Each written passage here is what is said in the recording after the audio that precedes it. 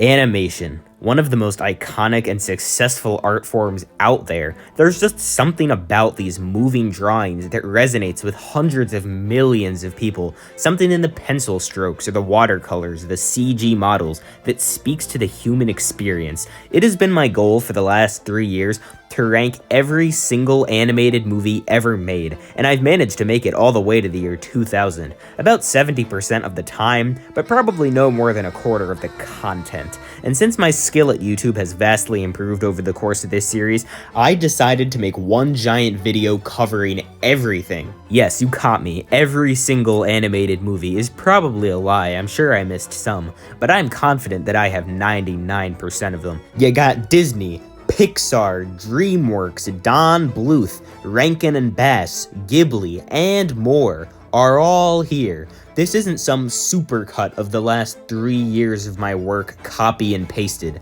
This is fully re-ranked to fit my updated opinions, fully edited with my most accurate thoughts, and fully in-depth about all of the connecting tissue that binds these movies together that you may not have known about. And there are timestamps in the description, so you can skip around if you don't care about, say, Fern Gully the Last Rainforest. But that's pretty much it. So without further ado, let's embark on the longest journey into the world of animation that YouTube has ever seen. This is every 20th century animated movie ranked.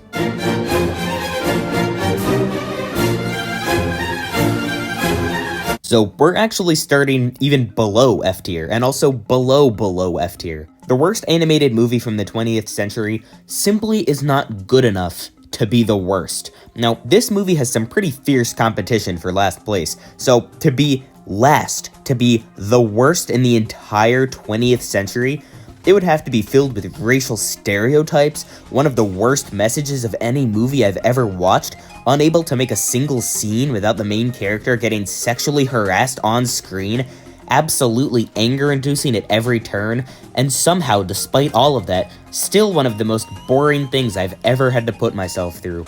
But surely, no movie that bad could possibly exist. But Thumbelina proved me wrong. Thumbelina is not just the worst movie in this video, but the worst movie I've ever watched, and probably the worst movie that's ever been made. Very few movies, maybe even just this one, have the ability to actually make me mad. But this one is so bad that I was pissed off for pretty much the entire runtime. I don't even know where to begin here.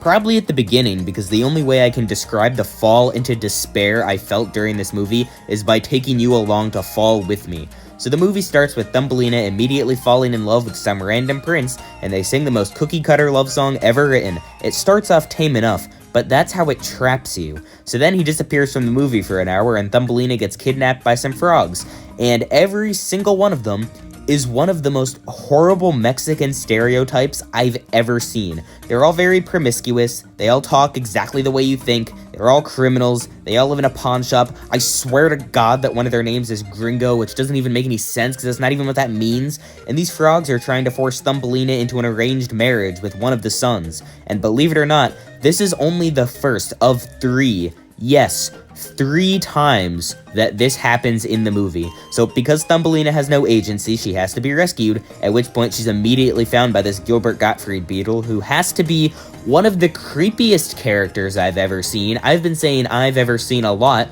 and yeah, it's true. I let her go. She's not my type. She's an ugly type. I don't like ugly. You'd prefer this. Oh, Mr. Beetle! I don't even know you. Would you stop? Stop! How can I stop? I'm crazy about you, Toots.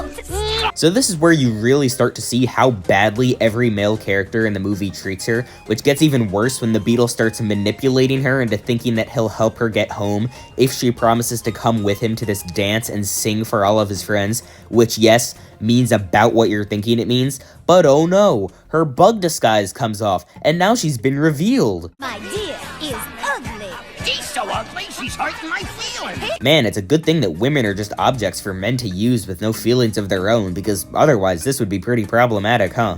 So Thumbelina escapes again, and then the frog and the beetle decide to work together to try to get Thumbelina back. So this isn't just sexism anymore, this is seriously dangerous. So then she gets saved from hypothermia by this kindly field mouse and a mole who seems sympathetic to her struggles, only for them to then totally betray her and become the third group of people in this 90-minute movie that tries to force Thumbelina into a future she didn't choose. And this one is the most ridiculous by far, because the field mouse, played by Carol Channing, proceeds to sing one of the best songs I've ever heard to Thumbelina. Mary the Mole is without a doubt the low point of the movie, but it's only one of many, and it's the only part of this absolute dumpster fire that's ironically enjoyable. And it absolutely is. This song is set to the tune of Here Comes the Bride, and basically consists of the field mouse saying, "Trust me, you're not smart enough to make your own decisions, so I'll make them for you." In fact, it was so terrible that it won a Razzie, which is basically an anti-Oscar, making Thumbelina the only animated movie ever to win one. I highly encourage all of you to watch this song on YouTube now. I didn't even need to watch the ending where Thumbelina gets married to the mole against her will, only for all of her past abusers to break into the wedding and all collectively chase her to finally see once and for all who will win the main character. To know that this movie had zero competition for last place. And by the end, Thumbelina realizes that the person she fell in love with at the very start of the movie was really the right choice after all. But it carries this really dark and terrible undertone that's barely even an undertone at all.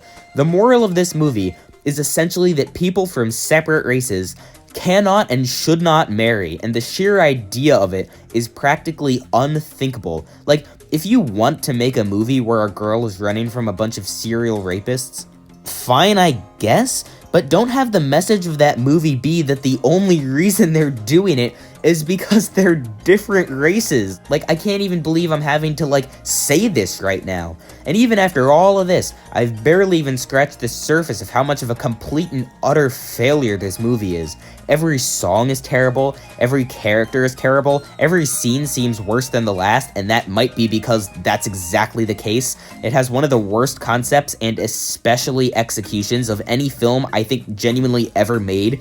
It's filled with tons of terrible racist and sexist stereotypes that are seriously harmful to perpetrate, and somehow despite all of this, it's still one of the most boring things I've ever watched. So, this is a Don Bluth movie? Yeah, the guy who made The Secret of Nim and An American Tail, the guy who, depending on who you ask, saved animation, was responsible for this.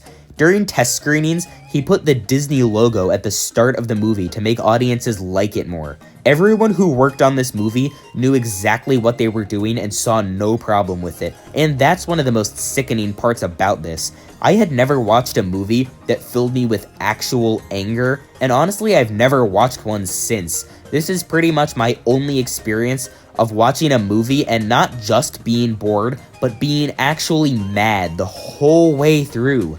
I absolutely detest this movie, and for that reason, nothing else can even come close to being the worst animated movie of the entire 20th century. The test, we'll be watching paint dry.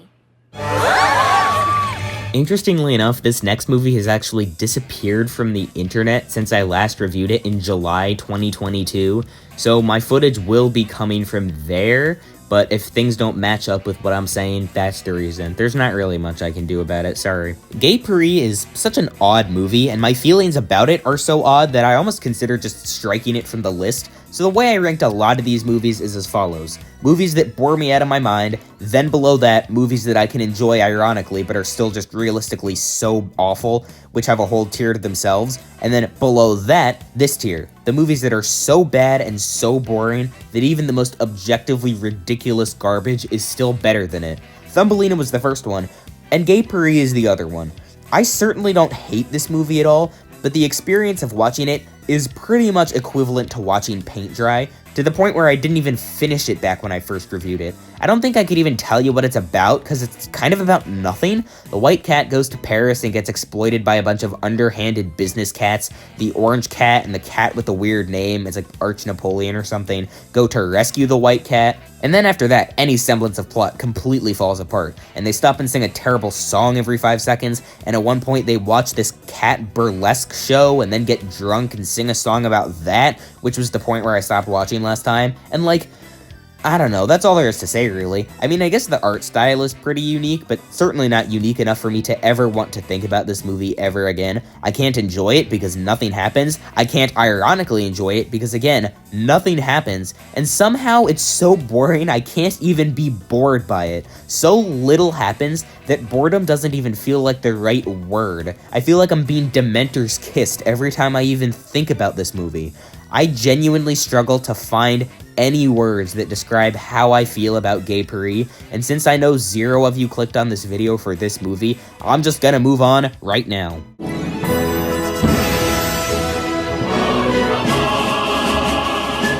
Alright, now that we have those two out of the way, we can finally move on to the first official-ish tier of the video. F- tier. Ironically, amazing to watch. There are only 3 movies here, 2 more by Don Bluth and 1 by Disney, the worst Disney movie of all time, that are just so laughably awful that I would honestly happily watch all 3 of them again. I will not encourage you to stay away from these movies. Quite the opposite. These 3 films, if you can even call them that, are an absolute treat to watch, and especially force others to watch. Ultimate Schadenfreude, just watching your friends and family slowly lose their grip on their reality as it begins to dawn on them. This is real, and by far, the most absolutely insane of these movies is... Hello, New York, New York, New York. Hey, watch where you're going. Watch where I'm going in New York. New York, New York. I've only been rendered speechless by a movie 3 times. Once was during the Angel of Death scene in The Prince of Egypt, another was during that one scene in Whisper of the Heart, and the third, a troll in Central Park. For the other 2 movies in this tier, I couldn't stop laughing, but for this movie, my jaw was on the floor for pretty much the entire runtime, because I seriously couldn't believe, understand, or even begin to comprehend what in God's name I was looking at.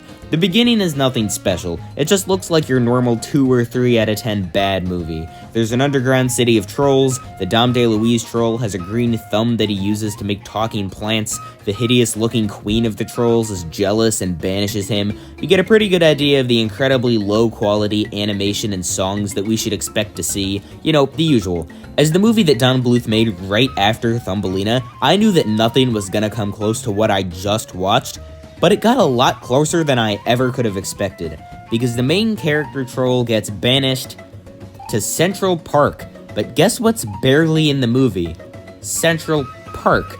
Soon enough, Dom DeLuise has fallen down a sewer, and 2 annoying-ass kids fall down shortly after. At this point, I had no idea where the movie was going, and it's no surprise that I didn't, because from this point forward, A Troll in Central Park ceases to be a feature film and transforms entirely into an LSD-induced fever dream with no cohesion whatsoever. The girl starts to cry, time for a 5-minute song of flowers singing, one of the worst songs I've ever heard. Then the boy starts crying, and the troll queen puts a curse on him to make his tears flood the cave that they're in. So then they escape on this boat which came out of literally nowhere.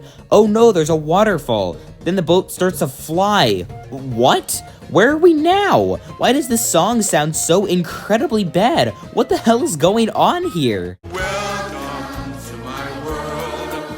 There's such a lovely view. If you believe in dreams, then you will see it too. Who came up?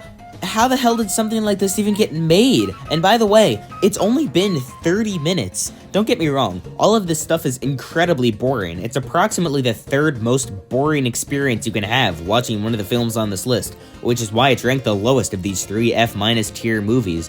But is it still ironically enjoyable? Absolutely. Maybe not to watch by yourself, but to subject others to, which might be considered torture, but it's honestly worth the prison sentence if it is. Only a movie that made a whopping $71,000, yes, $1,000 at the box office, and was described by its director, Don Bluth, to be comparable to an infant's premature birth, could possibly achieve the things that this movie achieves. It's the only movie I've ever watched that is so inane 24/7 that it genuinely becomes uninteresting after a while. Even the most absurd stuff humanity has ever created and could possibly dream up stops eliciting a response from your brain. After just like 20 minutes, the only thing you can do is sit there in shock with your brow furrowed as you try to feel anything or think anything, only to realize that you simply cannot and that you are no longer capable of complex thought. The movie has successfully brainwashed you and has turned you into a fragile husk of your former self. The more I think about it, the more it impresses me. Women.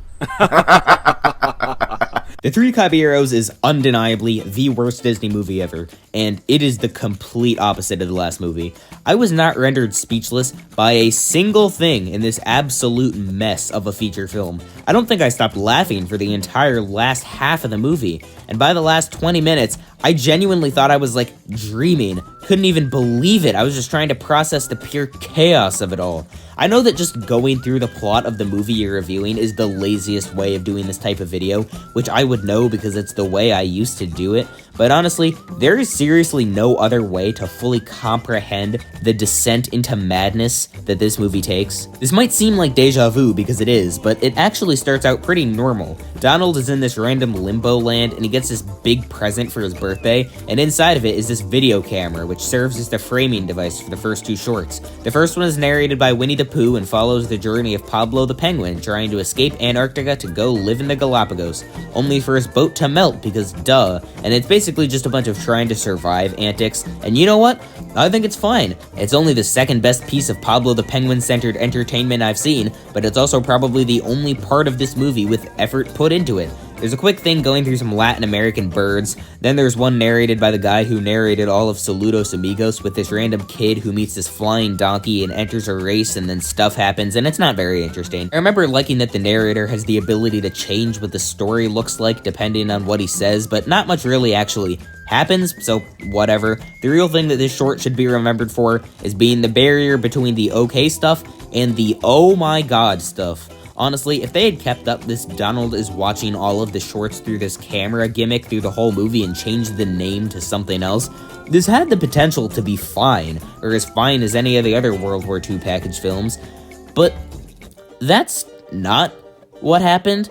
Donald proceeds to open his second present, a pop-up book, and in a hole in the book, there lived a Joe. We have now met our second Caballero, and so things quickly become about 2 times more absolutely insane, as Joe takes Donald inside the book to a place called Bahia, which is supposedly the best place ever, and it immediately becomes clear why. This is Yaya. Yaya is live action, and Donald is somewhat attracted to Yaya. I don't think I can even fully get into the weirdness of this scene without going even more in depth than I already am, which I just don't want to do. Luckily, I have no qualms asking you to watch this movie because I know for a fact that you will have an amazing time. But don't worry, because believe it or not, you've seen nothing yet.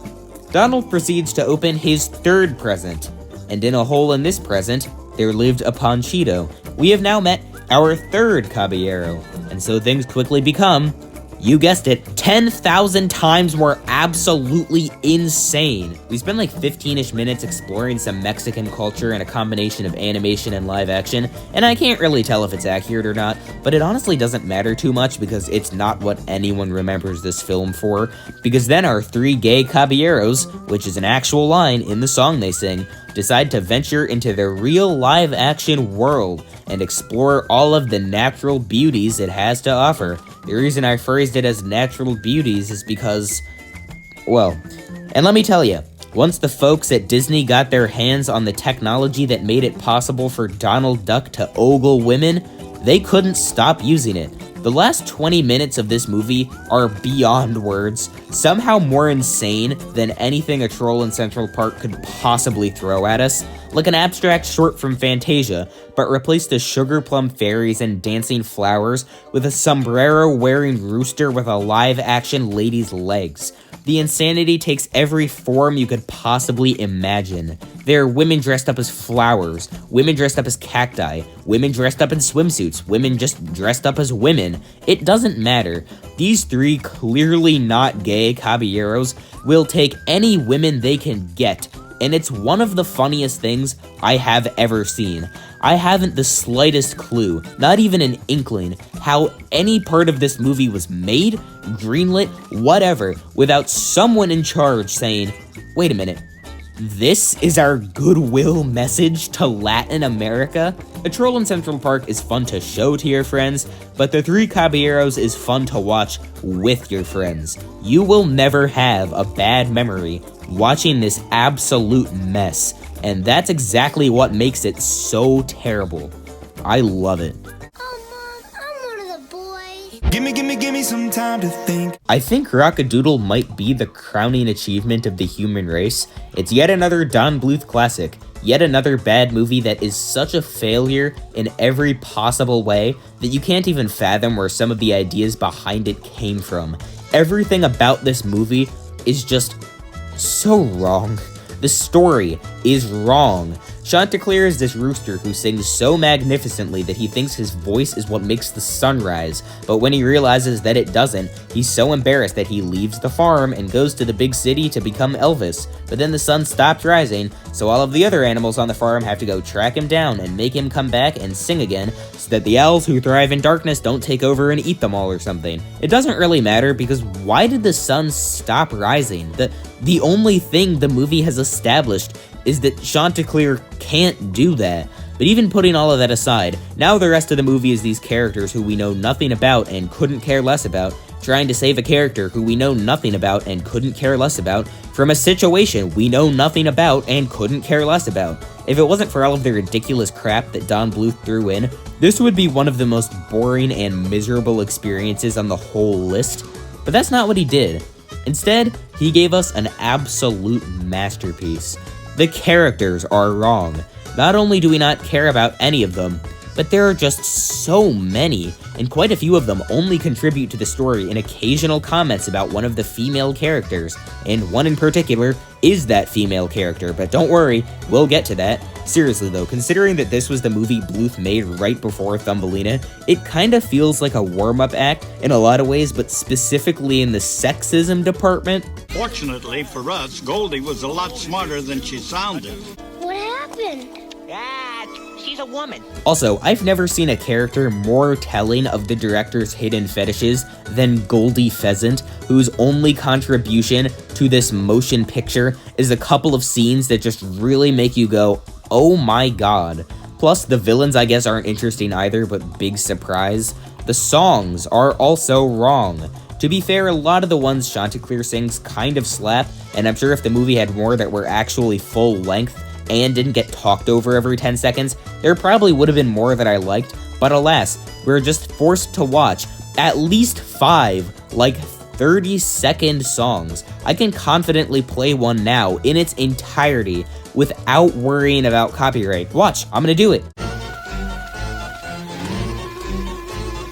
Twiddly-dee, twiddly-dee, they're running out. They're running out. They're running out of batteries. No batteries. You see what I mean? That's the entire song, and to be honest, it's just as fragmented as the rest of the movie.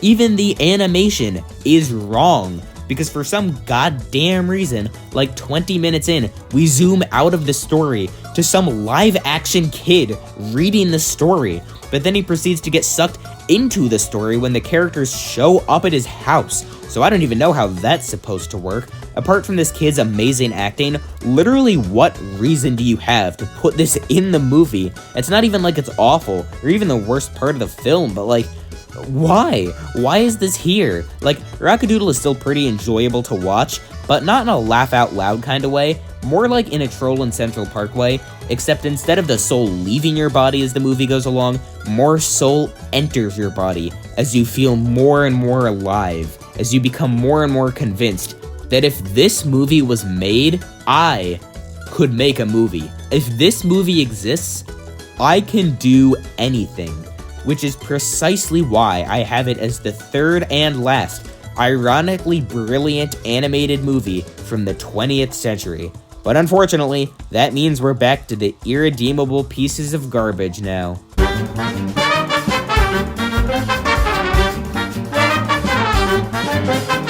F tier. agonizingly boring and or annoying. Not quite Thumbelina bad, but still pretty awful. The movies that make me feel the most dead inside while watching, or just irk me in some way, even if they don't make me outright mad. There are a few sort of controversial ones sprinkled in here, but the tier is 12 movies long, so it'll be a vast majority of certified bad movies. Starting with, or you know what, why don't you guess? Guess which director made the next movie. It's Don Bluth. Of course it's goddamn Don Bluth. I'm pretty sure the only thing anyone remembers about All Dogs Go to Heaven today is that one moment that you might have heard about. You know, the one with the big-lipped alligator. Its name is escaping me at the moment, but I'm sure it'll come back to me. But honestly, that's fair enough, because this scene is the only part of this movie that deserves to be remembered. It's the only part of the entire film where I felt any life inside of my body. Thumbelina is objectively worse, but I can probably say that this might be the most boring movie I've ever seen in my entire life. Nothing about it is good. I like the world full of dogs, but I dislike every single dog in it. I think the demons from hell look okay, I guess, and heaven doesn't look too bad either, but every character design, except for the big-lipped alligator, kinda sucks. The idea of a dog stealing his life watch from heaven and trying to keep it safe is pretty cool, but every single thing that the main character, whose name I've already forgotten, does while trying to keep it safe is uninteresting and totally incoherent. Part of what made this movie so hard to watch was the simple fact that I never knew where it was going, which is fine in some cases, but not in this movie's case, because I highly doubt it was by design to like misdirect the audience. This isn't Clue, this is All Dogs Go to Heaven, and I never knew where it was going, because everyone who wrote the movie probably didn't know where it was going. I love Don Bluth's first two movies, and his third is okay too. Even his last couple managed to be decently good. But his middle four, of which this is the first and highest ranked, all feel so creatively bankrupt, utterly confused, and as a result, boring as hell. That's an All Dogs Go to Heaven reference in case you didn't know. Sure, the big-lipped alligator moment is absolutely insane, but even though it would have made the movie worse overall, you have no idea how much I would have preferred it if the entire thing was like this. Because in this incredibly specific scenario, worse doesn't necessarily mean worse. I would much rather watch Big-Lipped Alligator the movie, because at least that would guarantee entertainment, something this movie just has absolutely none of. Don't worry, we'll be taking a break from Don Bluth for like 10 movies or so, but like, how sad is it that out of the bottom 6 movies on this list, 4 of them are his? Like, I love you, man, and I'm so glad you exist because you made a couple of movies that I happen to think are really great, but damn, bro, that's just rough. Where are you going, General George? I'm off to fight at Valley. Of the 12 movies that Studio Ghibli made before 2000, Nausicaa of the Valley of the Wind is my least favorite, and that's because I just don't get it. Not in the sense that I don't get what about the movie people like, but in the sense that I don't get what the movie is just about. I should also clarify that technically this isn't a Studio Ghibli movie and it was made by like some other studio. It doesn't matter. It's a Miyazaki movie, like it's basically a Ghibli movie. This is based off a manga that Miyazaki wrote, and I think when he made this movie, he was kind of assuming that most people who would watch this movie had already read some of it or were at least acquainted with it, and as a result, this film doesn't really go out of its way to explain much of what's happening, instead opting to make 2 hours of action scene, talking scene, action scene, talking scene over and over again, except the talking scenes were mostly just people who were expected to already kind of know, name-dropping places that we're expected to already kind of be familiar with, and the action scenes were just kind of boring to me because I was too busy trying to piece together who was fighting and why they were fighting and what had even happened up until this point in the story. Now, this isn't a serious criticism of the movie. It seems like a pretty smart choice to do this if you know that your target audience does know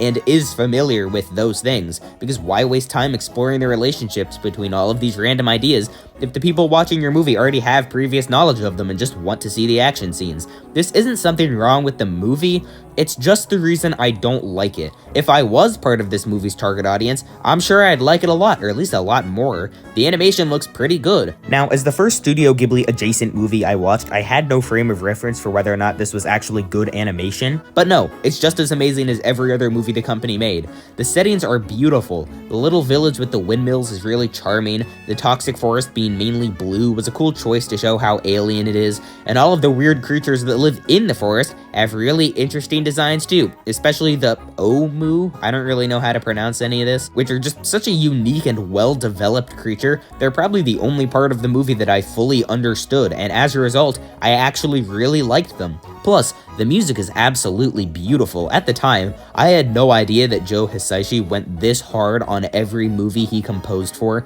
but it's still no less impressive to me now how one guy can write music so well in so many different genres and manage to perfectly encapsulate what a song can do with every single piece he writes. Nausicaa of the Valley of the Wind is not a bad movie, but it just really was not made for me, especially because fantasy, dystopia, whatever movies like this aren't really my thing anyway. In fact, it was made for me to such a small degree that combined with the 2-hour runtime, it really had no chance of ranking any higher than this. The Ghibli movies are usually longer anyway, and so when they don't work for me, they end up becoming a 2-hour slog on the complete opposite end of the list as all of the others. One more of the 12 Ghibli movies on this list ranks in this tier for the same reason, and another of the 12 ranks in this tier because it just straight up sucks. But the other 9 I still think are good, so don't hate me just yet. Whoa, the colors, man. For a long time, my only exposure to Fantasia was during elementary school music class when sometimes we would watch specific clips from the movie. We only ever really got around to watching like 6 though, and we would just rewatch those 6 over and over again. One of them was The Sorcerer's Apprentice, and I've since learned that the other 5 are all just different parts of the Nutcracker suite.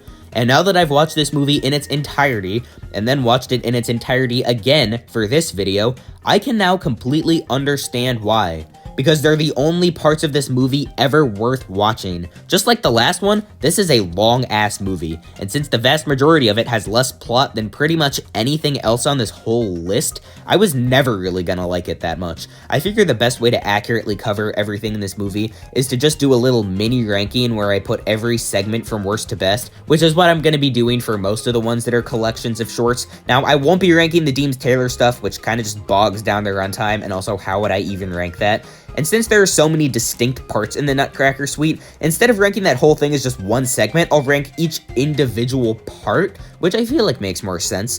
Starting with unlucky number 13, Pastoral Symphony, and it's very fitting that it's unlucky, because this is one of the most boring things I've ever watched in my entire life.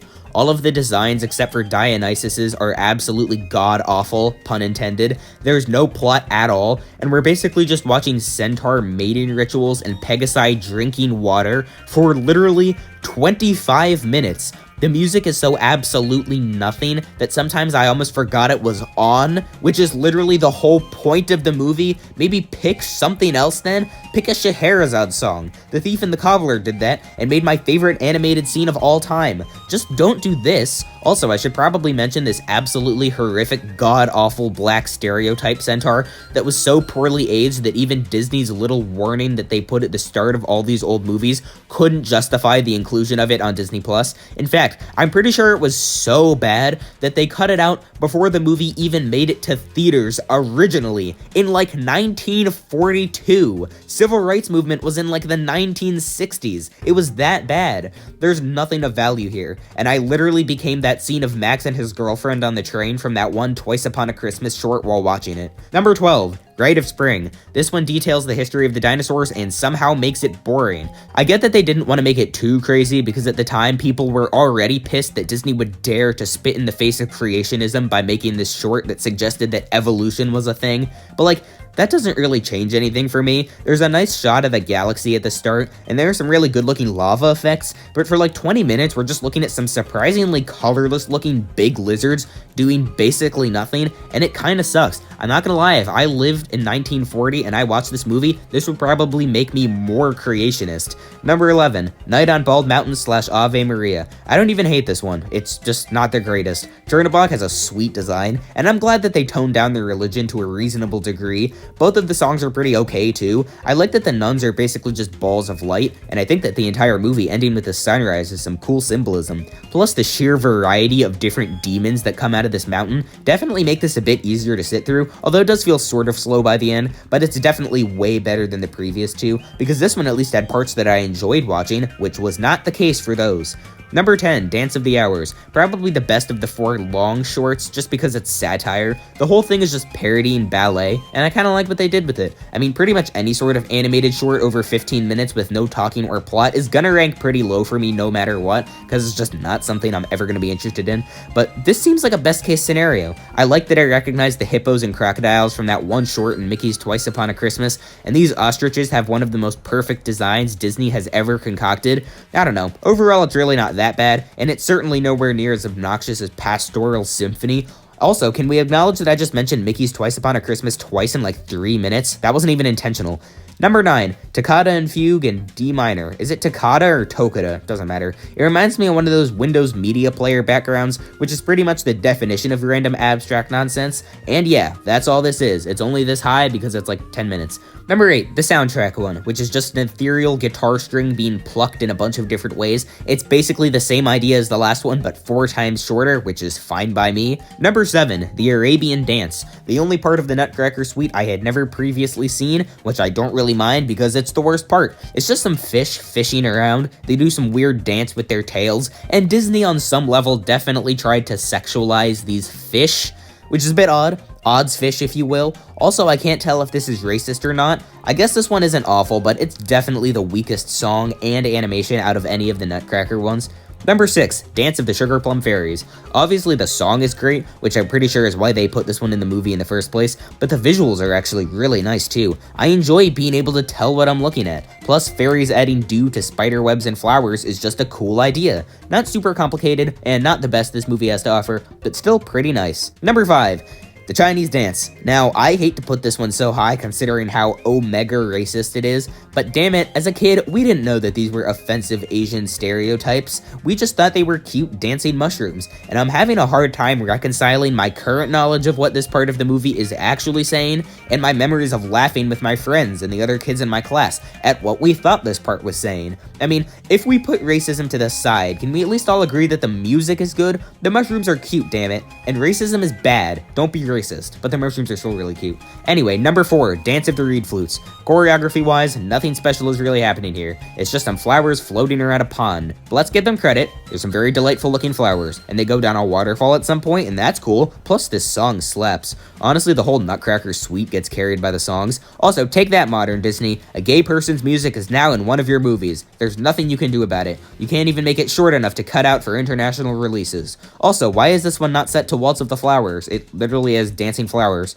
Number 3, Russian Dance. I guess they have those Russian hats on, but compared to the other racism that we just saw about 10 minutes previously with the dancing mushrooms, this is pretty tame. I like the line dancing approach, the music is obviously great, and this overall feels like the best version of a short depicting some dancing flowers we could have gotten. This is one of the most energy-filled parts of the whole movie. Number 2, Waltz of the Flowers. Again, this song should have been the one with the waltzing flowers, but what do I know? It's another one with fairies doing stuff, but this time they're turning the forest from summer to autumn and then to winter, which is a slightly cooler idea than just adding drops of water to flowers. There's just more cool details here because there's just more going on. This is probably also my favorite of the Tchaikovsky songs, but don't hold me to that. I like that he dedicated this song to his favorite rosebush, and I think it's interesting that I can never think of this piece of music now without thinking of that Model Citizen short by Dead Sound on YouTube. Point is, with the exception of the fish one, the Nutcracker Suite does just get better as it goes along. I don't remember if that's what I thought last time, but it's what I think now, and what I used to think no longer matters for this series.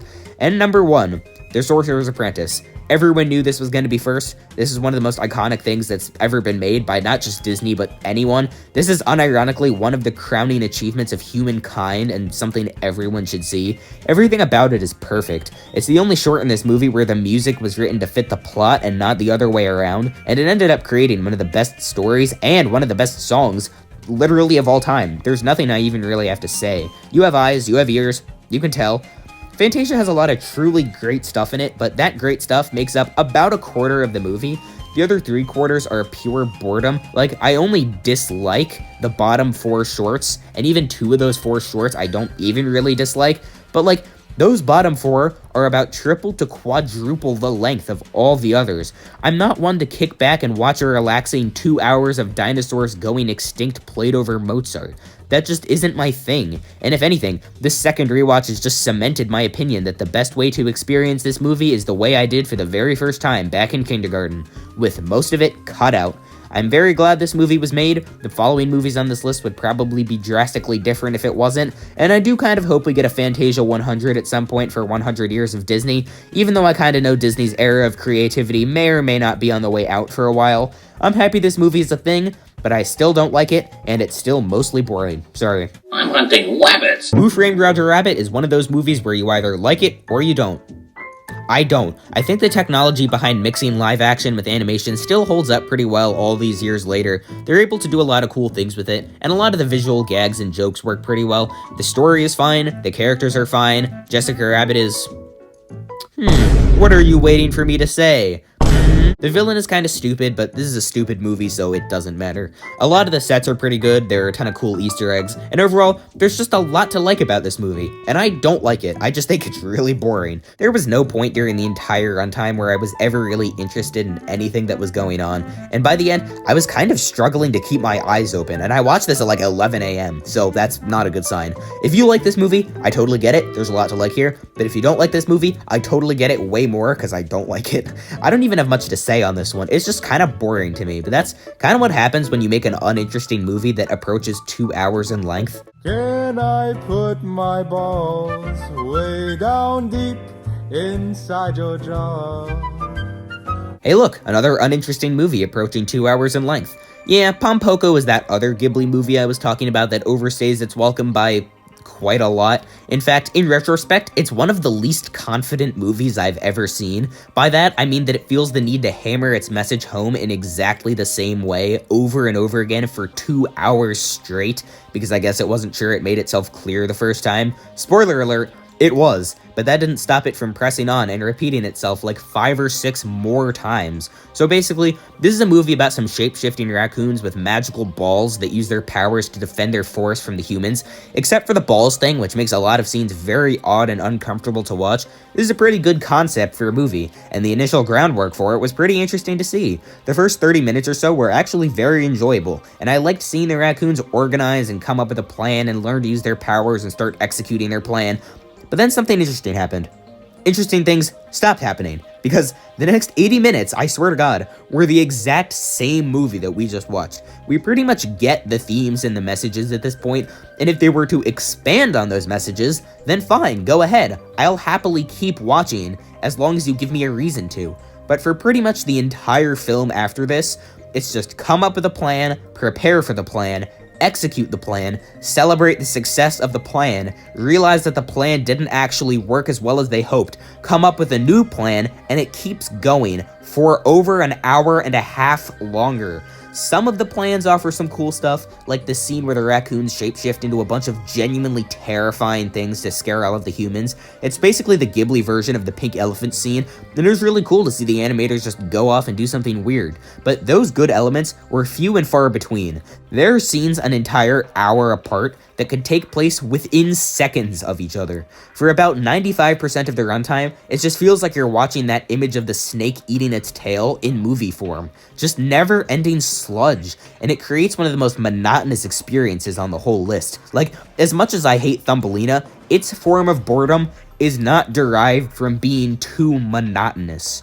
The only part of this movie that I think was genuinely worth watching was the very end, which just so happens to be when it finally decided to actually do something new. Shocker. After 2 hours of pointless resistance against the humans, the raccoons kind of just lose. The forest gets totally destroyed, the humans take over everything, the raccoons either die, adapt to living in the sewers and eating trash, or take up lives as humans, always being shapeshifted into the form of their enemies to stay alive. Some just live normal human lives, but others end up working for companies that tear down forests, becoming just as bad as the people they were trying to stop to begin with. I really wasn't expecting the Animal Farm approach to ending this movie, and the whole last 5 minutes or so were a lot more bleak than I was expecting, and honestly, more power to the film for that. It's really just what it needed to make me remember anything about what it was trying to say, especially after 2 hours of the same 4 scenes played on repeat beforehand. There's other good stuff too, I guess. The forest looks really beautiful, and it reminds me a lot of the forest from Bambi, just more detailed. The music is really calming, and the raccoon transformations look really fluid and nice, although whenever those transformations involve their balls, that kind of works against them. An F-tier amount of effort was not put into this movie, but a lot of the effort that was put in the wrong places. And by the wrong places, I mean the exact same place many, many times. The first 30 minutes and the last 5 are worth checking out, and the haunted Macy's Thanksgiving Day parade scene is good too, but the rest really kinda sucks. And it sucks that it sucks, but it still sucks. I'm playing as a woman! Don't sound so disgusted, but I hate— The Black Cauldron is widely considered to be Disney's lowest point, and honestly, I tend to agree with that. This is another one of those movies that's kind of irritating in how boring it is. There certainly is a plot, but it's so dry and confusing and riddled with plot holes and full of obnoxious and stupid characters that it doesn't exactly improve the movie. The only thing that I like about it at all is the animation, which actually looks pretty good. All of the effects that aren't CGI are also pretty good, and all of the settings and backgrounds, especially the Horn King's castle, look seriously amazing. The character designs don't exactly, and all of the main characters look and act like characters from the Wheel of Time, which I'm happy to announce I've officially given up reading after 7 books out of 14, and honestly, it was for all of the reasons why I dislike this movie so much. It's a boring fantasy story that's more focused on plot than having actually good characters, and everyone is kind of just miserable all the time and says sexist stuff every so often, and it just sucks up all of your energy very quickly and puts you in an incredibly bad mood. I could go into detail about why this movie is boring and why the plot is uninteresting, but you either know that already or have a pretty good idea of why, and if neither of those apply to you, trust me, any more of your life spent thinking about this movie is utterly wasted. Just take my word for it. Honestly, the fact that the main villain is defeated by just standing too close to the Black Cauldron and none of the protagonists had anything to do with it sums up all you need to know about this absolute mess of a film. Again, what is there to say? Picture a wave. It's there, and you can see it. You know what it is. It's a wave. It's a wave. It's a wave. Get over there! It's not ranked lowest, but Ocean Waves is undeniably the worst Ghibli movie from the 20th century. It's honestly not even close. Since I just watched this movie in late August, early September of last year, my opinions on it are still pretty much the same, and so you really can just watch my previous segment on this movie if you want to know more. But I'll still talk a little about it here, because if I'm already making a video this long, what reason do I have to not go all out on it? Especially for movies like this that truly deserve to be talked about and made fun of and ridiculed for hours on end. Imagine the worst parts of every terrible fanfiction, every high school movie, every love triangle movie, every kissing booth movie that you've ever seen, smush it all together, and then translate it to Japanese, and now you have Ocean Waves. The main girl in this movie that everyone likes has to be the most arrogant and unlikable character in this entire series. I'm serious. When I said Thumbelina was the only movie that ever made me angry, I'm not gonna lie, I think I was forgetting about this one. The pure conceit that this character exudes is genuinely infuriating, and she's not the only one. Both of these friends supposedly had a whole bunch of gay subtext, but there was one scene where we had the chance to get some, and they cut away like the cowards they are. The rest of the scenes are either them sitting in a room silently and being told how good of friends they are via a voiceover, or fighting over this girl who no one should like in the first place. It's really what makes this movie so miserable to watch. All 3 of the main characters are horrible human beings, granted to very different degrees, and they all just make each other worse. They all bring out the worst parts of each other, except for the girl, who's always the worst version of herself and can't possibly get any worse if she tried. The fact that there's a scene where she slaps one of the guys, and so he, I kid you not, this is real, proceeds to slap her back in the middle of the school hallway, full strength, should speak volumes about how wrong this movie is. It's not portrayed as right, but it's not portrayed as bad either. It's treated the same as 2 guys just punching each other around like, oh, they were just mad at each other, even though it's just not the same, nor has it ever been. Honestly, I do highly recommend for this particular movie that you should just watch my 5 or 6 minute segment on it in episode 11, because I don't think I could have said it any better than I did there. The more I think about it, the more I honestly just loathe this movie and everything that it stands for. It has terrible messages, literally not a single ocean wave, and the most anger-inducing character on this entire list, along along with 2 more who aren't far behind. There's nothing I like except like one piece of music, and it doesn't even feel real that it was directed by Studio Ghibli. At least we won't be seeing any more Ghibli content for about 30 more movies, because I don't want to think about this godforsaken film or anything related to it for a while. Bro, what was the point of that movie? Sword in the Stone is one of the most pointless feeling movies I've ever watched. If I told you that Disney made a movie about King Arthur as a kid pulling the sword out of the stone and becoming king, and you knew nothing about the movie's actual content or quality, you'd probably think, wow, that seems pretty interesting. But what if I then told you that he doesn't become king until 3 minutes left, and the sword or the stone don't even show up until 5 minutes left? So what on earth could this movie be about?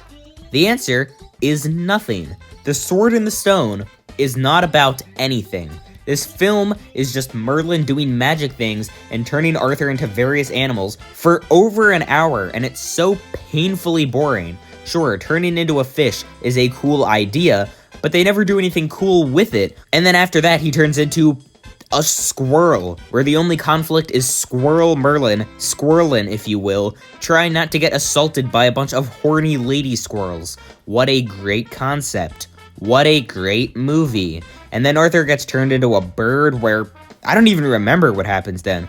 The whole thing is just so dry and dull that I've already forgotten everything that happens. Merlin claims he's doing this to like teach Arthur something, but in what situation would you ever need to know how to fly? The only good part is Madam Mim just because we get a cool magic battle, and even though it's still not very interesting, at least it's something, and for the last hour I've been totally deprived of everything and anything. And it's also very telling that despite the last hour of lessons, Arthur is still incapable of helping Merlin in this battle in any way, shape, or form. He just stands on the sidelines, silently reminding the audience that everything they've been watching has been for nothing. It'd be one thing if all of these pointless animal hijinks had any bearing on the sword or the stone, but they don't, like, at all. Merlin gets pissed off at Arthur for no reason and leaves. Then Arthur and his family go to London just coincidentally. Arthur's brother coincidentally doesn't have his sword, and Arthur coincidentally goes looking for another one,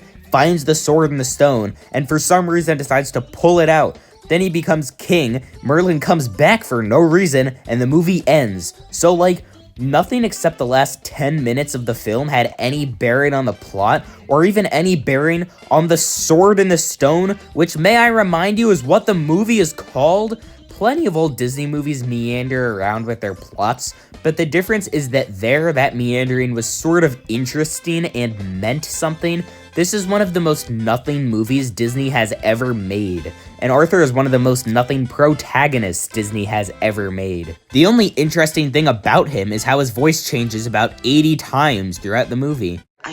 I pulled it out of an anvil that was on a stone in a churchyard. I mean, I like Merlin quite a bit, and I like his owl Archimedes and how he just doesn't care about anything. And even though there's a bunch of repeated animation in some places, I still think the Xerox process, which is the animation process that gives us all of these pencil lines, doesn't completely fail here. The character designs all look pretty terrible, and it makes all of these animal shenanigans even more boring, but I think the backgrounds are honestly pretty good. And Arthur's castle house actually looks really cool. I'd want to live here. But none of that stuff is really enough to save this movie for me, because every single good thing about it is done, and usually way better, in other Disney movies. The only thing about this film that it genuinely has all to itself is the overwhelming feeling of uselessness and what was the point of that I felt when I watched it. And there may be a reason that future Disney movies weren't too eager to take that uniqueness away. Eric, move! Oh, nice trolley. Out of the way! I can't, cheating. My boots are stuck in the track. Cruella de Vil was gonna be the villain in The Rescuers, but that ended up not happening because Disney was opposed to sequels. Well, Disney, I hope you feel stupid now that you went ahead and made a sequel to that very movie that's infinitely worse in every way. I feel very little need to talk about The Rescuers Down Under for any length of time. It's made absolutely zero impact on me, and I doubt it's made any impact on anybody else either. both main characters are worse and they feel like they have no need to even be in the story. I like that Bernard keeps trying to propose to Bianca and it keeps not working, because that's always a trope that's sort of fun to see. But then they meet this Australian park ranger mouse who Bernard is jealous of because of his dashing good looks, and goofy hijinks ensue, which is a trope that is decidedly less fun to see. The kid that they're trying to rescue has so much less personality than the kid from the first movie, and it doesn't exactly help that the only thing he ever does is make stupid decisions that set everybody back 10 steps for every 1 step forward. The villain is kind of a blank slate too. He doesn't really carry the same threatening energy as Medusa, and you can tell because I don't even know his name, and even though I think his goal of capturing this elusive bird works on paper, I don't really think it's executed the best. It never feels like there are any stakes, and so I was never really invested in what was going on, and so I was just kind of bored the whole time. There's just so much less substance here than there was in the last movie. So much of the runtime just feels like filler obstacles Disney decided to throw in because they couldn't think of anything else related to the actual plot to put in. None of the other side characters we meet are very interesting, and none of the action scenes are super engaging either, especially compared to that amazing organ scene from the original movie. And even though Australia looks absolutely beautiful in some places, which is actually the only thing I like here, so many of the set pieces they chose are just so dismal and bland, which to be fair is an issue I had with the original also because it took place in that swamp, but it feels even worse now, because in this movie we see parts of the exact same setting that look infinitely better, and Disney still chose to put the majority of the movie in dark little rooms. The nice looking parts and the bad looking parts are no longer separated by hundreds of miles. It's all just one place, and the nice looking parts are just abandoned for the bad looking parts, and that really sucks. Although I do still think that the animation as a whole is pretty good. That scene in particular at the beginning where unnamed kid is riding on the eagle's back is genuinely really great, and one of the better scenes that Disney has made. A lot of the forested parts that we see toward the start look pretty nice too, but like I said, I don't know if that's really enough to make up for all of the brown and gray that we see for more than half the movie after that. I don't know, the more I think about it, the more I realize that this movie seriously does not have a single reason to exist. It's by far the worst movie from the Disney Renaissance, to the point where I don't even know if you can call it part of the Disney Renaissance. This is the Disney Bronze Age movie that never was, and honestly, that statement kind of tells you all you need to know about it. I wasn't really expecting to put it down in F tier, but the more I thought about it, the more I realized that there's genuinely no reason I would ever want to come back to it. It has legitimately no soul whatsoever, and every time I think about it, I can practically feel the Dementors sucking the happiness out of my body. That's the second time I've made that joke in this video, but like, this movie isn't even good enough to make me come up with a new joke for it. I don't know, this one is kind of just a huge bummer. Imagine you're a deer. You're prancing along, you get thirsty, you spot a little brook. You put your little deer lips down to the cool, clear water. Wow, Bambi is really not for me. I mean, a lot of old Disney movies are more focused on charm and just giving the audience cartoon-esque entertainment, just because that's what audiences were used to at the time, and that's something we'll discuss more when we get to Snow White and adjacent movies in like 50 hours. Point is, a lot of these first Disney movies don't really put plot as their first priority, but at least they put it as a priority. Bambi, however, feels like the only card it's able to play is the cuteness card, and it hardly even does that. So little happens, and it just kind of stunts the movie and makes it really difficult for me to care about what's going on. Sure, I think Bambi is cute. I liked Thumper for a while. The frolicking in the forest was enjoyable for some amount of time. But the reason that the now something sort of random is going to happen moments worked in other movies is because there were moments of actual plot to break them up. Snow White has plenty of moments with no bearing on anything, but you can still give me a pretty detailed plot synopsis of the movie. The movie still had forward momentum. Things still happen. The same is true for Pinocchio, or Dumbo, or Cinderella. However, if I ask you the same thing about Bambi, every single one of you will say the same thing. Bambi's mom dies. You know why? Because it's the only part of the movie where plot actually happens. And so even though the characters are cute, all of their cuteness stops feeling impactful very quickly because it very quickly becomes obvious that, oh wait, literally nothing else is going to happen in this movie, is it? Things do sort of change toward the end once all of the characters grow up. Cuteness now isn't a factor, and so some plot does kind of happen if you want to count Bambi falling in love and then watching the forest burn down as plot, but it's kinda too little too late. For the first 50 minutes, the most interesting thing that happens is the season changing from spring to winter. Sure, the forest looks pretty nice, and the scene where Bambi's mom dies is not really that sad, but still. And even though the movie really does fail to be cute for most of their runtime, there are still plenty of nice moments sprinkled throughout. I just don't really care though, and most of my viewing experience was just me sitting on the couch with no emotion on my face, resting my head on my hand, pausing every 2 minutes to see how much longer I had to watch, which is like, not a sign of a good movie. Okay, Mitch, I will see you around. Are you going to the Christmas tree lighting ceremony at Town Square? Yes, I will be there. Of the 6 direct-to-VHS Disney sequels on this list, the 2 Beauty and the Beast ones are in 6th and 5th place. On the one hand, that could be because Beauty and the Beast is a great movie, and so anything that doesn't live up to it will look unfairly bad. Or alternatively, that could be because they're both ass. Beauty and the Beast: The Enchanted Christmas probably isn't even the worst one. Belle's Magical World is an abject failure in every way, and clearly had infinitely less effort put into it. Yet this one is still ranked lower. Why? Because it is a Christmas special, and that just feels more insulting than any low-effort sequel could possibly be. For any movies reviewed in episodes 9 through 12, which this one is, my opinions and video making ability are mostly equal to what they are now, so if you want to check out a more detailed explanation of why this movie hurts my feelings in this way, it's the 3rd movie in episode 9. There's just something that feels especially fake about Christmas specials. I say that as if it's impossible to figure out what it is. No, everyone knows exactly what it is. It's all of the stupid comments that all of the characters make. You don't like Christmas? But Christmas is the most magical time of year. Putting presents under the tree, leaving milk and cookies out for Santa, singing Christmas carols. I could go on, but I guarantee I've reminded each and every one of you of at least 20 other movies. So not only is this movie kind of boring, it's also sort of irritating, because all of these characters that I have an emotional connection to from my childhood are now just mouthpieces for Christmas spirit instead of actual people with actual personalities. There is a point in this movie where Belle goes out into the forest at night to find the perfect Christmas tree because she's determined to decorate the castle, even though the Beast hates Christmas.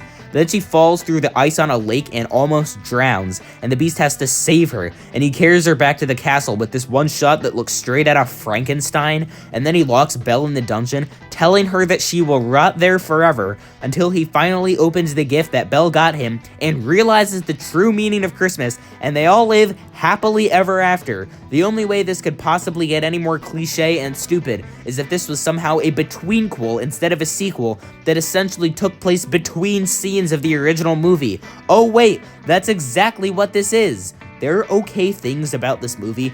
I think the animation is still genuinely good, not as good as the original obviously, but the castle still looks decent and the character designs are still okay. It looks like a real movie, which is something I cannot say for the other Beauty and the Beast betweenquel. And I absolutely adore the villain, and that's 100% because he's played by Tim Curry, who, if you don't know, is a huge part of the lore of this series. So, nerd, I hear you want to be a big ladies' man. Tim Curry is a talking church organ, and his whole motivation is that he doesn't want Belle and the Beast to fall in love, because then the spell will be broken, and the Beast won't come to him to get therapy anymore.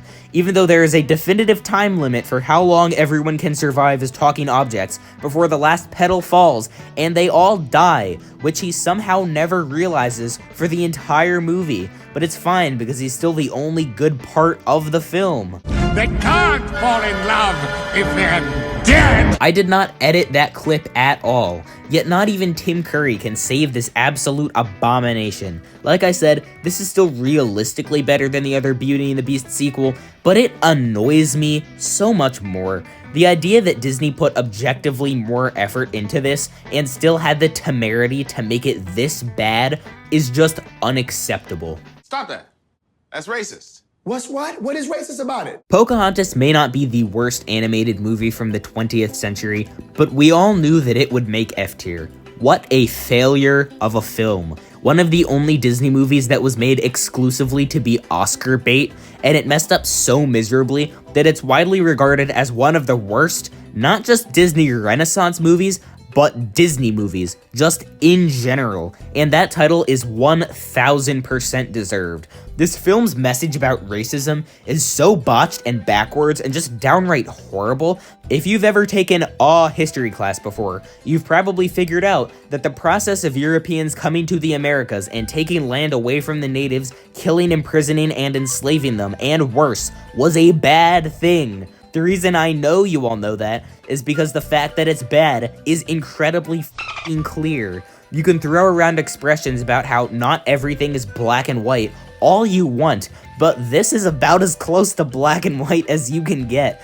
There's an incredibly obvious wrong side in this situation, and so it should be no surprise that making a movie that poses the idea that both sides are equally wrong, and the whole conflict was just a big misunderstanding derived from one bad person, was always going to fail. And to make things even worse, in reality, John Smith was still John Smith, but Pocahontas was 12 years old, and she was essentially shipped off to England to be married and could not do anything about it. There were no forest spirits or kindly old tree or colors of wind, just a really all-around terrible situation that everyone knows is terrible and really should never have been presented in the way that it was in this absolute mess of a feature film. The only song I like is Colors of the Wind, and only when it's out of context. As for the rest, they're really not that good. The animation is okay, the backgrounds are pretty nice, and there are some good shots, but all of the characters are incapable of showing emotion, and I'm not just talking about their designs either. Ratcliffe is a total joke of a villain, but at least his ridiculousness gives me something to watch, because everyone else is dry and boring, and I think that's my biggest problem with this movie, or second biggest problem, sort of, obviously. Katzenberg was so determined to make a big, epic, serious movie that would win an Oscar that he accidentally forgot to tell people to make it interesting. The reason the movie is as serious as it is because every single character delivers all of their lines and performs all of their actions completely stoically and with no reason to make us care. And the reason the only thing anyone remembers about this movie is its terrible message is A, because it really is that terrible, and B, because there's nothing else even in the movie to be mad about. Pocahontas may be the highest movie in F tier, but it's still bland and dry, and also obnoxious and anger-inducing, agonizingly boring, and annoying, which just so happens to be the name of the tier, and that's not a coincidence. But on the bright side, we are entering a better tier right now.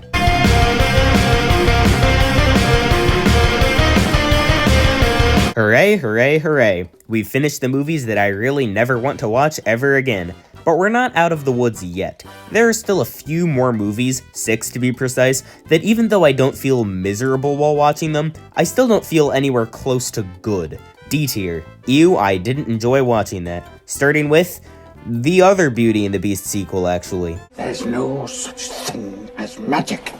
Yep, here it is. I may have a personal vendetta against Enchanted Christmas, but even I couldn't justify putting this disaster any more than an additional 2 spots farther up the list. Belle's Magical World is by far the laziest of the 6 Disney sequels in this video, and maybe even the laziest movie period in this video, and you don't even need to watch the movie to know that. Look at any frame and you can clearly see for yourself. Originally I said that this movie's animation was fine, but I have no clue why I said that, because this is hands down the worst animation of any movie on this list. It feels like the whole thing was drawn in a month, and the script feels like it was written in a day. This is another movie that takes place sometime in between Belle arriving at the castle and the end of the original film. I was always under the impression that it was only a few months at most, but the way this movie portrays it, it could very well have been years. This is a compilation of 4 shorts, and every single one is terrible. There's one where the Beast is trying to go on some sort of date with Belle, but then he smacks this book guy across the room and breaks his spine. Get it? And so she gets mad, he gets defensive and refuses to apologize. Basically, the whole short is just 20 minutes of Belle and the Beast giving each other the silent treatment. It's boring, it sucks. Then there's a short where the feather duster thinks Lumiere is having an affair with Belle, which is probably probably the funniest thing this movie could have included, and she gets so jealous that by the end she and Lumiere end up dangling over a ravine. It's so insane the whole way through, and suffice it to say, this one is not boring. Then there's one where everyone tries to throw a party for Mrs. Potts because she's depressed, which sounds fake but is entirely real. The moral of everyone needing to work together is shoved down our throats many times, and it is very annoying. This one is also incredibly boring. Then there's one where Belle finds a bird with a broken wing and tries to nurse it back to health, but apparently the beast hates birds and tries so hard to chase it out of the castle that he ends up falling down the stairs and breaking his neck. Not really, but I sort of wish after watching this movie. You guessed it. Boring. The only reason this isn't an F tier is because it does have some of that Troll in Central Park / Rockadoodle appeal where you can watch it just to be baffled by how it ended up this way. Doesn't have enough to actually put it with those movies, but it does have enough to just barely raise it to D tier. But it's still not a good movie. It sucks. Won't somebody please think of the children? What kind of an example are we setting? Man, watching Ants sure is an experience. A lot of the movies on this list are meant for just general audiences and can be enjoyed equally by kids and adults, but for animated movies, as a rule of thumb, if they're going to swing to one side and try to appeal to one specific target audience, that audience is gonna be kids. Ants might be the only movie in this whole video that breaks that rule though, because it is very clearly not aimed towards kids, and I just don't like it. This movie has swearing and lots of sexual euphemisms, and it's incredibly violent, and the main villain's goal is to cleanse the colony of inferior genes and start anew as one unified Aryan race. The movie tries so hard to be a total fever dream, which is definitely helped by these nightmare fuel character designs, and for about the first half, I'd say it succeeds. The sequence of events leading up to the middle of the movie is so absolutely insane that I was seriously having a great time. They knew who this movie was made for, it's me, and I was liking it. I was pretty convinced by then that it would be a realistically bad movie, but the only thing that could actually make me dislike it would be if the entire second half was literally one of the most boring things I would ever see. And what are the chances that that would even happen? So the entire second half is one of the most boring things I've ever seen. It takes a break from keeping you entertained just by making you ask what is happening right now over and over again, and in its place, it does nothing. The two main characters sit around and just exist, and it's the most tedious thing I've ever watched. I never really liked the main character. I always thought he was a creep and a weirdo. What the hell was he doing here? He doesn't even belong here. And the princess always annoyed me with how arrogant and obnoxious she was. This was always a seriously flawed movie, but those flaws never really bothered me, which I think they knew was gonna happen, until the movie itself forced them to bother me, because there's no fever dream plot to distract me now. All of its issues that didn't matter before are front and center now, and they're quite literally the only thing for me to even latch onto. Also, there's a part where we meet two wasps, and then one of them gets crushed by a fly swatter, and they hold on this shot here of the wife's crushed corpse with the husband sobbing over her dead and mangled body for a solid 5 seconds. They just had no reason to do this, and I don't know if I'm ever going to forgive them for it. There's this thing I posed back in episode 10 called the DreamWorks theorem, which basically states that DreamWorks can never make more than like 2 good movies in a row, because they are a company that survives by making at least 2 fully animated feature films every single year, and it's really not sustainable to go all out on budget and effort for every single one of those. For every Puss in Boots: The Last Wish, we need to get a Ruby Gillman Teenage Kraken. For every Kung Fu Panda 4, we need to get a Trolls 3. Wait, I think when I wrote that line in the script, that hadn't happened yet. So that aids badly, but if anything, that just proves my point. And for every Ants, we get a Prince of Egypt. What an insane fact it is that DreamWorks only made 2 movies in the 20th century. One of them is one of the best films ever made, and the other one is Ants, this movie. If that doesn't sum up the dichotomy of DreamWorks Animation LLC, formerly DreamWorks Animation SKG Incorporated, I don't know what does. That explains the blood. Blood? If you grew up with Titan AE and really love it, I totally understand. There is a ton to like about this movie. It's just that I can't help but notice a lot of stuff that I really don't like, and for me, that kinda takes precedence. I always thought I liked science fiction, but the more I've thought about it, the more I've started to realize that I don't necessarily know if I ever did. It might have just been that I liked Star Wars, and that's it. But regardless of how I feel about the genre or whatever, the story here is actually pretty interesting. Evil alien race blows up Earth, 10 years later, an edgy kid finds out his dad built a huge-ass spaceship that contains the DNA of pretty much every species on Earth, and he has to work together with his new friends to defeat the evil aliens and find a new planet to turn into the new Earth. That's pretty cool, and it's only sort of messed up by some Clone Wars Season 1 quality CGI, a twist villain, and another twist villain who betrays the first twist villain. Let's start with the CGI thing. I think all of the traditional hand-drawn elements look really good here. All of the backgrounds are really pretty, the character designs are almost universally good, and there are some really cool planets and aliens that are given the details and creativity that they deserve. Especially this planet with the trees that have giant hydrogen bubbles, so if you hit one they explode in a giant fireball, which looks really beautiful and is just objectively cool. The blood is also very well animated, aggressively well animated. I don't know why Don Bluth suddenly decided that realistic blood was necessary, but whatever. Problem is, all of the computer generated stuff looks very dated. It adds a cool element to the evil aliens because they're just made out of pure energy anyway, so it just makes them look even more foreign and strange. I'm fine with it there, but any scene where the camera is out in space inevitably has a couple of spaceships in frame, and they look pretty bad. There are a few scenes where the bad effects do actually kind of take me out of the experience, and I don't know why they ended the movie off with this hilariously bad looking shot. I know that perception of what counted as good and bad CGI was different 25 years ago, but surely someone had second thoughts about this, right?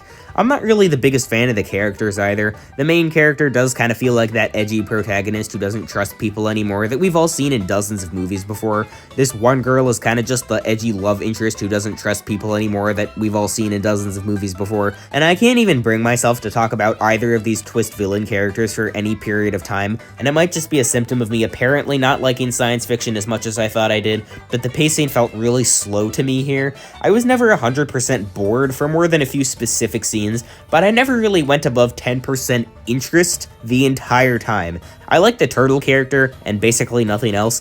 I can understand why some people like this movie, but I'm struggling to think of a single reason why I would ever want to watch it again. And also, this technically came out in 2000, but it was the only one of Don Bluth's movies not in this century, so I probably could have gotten away with just not talking about it, but here it is anyway. It seems like a pretty underwhelming way for Bluth to go out, but based on everything we've seen in the last hour or so, it felt pretty set in stone that he was always gonna go out like this. Oh, New York, still the greatest city in the world. Don't you think it's enough to make you love New York? Whose idea was Oliver and Company? I hope they were fired immediately, because for the last movie Disney made before the Disney Renaissance, oh boy, it sure is a huge disappointment. Oliver Twist, I feel like, is a fine story, but as soon as you use animals instead of people and put it in 1980s New York instead of 1830s England, it loses a lot of what it had going for it. This is a boring, pointless movie, and I'd be surprised if anyone genuinely likes it, and nostalgia does not count. Oliver is so void of any personality or traits at all. He just walks around and things just happen to him for the whole movie.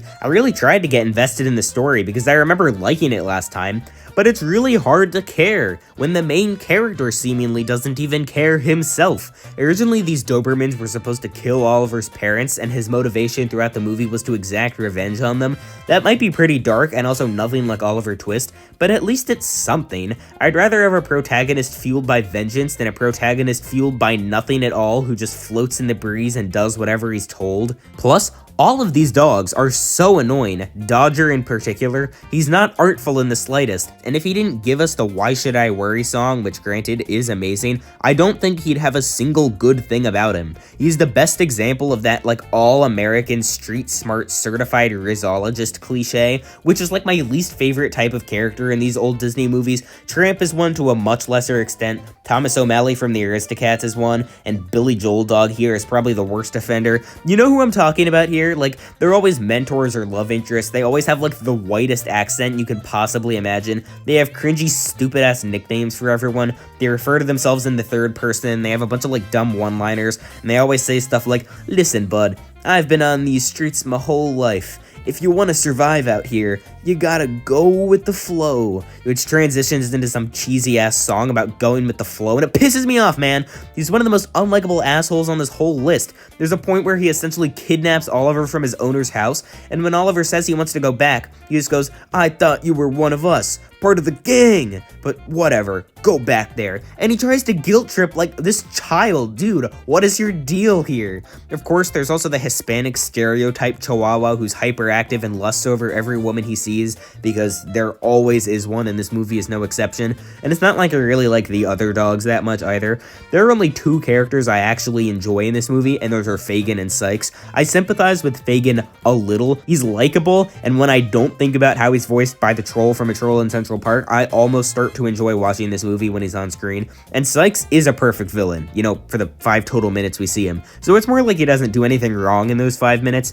He looks like Kronk if he fell on hard times, and I guess he's sort of threatening. The fight at the end is the only part of this movie where I felt remotely awake, and that's technically because of him, because he's a villain, so I guess that makes him the best character by default. Honestly, the fact that my favorite part of the movie I'm still so indifferent about kinda says it all. The plot goes all over the place, it's agonizing to get through at times. I don't really like the animation style. New York City has never looked less interesting. All of these scenes with the CGI cars haven't aged the greatest. I dislike every song except for the one that's really good.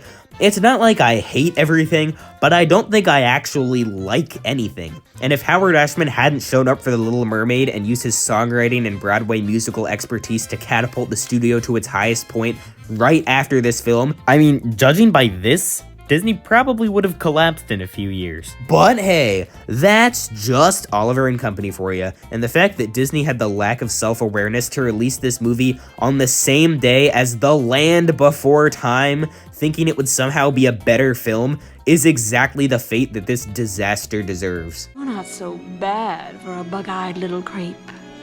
With a little grooming. Grooming? Seriously, when the going gets tough, you don't want a criminal lawyer, right? You want a criminal.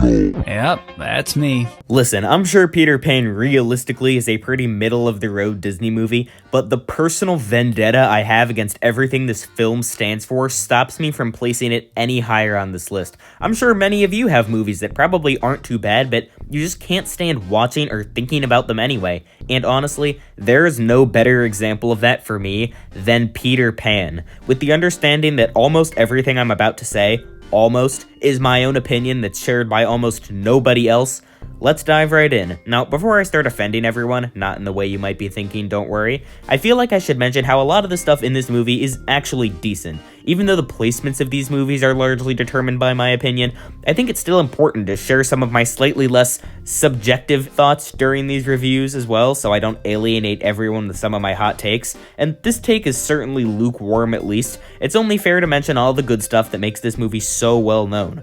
For one, the animation is pretty good, except for when they use it to be racist. Neverland looks really nice, and even though we explore every nook and cranny much more thoroughly than I would have liked, at least the nooks and crannies are really detailed and pretty. Plus, all of the designs and especially the flying sequences are honestly really good, and the kids are also decidedly not annoying. They don't really have any other real traits, but that's fine. They're kind of just there, and I'm perfectly okay with that.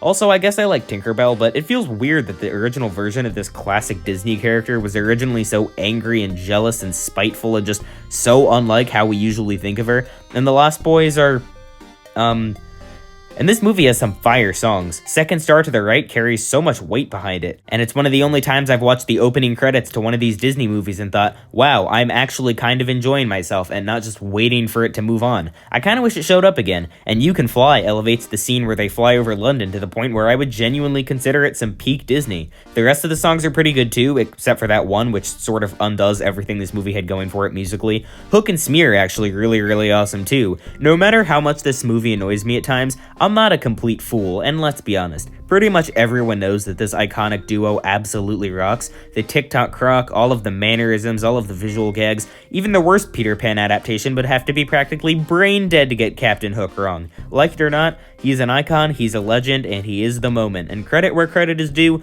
most of that is because of this movie, and most of the scenes with them make me forget how painful this viewing experience is otherwise. Which seems like a good time to transition into why this movie is in the bottom quarter of the list. There are 3 main reasons, and we'll go in order of increasing importance. First, Peter Pan still annoys me because of how obnoxiously sexist he is. It's a wonderful nurse, although Father says... Girls talk too much. Yes, girls talk to... Oh. Well, get on with it, girl. What did she say? She says you're a big ugly girl.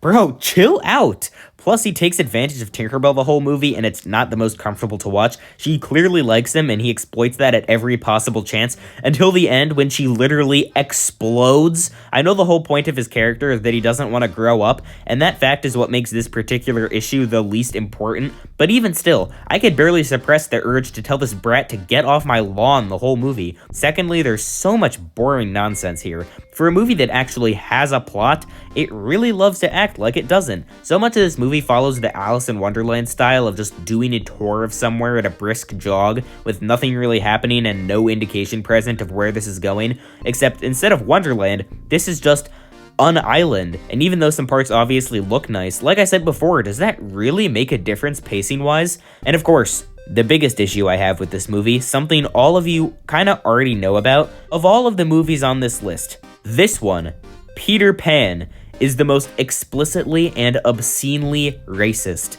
And it's not my place to really say, but I feel like the racism in this movie feels more pointed and aggressive and malicious than any of the racism in Dumbo, for example. What makes the red man red fits right in with the most disgusting caricatures ever put in animation. It's one of the only things on this entire list that makes me genuinely angry. Thumbelina as a whole filled me with anger for similar reasons, but no individual scene anywhere else, maybe in cinema, even comes close to pissing me off as much as this absolutely abysmal, deplorable song does, and I can only imagine how insufferable seeing this must be for actual Native Americans. I didn't remember just how many slurs are in this 2-minute song, but wow, by the end of it, I almost felt physically sick.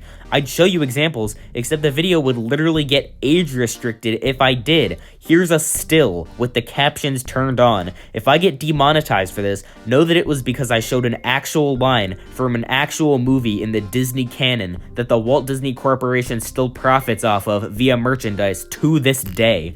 This alone dragged this movie down at least 10 places, but it's not like anything else in this godforsaken abomination of a film was good enough to remotely raise it back up.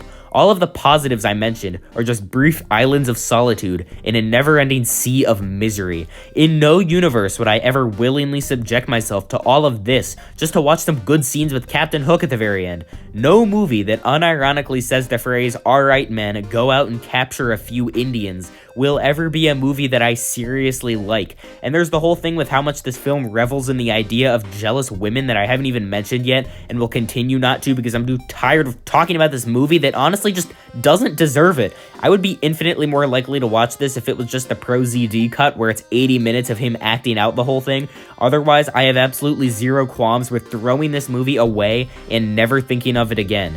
Tinkerbell, Jake and the Neverland Pirates, and various other pieces of vastly better media carry over all of the worthwhile stuff anyway. You little pest! I think I'll add you to my bug collection. Come on, monkey. Little birdie. Want to talk to monkey. Have nice banana. Woo-hoo-hoo-hoo. I've only seen 6, and there are still more than 20 in my future, but I can say with certainty that The Return of Jafar is the most Disney sequel-feeling Disney sequel that I've seen. Not a smidgen of effort was put into this film. They couldn't be bothered to write a script or concept or anything with any original ideas. Well, Jafar was the villain last time, so what if he were just the villain again? Boom, new movie. Jafar returning is literally 100% of the appeal here. It's what the movie is named after, it's the only thing that happens, and it's the only reason anyone would ever watch it. You can also tell that Disney had no idea for what the movie should be actually about beyond that very surface level idea, which is why the entire thing is full of every single trope you've ever heard of. Iago, the parrot, is the main character in this one, and it's all about him learning to be a good guy, but of course along the way Aladdin and Jasmine end up trusting him, only for there to be a big misunderstanding, and they're like, "I thought we could trust you, but you're just the same as always. I should have known." This is also the second liar revealed trope in the movie, but the first one is so dumb and pointless and immediately smoothed over that it isn't even worth mentioning. None of the characters act anything like they did in the original, except for Jafar, who's still just as void of any traits except being evil as he was in the original, but even he isn't really as interesting here. Aladdin and Jasmine share essentially nothing with their counterparts from the original, except like their names, and that's basically it. And Robin Williams doesn't even play the genie in this movie because Disney hadn't gotten over their ego and apologized to him for breaking their contract yet. So instead, the genie is played by Homer Simpson here, which is just as off-putting as you think.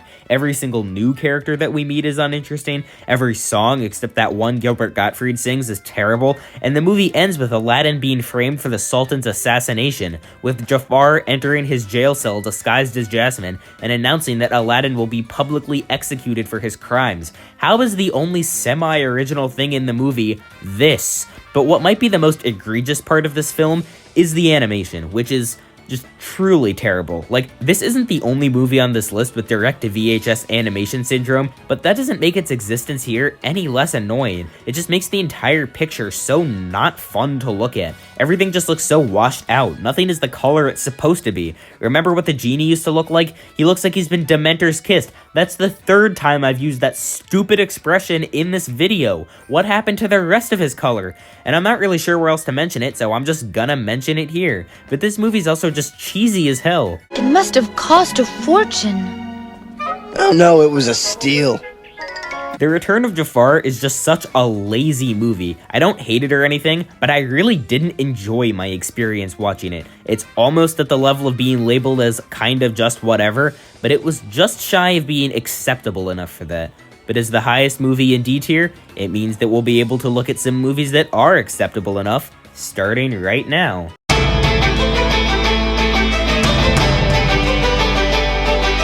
C tier. It's kinda just whatever. These are the ones I don't really have strong feelings about. I don't seriously adore watching any of them, but especially by the end of this tier, the movies start getting actually pretty good, and I start having really fond memories of watching them. But the tier is 16 movies long, so it'll be a hot minute until we get there. I should also mention though that 6 of the 16 in this tier are from the very last video in this series that I released, the one covering all of the random extra movies from the 1990s, and for those my opinions really have not changed at all, and so I might move past those a bit faster. Anyway, time for movie number 69. Nice. Life is like a hurricane here in Duckburg. Well, here's the first movie from the last video. I told you there were quite a few, and DuckTales the movie, Treasure of the Lost Lamp, is honestly just a really fine movie. It's definitely also a direct-to-VHS movie, and it shares a lot of the same animation issues as The Return of Jafar, but unlike The Return of Jafar, I think as a kid, I would have absolutely loved this movie. I honestly still like it a lot now, and a lot of that is because it reminds me of that bygone era of kids' cartoons that I grew up with. I was not born in the 1990s or even the early 2000s, but I still watched a lot of the stuff from that time, and this movie has so many similarities to those things that it honestly just made me really enjoy watching it the entire way through. This movie definitely has a plot, but a lot of it is just Huey, Dewey, Louie, Baby Daisy, and the genie just kind of goofing around. In pretty much any other context, this would be a sign of a bad movie, but like, DuckTales the movie isn't really trying to do the same thing as anything else in this ranking, you know? It can't really be held to the same rubric. The villain is pretty cool, the ending is basically the same as Age of Ultron's, but just in a superior movie. I like all of the characters, and most importantly, the theme song goes harder than any other song just ever made. I like the movie. It's not very good, but I like it nonetheless, and if you grew up watching anything from this time period, you'll probably like it too. There really isn't much to say. Now that I have the balls, I will go see the king. A few inches later. I'm taking my balls and leaving. Guys, The Thief and the Cobbler is kind of one of the best movies ever made. Up until like halfway through, and then it kind of falls apart. But it isn't really through any fault of its own. This movie is an incredibly unique situation. It's kind of the movie that never was. So Richard Williams, the guy who made it, tried really hard to get this film out for his whole life, but every time it was released, and yes, there were in fact many times, it just wasn't what he wanted, which is why people on the internet have taken it upon themselves to take the best parts of all of the previous releases and also some unfinished stuff from his own archives to create The Thief and the Cobbler, the re-cobbled cut. And for the most part, it slaps. The whole first half of the movie takes place in the Golden City and follows our two main characters, the Thief and the Cobbler. Jump back, right? What's really interesting about it is that very little actually happens, but it's still one of the most enchanting experiences I've ever had watching a movie. We basically just watch some characters walk around a city for 45 minutes, but the city is so visually creative that it doesn't matter. It's made primarily of checkers, and every shot has a 50-50 chance of devolving into some optical illusion that you just can't look away from. Sometimes you can't even tell if you're looking at a wall or a floor, and it all culminates in what is definitely my favorite scene in any animated movie of all time, and probably in my top 3 movie scenes of all time. It does so much creative stuff that I never would have even thought of doing, and paired with the Scheherezade song, it just creates something so impressive that you really have no excuse to not watch right now. The only thing that really sets up anything plot related during this whole first half is the introduction of the characters themselves, but it makes no difference because both protagonists are so charming in every single scene they're in. I would watch 3 hours of Tak and the Thief just going about their everyday life just like this. The setting is perfect, the music is absolutely beautiful, I like every single character introduced, and at this point this movie had the potential to be top 10 on this list, even in spite of the unfinished animation in some places. How impressive is that? But the rest of the film really lost me. A whole bunch of new bad guys and side characters get introduced, the protagonists start wandering through the desert as they embark on their quest, and now that the charm and magic and wonder has been removed, I am no longer interested whatsoever. And the unfinished animation also becomes a lot more noticeable, probably because there are no longer weird geometric designs and shots that I didn't even know were possible. The last half of the movie's boredom all culminates in a 20-minute long Rube Goldberg machine that starts with Tak throwing a nail at the bad guy's moving fortress, causing the whole thing to completely collapse, which was cool at first, but at some point it just became too much. I don't know if you can really comprehend how long 20 minutes is when it's all just one Rube Goldberg machine. Again, this isn't really the movie's fault, and this last half still has great parts in it despite all of its flaws. I especially like how after an hour and a half plus of the thief trying to steal the golden balls, he just abruptly gives up and walks away. After all of that, he then decided that it just wasn't worth it, and he walks away into the fog. And I honestly can't think of anything more fitting to say goodbye to his character, and I still think the Grand Vizier's death is the most horrifying I've ever seen, and the first half is easily S tier, top 10 on this ranking, one of the best things ever, can't recommend it enough, love it more than I can describe. But the whole package? It's kinda just whatever, hence why it's in the tier with the same name. I'm glad progress on the recobbled cut is still being made, and there's always the chance that the second half that I now view as boring will slowly become more interesting to me as I can view it more and more like the way it was originally intended to be viewed as time goes on. But even if no more progress gets made and Richard Williams' journey ends here, I'm willing to accept that, because the stuff in here that works justifies its existence more than anyone could ever dare demand. Space adventure, it's an adventure in space! It seems incredibly disrespectful to put Space Jam above The Thief and the Cobbler, but I guess that's just how it panned out. If I only had about 2.5 minutes of stuff to say just a couple months ago, you can imagine how little I have to say about it now. The concept definitely shouldn't work, but it's executed well enough and has enough good jokes to make it worthwhile. There are plenty of boring parts, like interestingly enough, the basketball game that was the entire justification for making this film in the first place, but there are also tons of parts that I'm glad I watched, even if I'll probably never think about this movie again after this. Everything with the other basketball players I thought was pretty funny, the Looney Tunes aren't that annoying, and neither was Wayne Knight, which was a pleasant surprise, and I didn't even know Bill Murray was in this movie.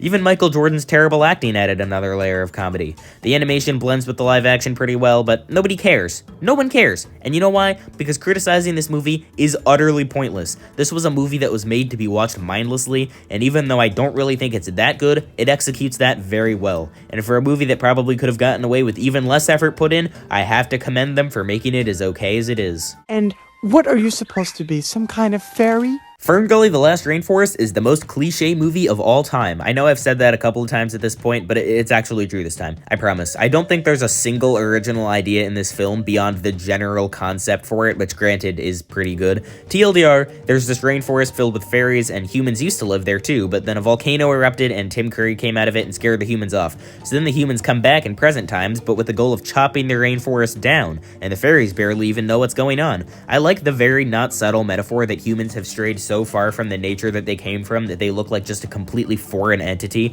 And even though the movie itself doesn't really expand on it as much as I'd like, the surface level ideas are still present throughout, and you know what? I really appreciate that. Movie's still not that good though. I guarantee I can just explain the plot and you'll pretty much get where I'm coming from here. Blonde-haired, blue-eyed love interest is interning for the summer as part of the construction crew destroying this forest, but then the main fairy accidentally shrinks him, and so we get a scene where she looks at all of his human stuff and wonders what it does, which is definitely the Little Mermaid's fault for being too good of a movie. Then he gets brought to the fairy village, where he shows the fairies the wonders of technology, like his Walkman, which is probably still the peak innovation humanity has ever made. Haven't checked anything after 1995, though.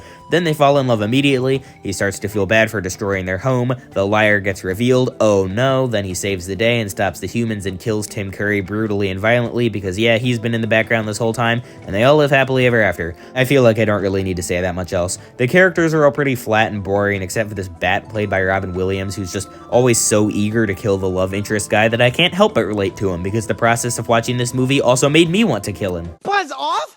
I'm not buzzing anywhere. No, unshrink me, and I mean now. The animation is pretty okay, but the songs are just awful. This one in particular, but I can't really bring myself to hate it as much as I should, since this is ground zero for the coining of big-lipped alligator moment. If you really want to know more, just check the last video in this series, which can also be said for the other 3 movies we've done in this tier, which all also came from that video. But for our purposes here, I think that kind of sums it up. It's not a very good movie, and I can't think of anything it does actually better than another movie on this list, but I mean, it wasn't that boring to watch, which counts for something, I guess. Enjoy the next 3 movies, because after that, we're back to more from the last video. But I am all alone. I am. Yeah, sorry, I still can't really get behind The Land Before Time. It's the only one of Don Bluth's original 3 movies that just doesn't really work for me. I think it's pretty good still. The scene of Littlefoot's mom dying is pretty sad, and the movie actually looks really gorgeous. The sky is never just blue. It seems like it's always sunrise or sunset, or maybe some unknown natural disaster is happening. I don't know, it's just always really pretty.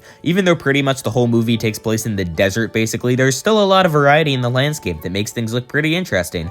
But I'm not really a fan of the pacing. I knew exactly where this movie was going, and it didn't really do anything beyond that. Not enough to make it a bad movie, obviously, and I'll take it over Oliver and Company any day, but I'm just not really a big fan of some dinosaurs walking, and that's kind of the only thing that happens. The only part of the whole middle chunk that seriously felt worth watching was the battle with the Sharptooth, because it's the only part of the entire journey where a thing happened. This seems really harsh to say, especially because I know so many people love this movie so much, and I do think this movie has a lot of charm, which is one of the big things that saves it, but I'm just saying it would be saved a lot more if the last like 60% of the movie had more going on and didn't have Sarah in it. The dinosaurs themselves are fine though, some I like a bit less than others, but I sympathize with Littlefoot a lot more this time. I like Petrie, and Ducky is still just as cute as before, although, you know, that cuteness still has an underlying sadness to it, all things considered. Look up Judith Barcy if you really want to, but I don't want to get into it for obvious reasons. I've actually decided to come back in editing here and just add that Ducky is a perfect representation of the person who voiced her, and I almost wish that she wasn't, because that makes the movie and especially the real life story just so much more devastating. I'm not sure why I really felt the need to include this, but it just seemed important, I guess. I have genuinely so little to say about this movie. A lot of Don Bluth's movies are pretty simple, and that's where a lot of the charm comes from. When they're bad, that gives me a lot to talk about, because when they're bad, they are bad. But when they're good, or even just fine like this one, I kind of have nothing to say except this one doesn't really work for me, and this one doesn't really work for me. That's it. It may not be the answer you guys were hoping for, and it's certainly not the answer I was hoping for. I do want to like this movie like everyone else, but after rewatching it for this video, I kind of just confirmed my initial opinion, and I don't really plan on watching it again. Boy, fellas, let's rock the joint. The Aristocats is the first movie in the Disney Bronze Age, and the drop in quality is very apparent. It starts off well enough. We get some time to get to know this family of cats, and I like all of them. The mom is pretty bland, but the kids are cute, which I feel like is more important. And Edgar is honestly a great antagonist with an incredibly solid motivation. In fact, I probably sympathize with this guy more than I do with the cats. I mean, it's not like he killed them or anything. He was just getting them out of the way so that the rich old lady he's dedicated his whole life to wouldn't give every cent of her net worth to some animals. To be honest, this whole first act where Edgar's plan is unfolding and things start to be set in motion is paced really well. I really enjoyed it. Problem is, the rest of this movie, which is the other 40 minutes, is just this annoying as hell Thomas O'Malley cat helping the other cats get back home, and it is so thoroughly uninteresting. We meet some okay characters along the way, but it isn't enough to make me actually glad I invested the time to watch this movie. Plus, Thomas O'Malley is another example of that all-American, street-smart, certified rhisologist that I mentioned back with Oliver and Company. Thomas is nowhere near as bad as Dodger from that movie, but just the idea behind him and everything he stands for is enough to bother me. At the same time, we're watching Edgar do, like, something, and he kind of just gets tossed around like a punching bag, and he loses everything that made him likable in the first part of the movie. It's just a very unfun experience, and the only thing of note after the 20-minute mark is the Everybody Wants to Be a Cat song, which has the worst Chinese stereotype character on this whole list. I hope you'll forgive me for not completely denouncing the Chinese dance from Fantasia as the most disgusting piece of racism Disney has ever put out, now that we've seen yet another thing that actually competes for that title. Shanghai, Hong Kong, Fuyang. Fortune cookie always wrong. Not the hot one. Obviously, all racism is bad, and any movie that has some should be called out, because it's a product of a time that deserves to and honestly just needs to stay in the past. But you have to acknowledge that there are certain degrees of it, and this is definitely up there. Even the animation seems worse. Do you see this background? Yeah, neither do I really. It feels so lazy, and this isn't the only example. All of the black lines on the characters are nowhere near in the same place one frame as they were in the previous. It's like they couldn't even be bothered. All of the people in this movie just flicker in and out 24 times per second. All of the character designs are worse too, except for Edgar's, and it sure doesn't help that the setting for a lot of the film is one dirt road in the middle of the countryside or another. The only good looking parts are coincidentally the parts with decent pacing anyway, so there isn't even anything to distract me from the boring parts. The Aristocats just feel so unfinished, in all ways. It's not like the movies right before this were super plot focused, they kind of meandered around too, but they had other good things to make up for that and justify those decisions, and this movie just doesn't. You never break a promise. That's too far. A Bug's Life marks the boundary between low C tier and high C tier, because even though for Pixar this movie is really disappointing, and from an objective standpoint the plot is definitely lacking, I still find myself having an okay time watching this movie. I've watched it twice during my life, once during a marathon of all of the Pixar movies that I did during lockdown, and once for this series. Both times I was incredibly adamant that I would never watch it again, but I mean, it might be the fact that it's already been close to a year since I last saw it, but I would be fine with checking this one out again. There are very few scenarios where I would end up actually watching it, because 999,999 times out of a million I would think of something better to watch instead and then watch that.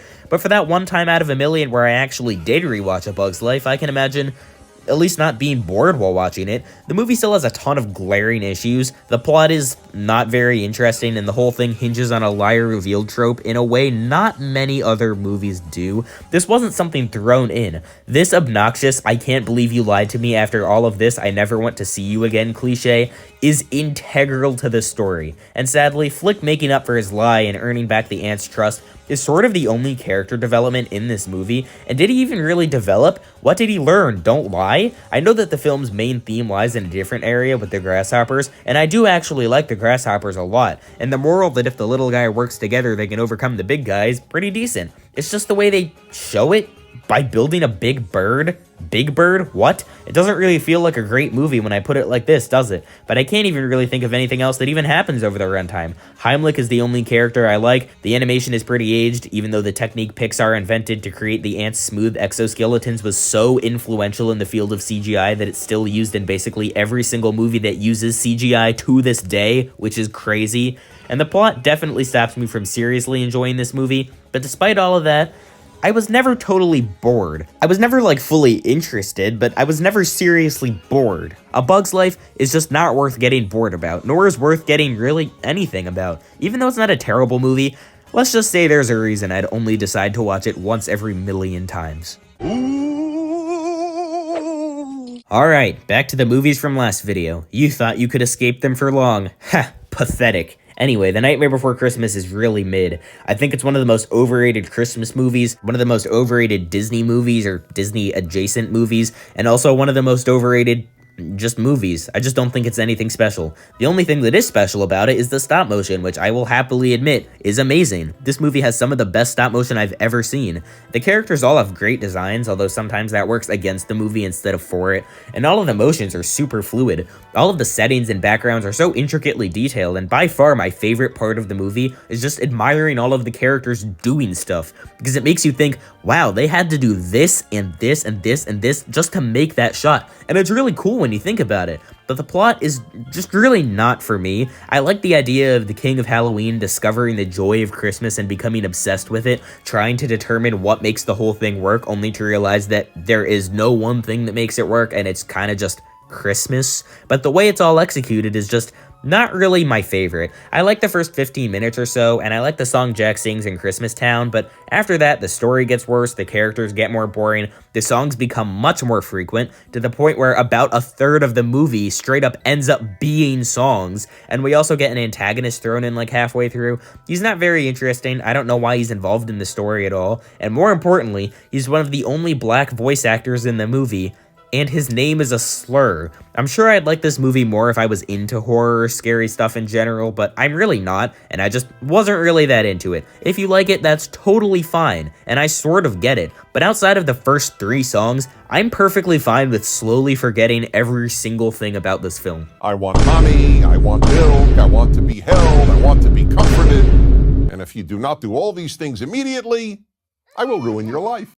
The Rugrats movie is definitely not for my age demographic, but I still thought it was pretty good anyway. Kinda like the DuckTales movie, if I had seen this as a kid, I think I would have loved it, and I'd probably be super nostalgic for it now. I mean, I technically did, and it was actually the first movie I ever saw in theaters, obviously on a re-release, but I was about 2 and didn't remember a single thing, and when I watched it back in probably October, I was surprised by how much I enjoyed watching it.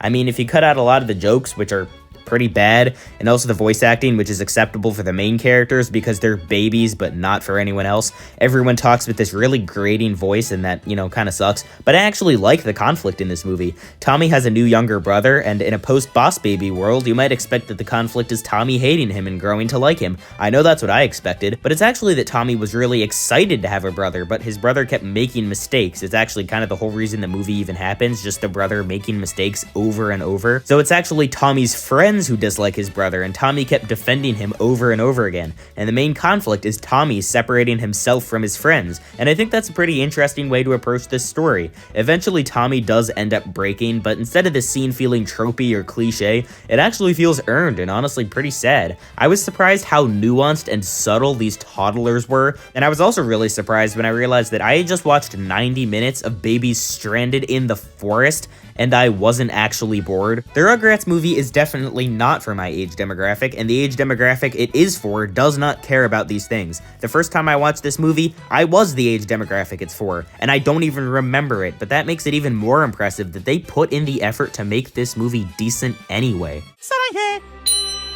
Mickey. 사랑해요. Mickey.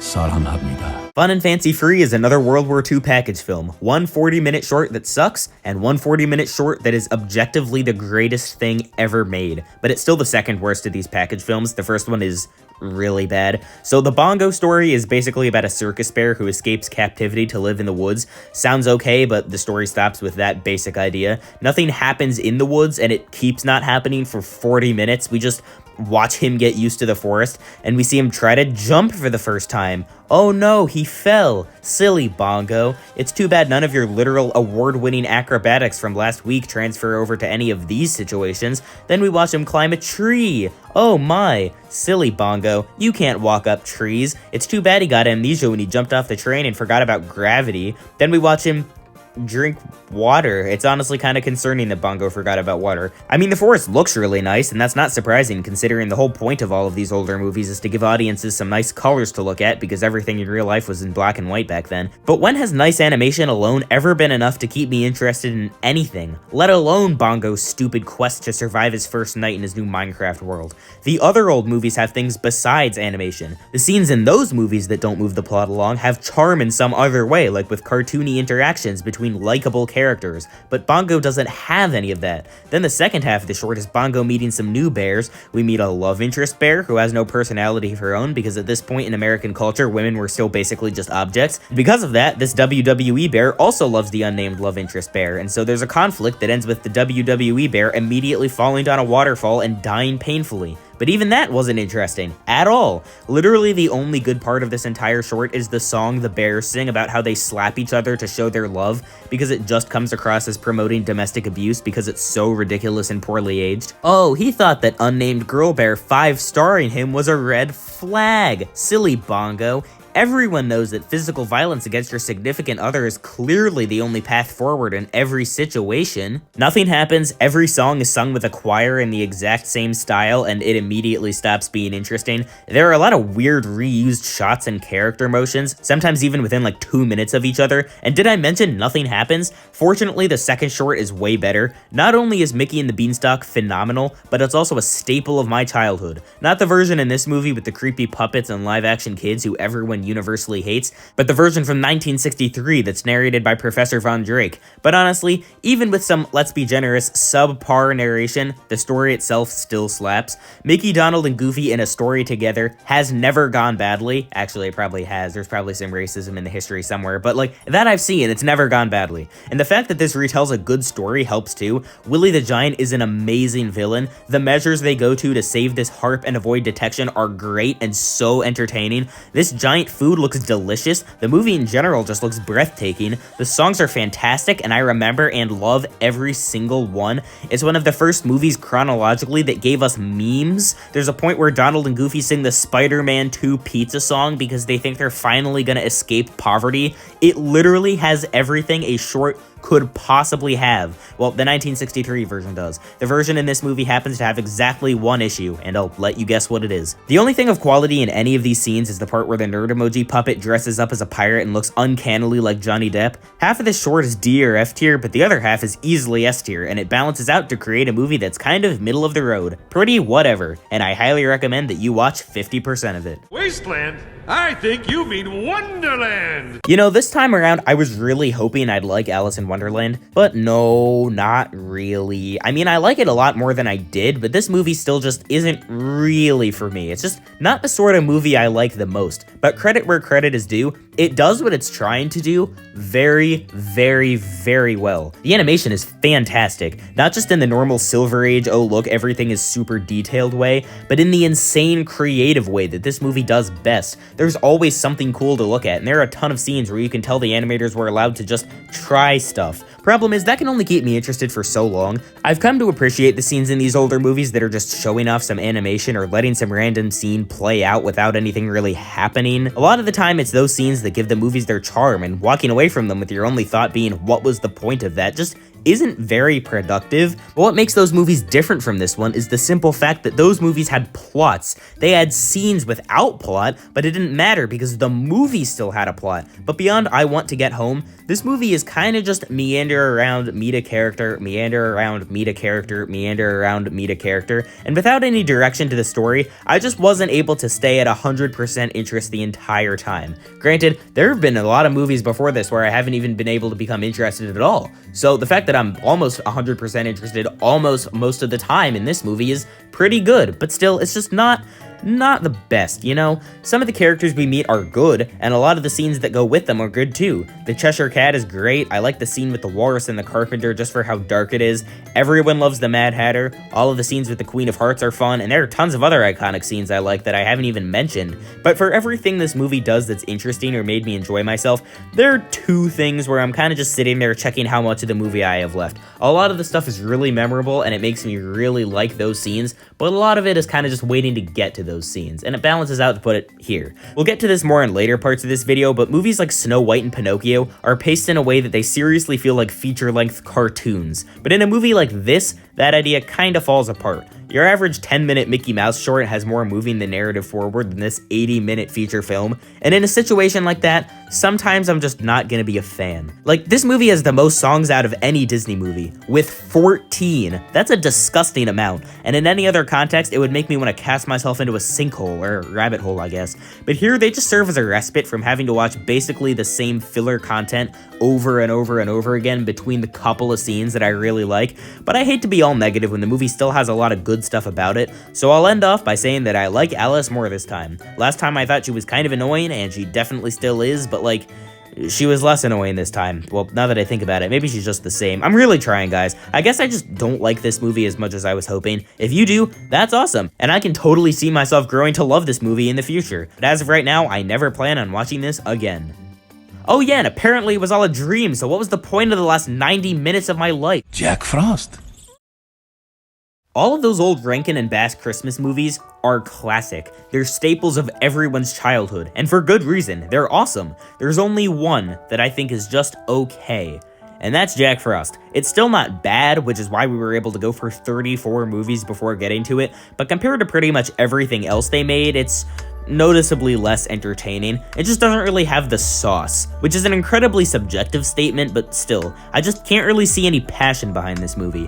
Most of the characters are pretty bland. Jack sees a human girl once and immediately falls in love, so he petitions the god of winter to turn him human so that he can be with her. This is all before they ever speak, by the way. It's not that boring, and I think seeing Jack get excited about having an itchy nose for the first time and stuff like that is pretty cute, but the villain is kind of boring. If Kublai Klaus or whatever his name is genuinely your favorite Rankin and Bass antagonist, fine, but compared to this guy, or even this guy, it becomes even more obvious how sort of bland he is. The movie definitely has good things. The stop motion is pretty good, and the character designs and sets are all really great, and a ton of the songs are super memorable, some for bad reasons, but others for really good reasons. The fact that Jack Frost made it this far up the list should tell you that it's not a bad movie, but the fact that it's not any farther up should tell you that it's not a great one. If you're looking for something to watch next Christmas, check this one out, but only if you've exhausted all better options. Dumbo might be the most racist thing Disney has ever made, or at least the second most. And before we talk about anything else regarding this movie, we need to talk about that. So, toward the start, there's this song. It's called the Song of the Roustabouts, which is a bunch of faceless black workers singing about how they're inferior to white people and don't know what to do with their money, and so they just spend it on useless stuff because they're black. So what else are they gonna do with it, you know? And one of them gets called a hairy ape, which has to be the worst lyric I've ever heard in a song.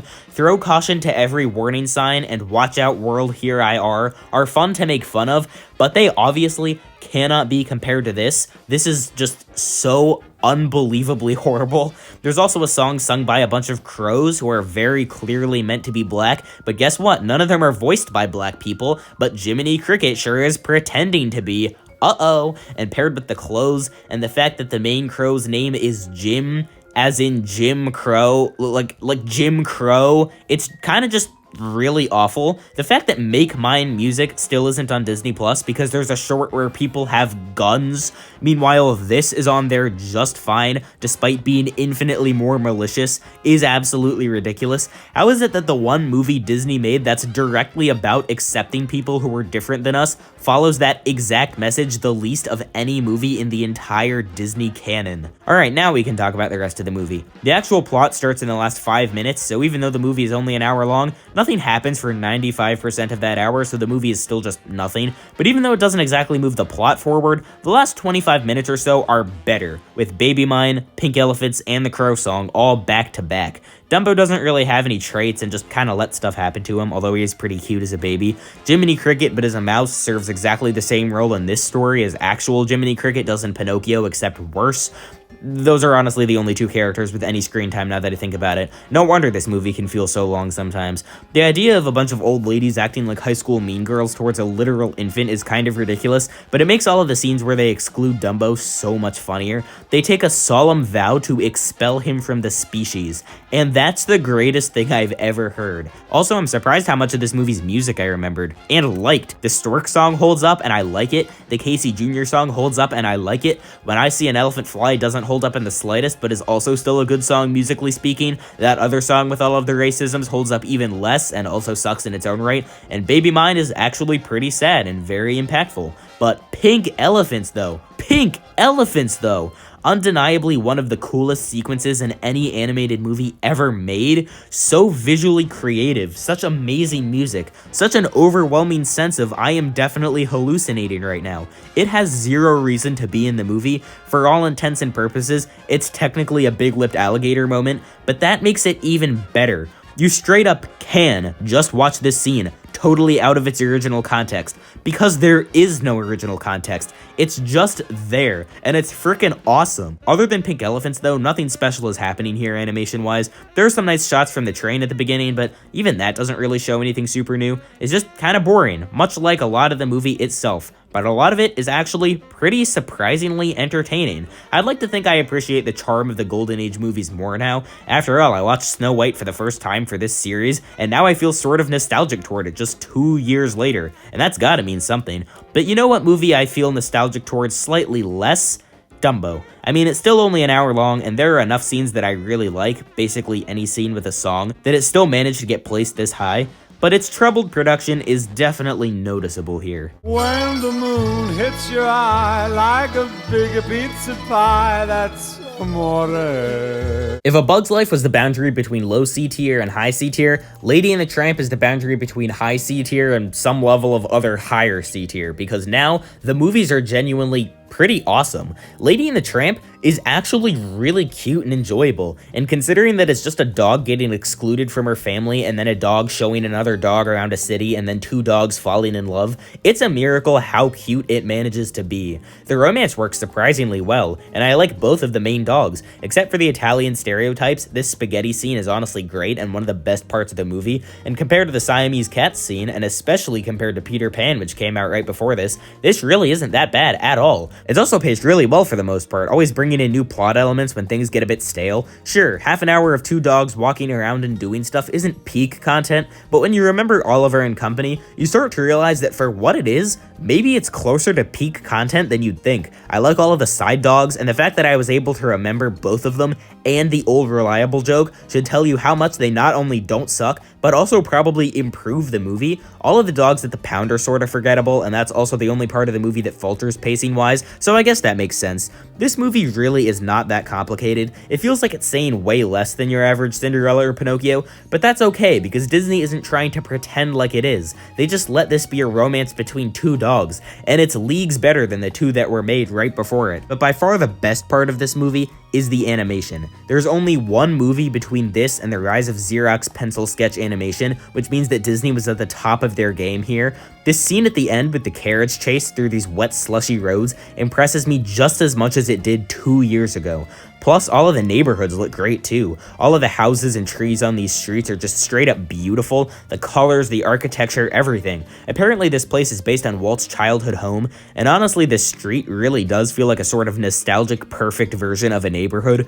Meanwhile, the other parts of the city look amazing. The interiors of all of the houses look amazing. The designs of all of the dogs look amazing. The fact that they basically had to make this movie twice, once for widescreen and once for full screen, is amazing. It's all just so impressive, and it creates one of the only Disney movies that I seriously will just watch for the animation. Something that even Alice in Wonderland, a movie that was made for that exact purpose, essentially couldn't do. Obviously Sleeping Beauty, the next movie chronologically, has all of this awesome stuff too, and probably even does it better. Plus it has a way better story, which is why it's so much higher, but that doesn't negate the sheer talent that was clearly behind making this movie.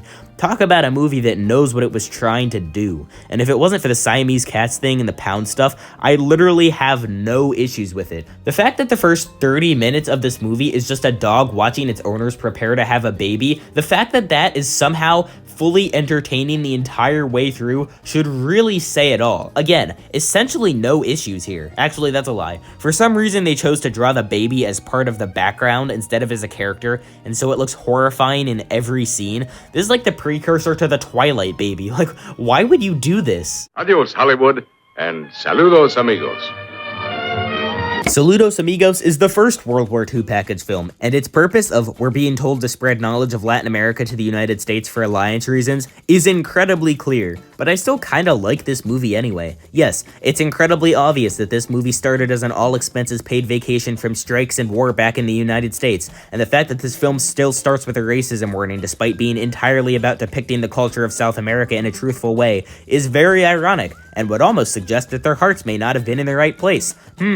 But for every suspicious and poorly aged thing, there are quite a few things that really make it seem like the people working on this genuinely cared. A quarter of the movie is just a documentary. I never really liked this part because it's not animation, and that was the only reason I was ever watching it at all. But in retrospect, the fact that they put this in makes their depictions of South America in this movie feel a lot more genuine. After all, it seems way easier to skew the truth in an animation left entirely up to white people to decide every aspect of than it is in raw camera footage. What you see in these documentaries is a lot harder to fabricate, and it does make the idea behind this movie feel a lot more earnest than it otherwise would have. There are 4 shorts in this movie, and I don't hate any of them, but some are definitely better than others, so let's rank them. Number 4, the one with Goofy. The concept is that he's a cowboy from like Arizona who gets launched across the world into South America, where the narrator dresses him up as a gaucho, educating the audience about gauchos along the way. There's still a comment I don't really like where the narrator spends like 2 minutes going through each piece of clothing and explaining what it is, and then he goes, and then we have the poncho, which just covers everything anyway. And it's like,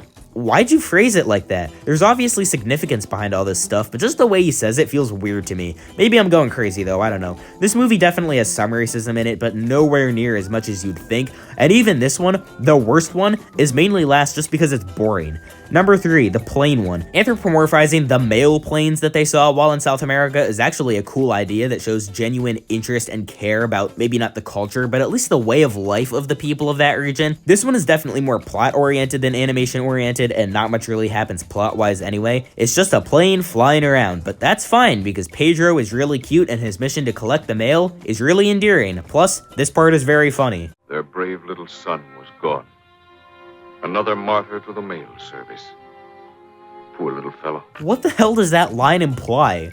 Pretty enjoyable, but the other 2 are just better. Number 2, the Lake Titicaca one, which is actually improved by Donald's inclusion, unlike the Gaucho one, which would be unchanged if Goofy wasn't in it. It's hard to tell what's racist and what's just your standard cartoon exaggeration of reality that would still be present regardless of the race of the people in said cartoon. I don't really know how accurate any of this is, but from an outsider's perspective, which I definitely am, it seems way less malicious here and more of an opportunity to actually explore Incan culture. Donald playing an Incan flute badly and making a llama mad feels like something that would still happen if the flute wasn't Incan and the llama wasn't Incan and Donald wasn't in the Incan Empire. You know what I mean? And all of the chaotic nonsense that Donald always gets up to is actually fun to watch. Rope bridge shenanigans are always entertaining, and I think that this short as a whole is pretty good. And number 1, Aquarela do Brasil. This one is just straight perfection. It's the first time Disney ever used the ethereal paintbrush creating the environment technique, and it looks so great. The painting part, the backgrounds that get painted, the bananas that turn into toucans, the characters interacting with the environment, everything. Joe isn't a harbinger of dancing live-action women yet, the music is catchy as hell, and that last shot of the movie zooming out is simply iconic. Saludos Amigos has some crummy stuff in it for sure. If it was really that great, well, it'd be ranked higher than number 55, but the stuff it does right is actually really good, and it shouldn't be ignored. Watch Aquarela do Brasil on YouTube or something, the rest you can check out if you really want to, and it's still infinitely better than the 3 Caballeros. Wait, where are you going? Alaska! It's faster if you drive. Balto is a really tropey movie, but it's a really well-made tropey movie. Sure, it has a lot of issues. The pacing falters quite a bit. Balto isn't that interesting of a character, and neither is this villain dog. And that makes the first 20 minutes or so, where absolutely nothing happens, really boring. I wouldn't be surprised if tons of people just turned this movie off after those first 20 minutes, because based just off those, the chances of it being a passable movie looked pretty grim, but then the plot actually started, and the movie became actually pretty good? What? This is an adaptation of the story of that dog team that delivered diphtheria medicine 600 miles across Alaska to save all of the dying children who had no other chance of living. If the movie had kept up the way it was going, this would probably have been the second most disrespectful adaptation in history after The Sea of Monsters. But surprisingly, it actually treats the threat of these dying children with all of the severity that the situation demands. There's definitely some slight tonal whiplash from going from Balto wins a race to parents hug each other and sob because they know their daughter is going to die. But it's a welcome change because A, it gives the movie a direction to move in, and B, it gives me something to care about. There are definitely some filler obstacles on the dog's journey back to Nome, like one of them sneezing and starting an avalanche, which really? But the tension stays until the very end. Also, the side characters who would normally be annoying actually aren't. I like the Russian goose, and these polar bears are hands down the best characters in any movie, and they deserve merch that doesn't look like absolute garbage. And this movie looks really beautiful too. The character designs are good, but the backgrounds are great, and even the most boring scenes at least have something nice to look at. And I love the way that they drew the bear in this one scene with just orange and blue highlights. It looks like a monster from hell, and it makes this random action scene feel seriously threatening. By far the best part of the movie. If I ever rewatch this one, I'm definitely going to be skipping past some parts, but it's still a pretty good movie nonetheless, and is certainly deserving of being the highest movie in C tier. On to B tier.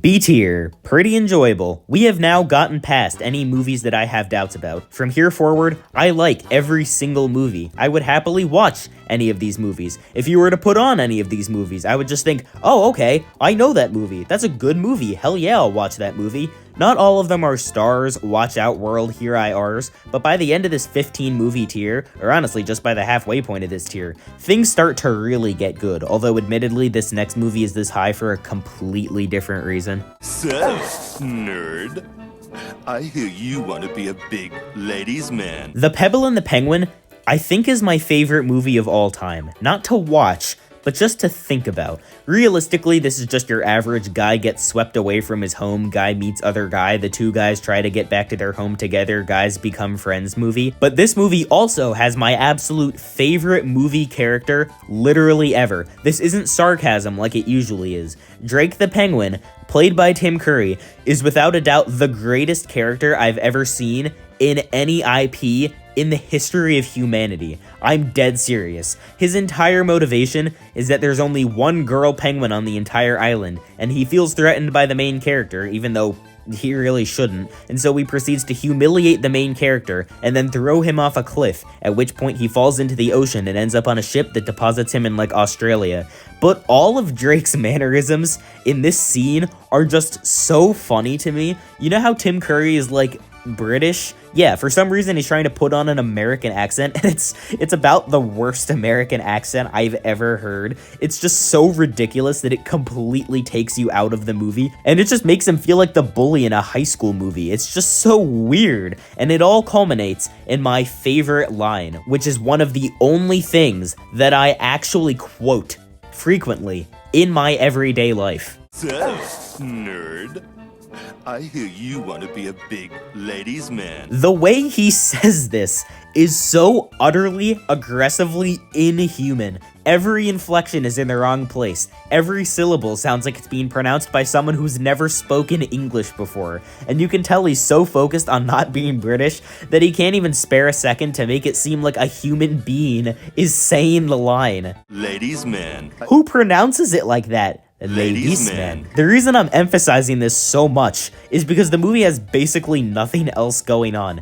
It's a good thing that the main plot is okay, because otherwise not even Tim Curry could elevate the film above like D tier, but the main character's quest to get back to Antarctica was actually surprisingly enjoyable. His dynamic with the angry penguin is actually present and really good too. They actually make jokes and bounce off of each other really well, and it makes it not really matter that for a lot of the movie nothing really happens. The songs are all also pretty good. The opening song that introduces us to all of the characters has them swimming through sheet music, which is really cool. Drake's villain song sucks, but that makes it even better. The Good Ship Misery song is really catchy, but I still only remember it for this one scene where every single character is frozen in time. And the Oh Look at Us, the two main characters have truly come together song, surpasses all of those because of its conclusion that takes 30 seconds to get through 2 words. Looks like I got me.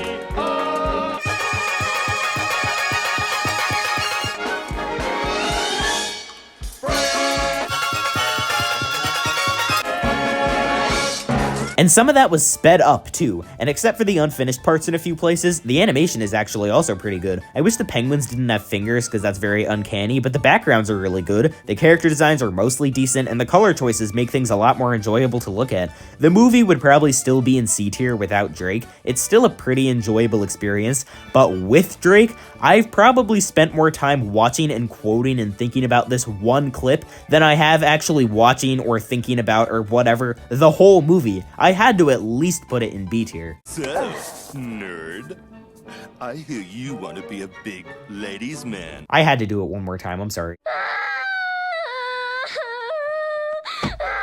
I missed the part where that's my problem. Yeah, I still don't really get Only Yesterday, but it's still a really great movie though. So the movie's all about this little girl, Taiko, and the challenges she faces growing up. It's basically a series of vignettes showing us her life, and each one makes us more depressed than the last. It starts out pretty tame, but by the end we feel so seriously bad for her and sympathize with her so much. The family that just seemed normal at first is now insufferably terrible to her. Taiko can't divide fractions. They all proceed to have a discussion about how she might have a mental disability. After all, she was dropped as a child on the other side of the room where she can clearly hear them, so her sister is tasked with helping her, and this character cannot rationalize how a child doesn't understand something, and she rushes downstairs to complain to her mom, at which point her mom screams that Taiko is clearly not a normal child. And this scene where they both realize that Taiko is actually standing right there and they slowly turn around has more tension than anything in any movie we've seen so far on this list. I'm dead serious. Only Studio Ghibli could make something like this, to be honest.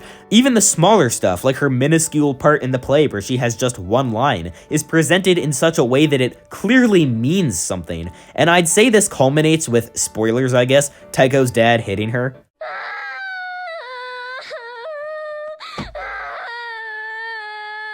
If we weren't sympathizing with her before, how about now? This is by far the most effective scene of someone crying in an animated movie, I think, ever. It's one of the most real and genuine sounding things I've ever heard, animation or not animation, and it actually makes me curl up inside because of how pure it sounds. So what problem do I have with this film?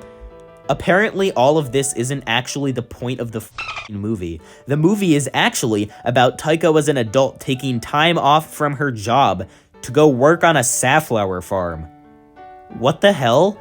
And along the way, she either has flashbacks or tells stories to the people on the farm. That's how all of those vignettes, which are actually good, factor into the real story. And it's like, why couldn't the movie just be about the other stuff? Because I hate to say it, but a lot of the present day stuff kind of just is not that interesting. There are about 20 minutes total of Taiko and this organic farming guy sitting in cars and talking about the stuff in the past when the movie could have just been about the past. And to make matters worse, there's actually a scene where Taiko mentions her dad hitting her and basically says, it's okay, I probably deserved it. I was being a bratty child. What? That's what you want us to take away from this? She basically says that she wants to stop feeling sorry for herself like she always used to as a kid and do something with her life, which would be a fine message if everything we saw of her childhood wasn't totally and utterly traumatizing. Both of these stories, yes, probably even the present day one, could probably work on their own, but combined into one movie? I don't really think so. The connections between these two stories aren't just tenuous, but actively weaken both stories and what they're trying to say. Like I said when I reviewed this originally, there could be a big element of the story that I'm just missing. If I am, please tell me, because if there's something that could make me fully understand and like this movie, it'd probably be at least 20 spots higher. The stuff that works really well, but the way it is now, I'm just not really the biggest fan. That vignette toward the start about puberty and harassment and having a crush on someone was great. The vignette about dividing fractions is great. The crows are flying away, look, is great. I could go on, and I'd vastly prefer a movie with more stuff like that and less sitting in cars and sitting in fields and sitting in cafes, talking about how all of the good parts of the movie don't actually matter. There are some absolutely devastating scenes in this movie, but I think that the most devastating ones might actually be these, because they're just showing us firsthand the masterpiece that we could have had. At jamesandthegiantpeach.com, you can look at giant peaches of all shapes and sizes from all around the world. I love big peaches. For a movie that I distinctly remember giving me nightmares as a 4-year-old, I'm surprised how much I've come to like James and the Giant Peach. I mean, I totally get why this movie scared me as a kid. The stop motion may be insanely impressive, but that just makes the eldritch horror character designs even more terrifying to a little kid. But now that I'm not so little of a kid anymore, I can appreciate how this movie's uniqueness makes it one of the most charming movies I've ever seen, and I honestly might end up raising it in the rankings soon. It grows on me a bit more every time I think about it. This movie is basically basically as follows. James is being raised by his two aunts, who are the most delightfully evil people ever, and to no one's surprise, it kind of takes a toll on this poor child's mental health. But then he meets this strange man who gives him some magic mushrooms, which he proceeds to spill all over the ground, causing a giant peach to grow on this tree. Some other stuff happens, and James ends up inside the peach, at which point he turns into stop motion and meets a bunch of giant bugs. The rest of the film is James getting to know the bugs as they fly the peach to New York City. And I don't know, I think it's really cute. We get to spend a little bit of time with each of these bugs, and by the end, we have at least a little bit of emotional attachment to all of them. Sure, they looked scary at the start, but that was by design so that the audience's realization that they actually aren't that scary at all is more impactful. And what we're left with is a really great story about a bunch of people who think they're unwanted coming together and becoming friends. And as they all grow closer together, they start to realize how similar they all are. And if they aren't so bad, hey, maybe I'm not so bad either. And so all of them start to see their own worth that way, which is why when the movie ends with James making a big speech to his aunts about how he's not worthless, not only does it not suck, but it actually feels sort of cathartic. And it's definitely helped by how good the pacing is. In between scenes where the characters get to know each other, there are little filler scenes where a random obstacle has gotten in the way of their quest, which they have to work together to deal with, ranging from mechanical ships that get no explanation to a graveyard of ships haunted by the ghosts of its crew that also gets no explanation. It's all weird, but in a really inventive way that keeps things fresh and interesting. And so when I found out that this was originally a book by Roald Dahl, the Willy Wonka creator himself, I was not shocked in the slightest. This movie perfectly sums up why I'm so glad I started this series. Not only has it exposed me to a ton of high quality movies that I probably never would have seen otherwise, but it's also made me rewatch movies that I used to not like and helped me realize that, hey, maybe I do like them. If not for this series, I would have gone on thinking that James and the Giant Peach was a bad movie for the rest of my life. But if you're watching right now, which I know for a fact you are, otherwise how are you hearing this? Don't make the same mistake as me. Watch James and the Giant Peach. It's actually really fun. Winnie the Pooh, Winnie the Pooh, chubby little tubby all stuffed with fluff, he's Winnie the Pooh. Hey, movie number 50. Anyway, I really liked The Many Adventures of Winnie the Pooh back in 2022, and you know what? I still really like it now. It's incredibly easy to like. I'm obviously not in love with it, but in terms of what this movie was trying to do and what and who it was meant for, it's probably like a 9 out of 10. It's honestly just a really solid movie. It's cute as hell, it looks super amazing, and did I mention how cute it is? Xerox animation seriously was made for this film. All of the thick black outlines in the background fit here.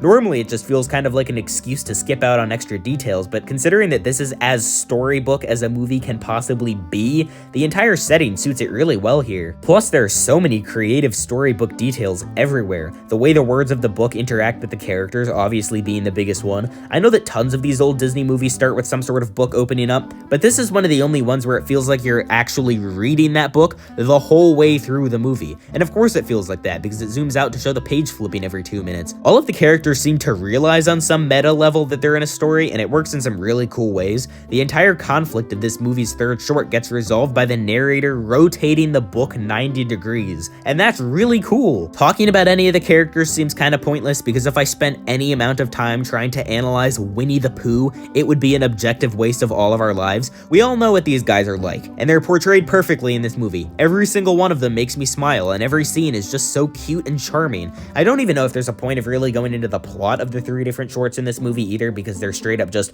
Winnie the Pooh stories. I don't really have problems with any of them because this isn't really a thing people have problems with. Actually, Winnie the Pooh would never eat rabbit's honey like that. It's a complete betrayal of his character. I'm literally shaking and crying right now. This is you if you're saying that. It just doesn't matter. The one with the honey tree is cute. The one with the rainstorm is cute. And the one with the Tigger is cute. That's all of them. That's all 3. They're all cute. Big surprise. Any of my criticisms with this movie would kind of be nullified just because of what this movie is, so then I guess it works out that I didn't really have any issues to begin with. This movie is clearly not meant for people my age, but I still like it a lot and think it's really charming anyway. Younger kids will love this movie, teenagers like me will love this movie, adults will love this movie, and old people who've lived through both world wars will love this movie. It's not a movie with themes or anything, but it still makes you feel happy, and making you feel things is kind of the point of any movie, right?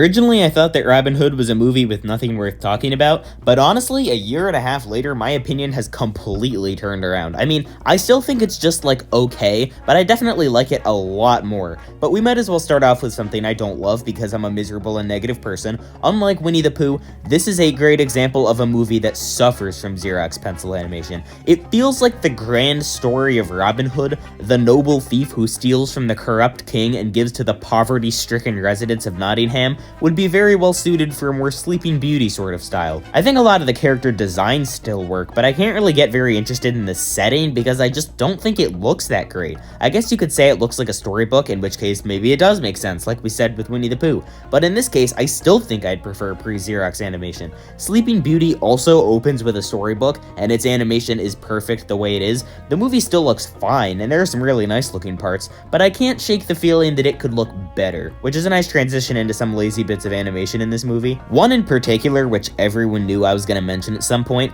the phony King of England scene where everyone is dancing, I don't think has a single piece of original animation in it. I'll put a side by side on the screen right now, credit goes to this person. Most of it comes from the Jungle Book, but some of it comes from the Aristocats, which came out literally right before this movie, and some even came from as far back as Snow White in 1937, and Little John is literally just a recolored blue. Watching this scene, and honestly the whole movie, knowing all these things makes it so hard to pay attention sometimes, because once you start seeing it, it's really painfully obvious. Like, these are some pretty distinct looking animals, and this is a pretty distinct looking dance. If you're gonna make a scene where everything is taken from somewhere else, I almost have to ask, like, is there even a point to making it? At least the fight choreography is pretty good, but other than that, this movie is nothing special in terms of the animation. Luckily, the story is much better and much more enjoyable for me now. Robin Hood isn't that great of a character, and the only thing worth mentioning about him is the fact that he's furry ground zero, and his relationship with Marion still isn't the most interesting to me either. I'm not sure if that's a controversial opinion, but it's definitely the opinion I have. Now you're all grown up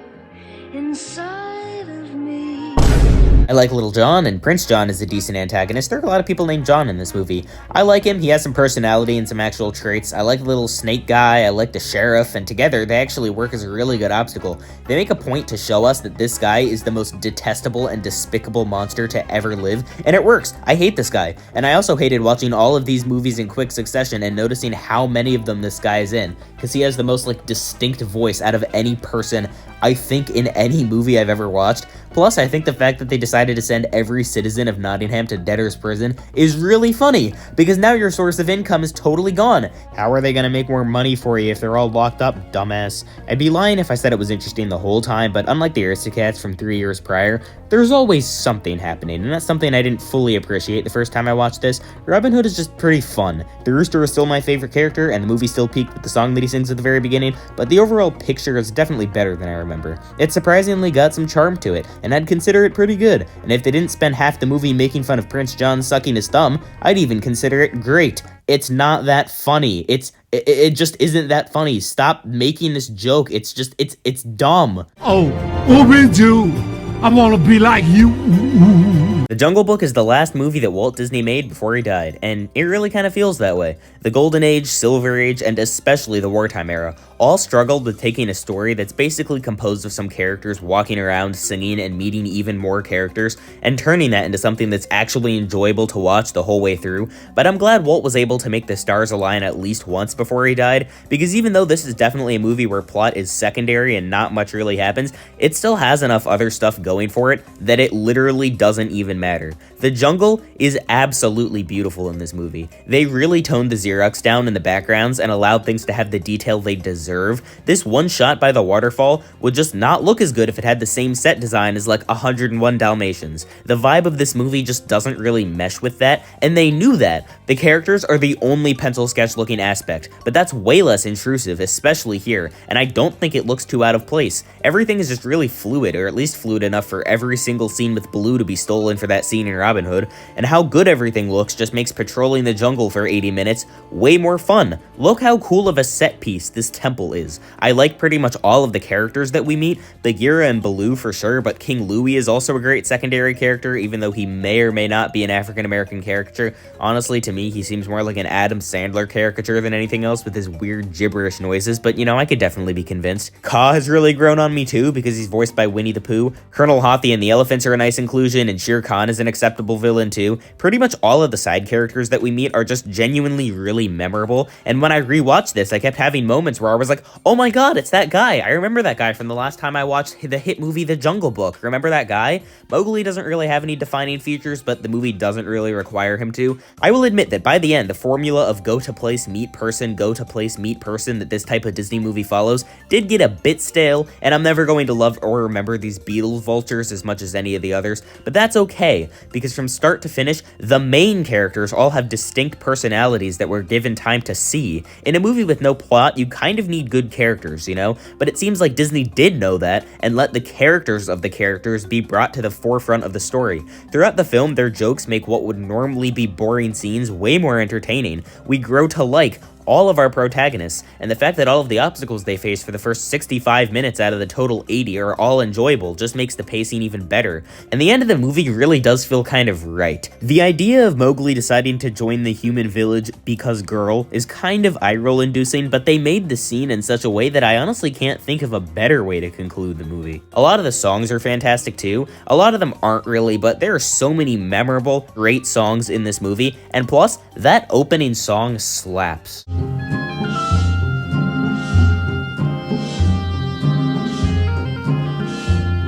To be honest, that's all there is to say about The Jungle Book. It doesn't have the strongest plot in the world, or even any real plot, but everything looks amazing, the soundtrack is pretty good, and the solid cast of characters makes this kind of circuitous movie one of my favorites from the Silver Age. Well, you know, top half of the Silver Age anyway.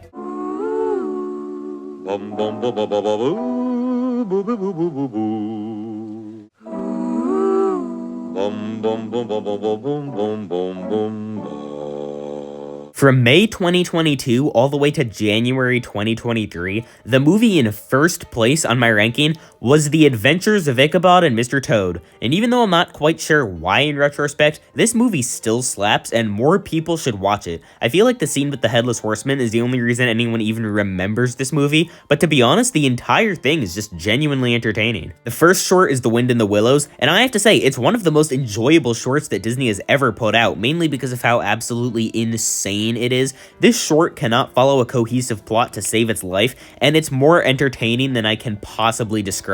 What starts as two friends trying to stop their other friend from making reckless decisions quickly turns into a courtroom drama when Toad gets arrested for Grand Theft Auto, which quickly turns into a solemn story about a guy locked away in prison after Toad botches the trial so badly that he ends up immediately getting incriminated. This quickly turns into a prison escape, where Toad dresses up as an old lady as the police follow on a train, firing bullets by the hundreds, and this quickly turns into a heist film where all of the main characters have to steal a MacGuffin to prove Toad's innocence and save the day. As a general rule of thumb, these sort of weird, incoherent plots don't usually work. Believe me, Don Bluth tried. If it was a genuinely consistent method of storytelling, A Troll in Central Park would have won Academy Awards, but Disney actually put in the effort to make this enjoyable. There are through lines that make all of these disparate plot elements fit together, and so instead of feeling like a jumbled mess, it feels like the most exciting mess you've ever had the pleasure of watching. The tonal whiplash you will get while watching this movie is very hard to replicate. That sounds like a bad thing, but trust me,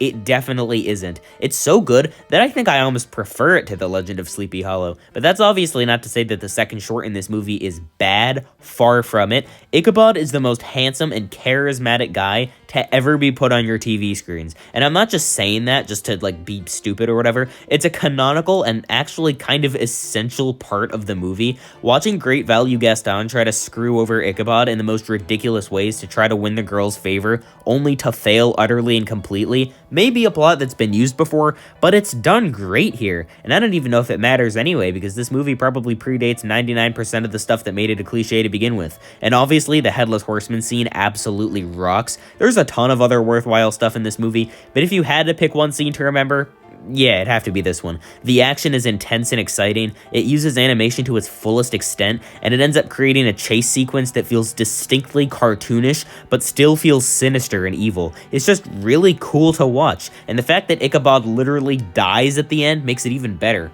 The animation is good, the songs are better, it's exciting the whole way through, the characters are entertaining, the story is either not here at all or here way too much, I honestly can't decide. The Sleepy Hollow short is narrated by Bing Crosby, and The Wind in the Willows short is narrated by Sherlock Holmes. Yeah, The Adventures of Ichabod and Mr. Toad is a certified epic movie. It may not be my favorite anymore, and to be completely fair, I doubt that it ever was, but it's still a really fun time that you should definitely check out. Santa?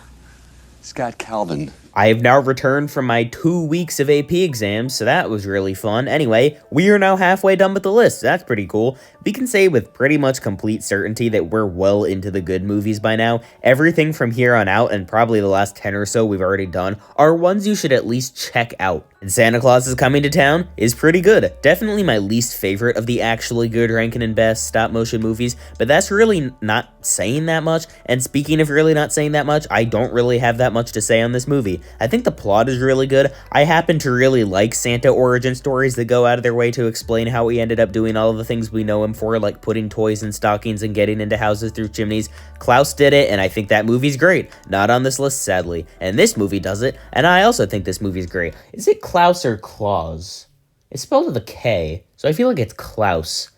I've watched the movie, I should know the answer to this question. Young Santa is just really likable, and watching him come into his own as the opposition to him spreading happiness increases is just cool to watch. He also has a love interest that isn't there just because, and that's also pretty cool to see, and Burgermeister Meisterburger is a phenomenal villain. I don't think there's anything I could possibly say that could change your mind if you somehow don't agree, because like, at that point you're clearly too far gone, no notes. There's also a secondary villain, the Winter Warlock, and even though he definitely has no reason to be in this movie, the scene where young Santa teaches him how to be happy again is classic, and I wouldn't trade that for anything. Which seems like a nice opportunity to mention the main thing that everyone likes about all these old Christmas movies, the fact that we all first saw them as kids. That's it. It helps that they're all quality movies anyway, but the simple fact that pretty much everybody has an overwhelming sense of nostalgia toward these movies makes them even better, and that nostalgia is totally deserved. This movie and all of these movies are super charming. The stop motion allows for all of the characters to just show their emotions so openly.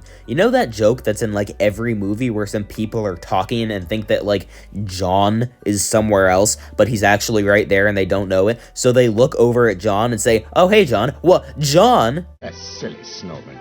Once they come to life, they don't know nothing. Come to life?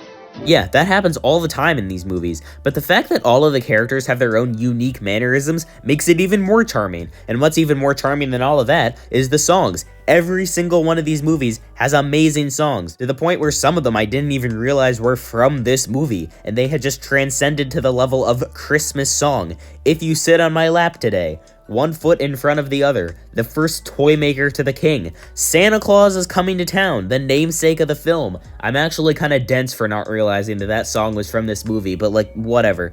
These are the songs behind some of the most memorable scenes, not just in this movie, but in like any movie, and this isn't the only movie where this is the case, especially because this isn't the only movie where Mickey Rooney plays Santa Claus, and good thing too, because he nails it every time. Guess I have more to say than I thought, but to be honest, this whole review was just kind of restating the obvious. Santa Claus is Coming to Town speaks for itself, and honestly, so do all of the Christmas movies to come. Come on, son, and get a going, get them apple trees a-growing, there's a lot of work out there to do. Oh, there's a lot of work to do. You know what? I'm willing to fight for Melody Time. Make Mine Music, everyone agrees, is pretty good, but this movie, Melody Time, is easily the most underrated movie from the wartime era. It was the package film from this time period that I was most excited to rewatch for this video. It sounds weird, but it was the one I was the most nostalgic for, and now that I've watched it again, yeah, Melody Time is actually really good. There's a ton of bad stuff, but there's so much more fantastic stuff to balance it out, and to fully cover all of it, you guessed it, it's time for a ranking. Number 7, Once Upon a Winter Time is just a lot of nothing, kinda. It's essentially two white people going on a sleigh ride. That's it. The guy keeps trying to impress the girl with various winter shenanigans, except then he shenanigans too hard and covers her in snow, which pisses her off. Oh no, now they'll never get together. I'll never recover from this. Now how do you think this ends? What do you think happens next? If you guess that the guy does a grand display to apologize and regain the girl's favor, you would be smarter than the movie, because what actually happens is the girl almost falls down a waterfall, and the guy has to save her, and then they fall in love. The setting isn't anything special, and the animation is honestly pretty minimal. The guy turns blue when he's sad for like 10 seconds, and that's the only creative thing present. It's just not very good, but the fact that the worst this movie has to offer is kind of boring is a pretty good sign. Number 6, Trees. It's a song about trees, or technically just a poem about trees, which is objectively worse, and we look at some trees, and the whole thing is basically just trees. What does that mean? Just trees. That's all you need to know, because that's all there is to say. It's just 3 minutes of trees. When a short starts with the words "a tribute to trees," you know it's gonna be dumb, and it does not disappoint. Still not boring though, because it's just not long enough for there to be anything to be bored of. Good thing the trees look nice. Wait, trees? There are trees in this short? If only someone had told me. By the way, I said the word trees 10 times just then. Number 5, Blame It on the Samba is just the Three Caballeros 2 Depraved Waterfowl Boogaloo. It's the same abstract nonsense, the same three birds, the same Latin American influences, the same random live-action women and all of the weird degeneracy that comes along with it, and the same traumatic flashbacks for me. I can't really give an objective opinion on this short, because in my mind, anything related to the three gay caballeros has been permanently stained. Why did Disney just not want to let this go? Obviously nothing can compare to the last part of the original Three Caballeros, which is still one of the worst things I've ever seen, but the fact that this exists at all tells us that Disney genuinely didn't see a problem with it even after they made it, and that's really something. Number 4, Pecos Bill. Yeah, they pronounce it Pecos. That seems really strange to me, but whatever. It's the longest short, and it's kind of a perfect middle ground to end off the movie. This is just the folktale of Pecos Bill doing a bunch of random things and accidentally creating the entire continent of North America in the process. It all happens over the course of one song, and it's pretty good. It has that old-timey Disney feel, and it's just a pretty entertaining sequence. Then he falls in love with this girl, but on their wedding day, Pecos Bill's horse kicks her up in the air. But since she's wearing whatever this thing is called, every time she hits the ground, she somehow bounces higher than she did the previous time, ending with her literally being on the moon. That is so funny, and they do it with absolutely no sexism at any point. Ah, shucks, a woman in the story. But what a woman. And I see they were on top of their racism game too. Overall, the desert looks nice, it's pretty enjoyable, and I like the skeleton bird who says the word water. Number 3, Little Toot. Maybe my most controversial placement on this list, if people actually had opinions about this movie. This is about a small boat who wants to be a tugboat, but he can't because he's small. But then he learns that he can, and that's the whole story, and it takes 10 minutes to happen. I like that the first time he tries to be a tugboat, he fails so miserably that he practically causes 9/12, causing him to become a social outcast. And it's not like the story of him redeeming himself by finally finding the strength to be a tugboat in the most dire situation is inherently bad. If it was, we wouldn't see stories just like it literally everywhere. My only problem with it originally was that it was too long and therefore too boring, but this time I was surprised by how quick it felt, so I actually don't mind it at all. Number 2, Bumble Boogie. Of all the abstract stuff that Disney made during the wartime era, Bumble Boogie is probably the best one. The only way a jazz cover of Flight of the Bumblebee could get better is if you somehow added the most perfect and insane visuals of all time to amplify the music 100-fold. Oh wait, that's exactly what they did. This cute little bee guy trying to escape some sort of weird musical alternate universe that bebops along with the music is exactly the creativity I wanted. I don't mind things that just show off animation. It's just that a lot of the animation that does get shown off on its own isn't really worth being shown off on its own, but this is. It's probably the best abstract thing set to music that Disney has ever made, at least that I've seen. Fantasia wishes it could be this stupendously magnificent. And number 1, The Story of Johnny Appleseed. I don't know what it is about this short that makes me actually love it, but after rewatching it, the fact that I do love it is now sort of entirely out of the question. This one is unique because it actually has a real story that is the actual real focus of the short. The plot itself is really good and I really love it, but equally important, the animation is good, and that actually is equally important in this case. The lively parties, the vast fields of trees spanning the entire continent, Johnny's character design, all of his designs actually, all the way down to the small details, add a special magic touch to every scene in this short. This short ends with Johnny as an old man. He's been planting apple trees his whole life, and so he goes to sleep under a tree and wakes up as a ghost. And then he goes to start planting apple trees in heaven, and that's how we have clouds. I feel like Disney actually had a sort of plan when making this one, which is more than I can say for the other American folklore-themed short in this movie.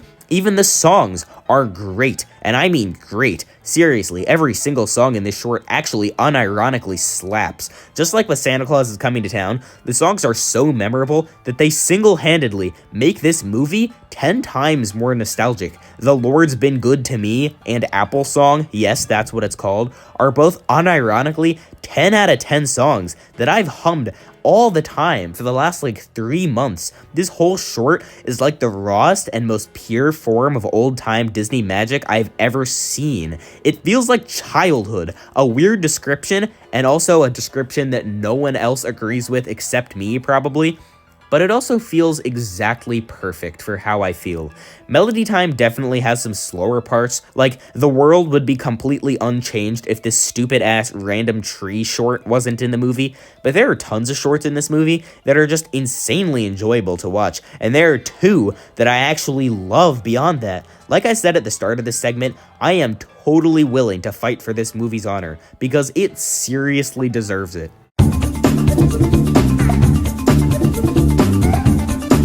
Of all of the Studio Ghibli movies on this list, Princess Mononoke is undeniably the most epic. This battle between humans and the gods of the forest is so cool from start to finish, and it gives us some of the most visually creative scenes in any animated movie I've ever watched. Might as well start off with the most obvious positive, the Deer God. The Deer God is essentially the main forest spirit, and he gives off a feeling in this movie that I cannot quite describe. The otherworldly and ethereal feeling that this silent and magical creature gives off in every scene he's in glues your eyes to the screen. Throughout the movie, he looks like a normal deer, a weird Nightwalker thing, an Elden Ring boss at the end, and a couple of intermediate stages too. I don't know how they managed to make a literal animal that does not say a single word or even do a single thing feel so all-knowing and wise beyond mortal comprehension, but that's exactly what they did. In fact, this one character was so cool that he single-handedly saved this movie for me the first time that I watched it.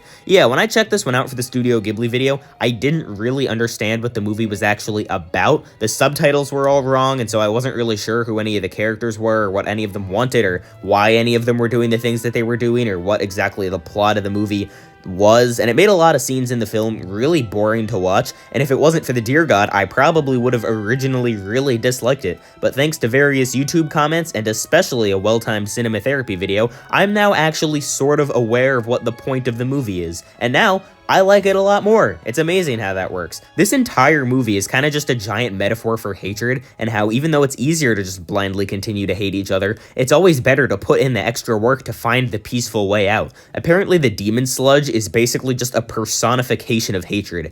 Every time a human kills one of the forest gods, it gets infected by the sludge because it was killed out of hate. When this happens, the end result is a giant hate monster. As the main character is slowly being killed by the sludge throughout the movie, the hate is also slowly killing him. Knowing what this movie is actually trying to say, big shocker, makes everything kind of a lot better. There's still a few scenes that could have been trimmed down a bit. I still wish the main character was slightly less immortal, and I realize that without the full English dub, which I am definitely not getting a Max subscription for, my opinions on this movie will probably not be as favorable as they could be. And everything I've said on this movie today is with the understanding that I really need to do a proper rewatch of it at some point in the future. But doesn't that make the fact that it's still this high even more impressive? At least we can all agree that the Deer God is peak cinema. No. Aladdin. I am your father. After Return of Jafar, I was kind of resigned to the fact that the Aladdin franchise and all of the Disney sequels would be ending on a sort of depressing note, but Aladdin and the King of Thieves actually very quickly proved me wrong. What a surprisingly great third movie. So many unique ideas here, so many amazing set pieces, so many seriously great character moments. Robin Williams, it has everything you could possibly want. The long-lost parent returns trope is a staple of sequels, but it's done so well here that I don't even mind. Aladdin actually acts like himself again, and seeing his dad's inner struggle of trying to do the right thing is pretty compelling to watch. The main villain is sort of lame and very forgettable, but he poses a good threat and he does all that the plot requires him to do, and his existence gives us the best climax I could have possibly asked for, where a magical city rises out of the water, housing the hand of Midas that can turn anything into gold. It may not fit with the world of Aladdin at all, but it gives us a bunch of now the father and son are going to work together moments, and it's just straight up cool. This climax is actually really enjoyable, and it helps that the pacing is much better. There are some liar revealed tropes and whatever that definitely slow some parts down, and that's a bit annoying, but for the most part, the jokes, action scenes, and more serious scenes are all interspersed pretty well.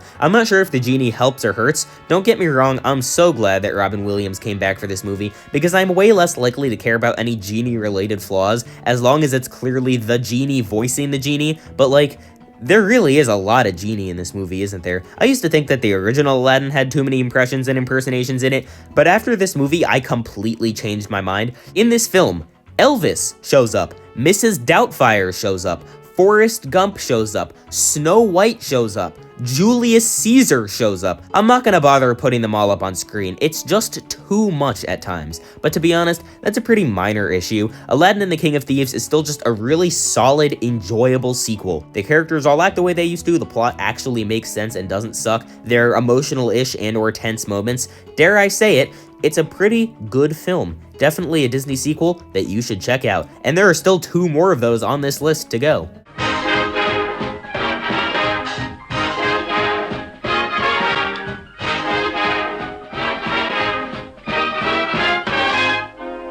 Fair warning, I haven't timed it, but Snow White is probably the longest segment in this video. As the very first movie I ever reviewed on this channel, it's also the one that I reviewed the worst. Worst takes, worst way of presenting those takes, just flat out awful. And that really sucks because this was a really influential movie, and I wish I had taken the time to explore why, instead of reviewing it from a very surface level and very modern standpoint. And so I'm seizing this opportunity to right that wrong and do a full, official, actual re-review of Snow White. Not necessarily talking about the movie, but more about just its utter significance. This time around, I tried to watch this movie through the eyes of someone from 1937. I thought, what was this movie originally made to be? What was animation like back then? What did people associate with Disney?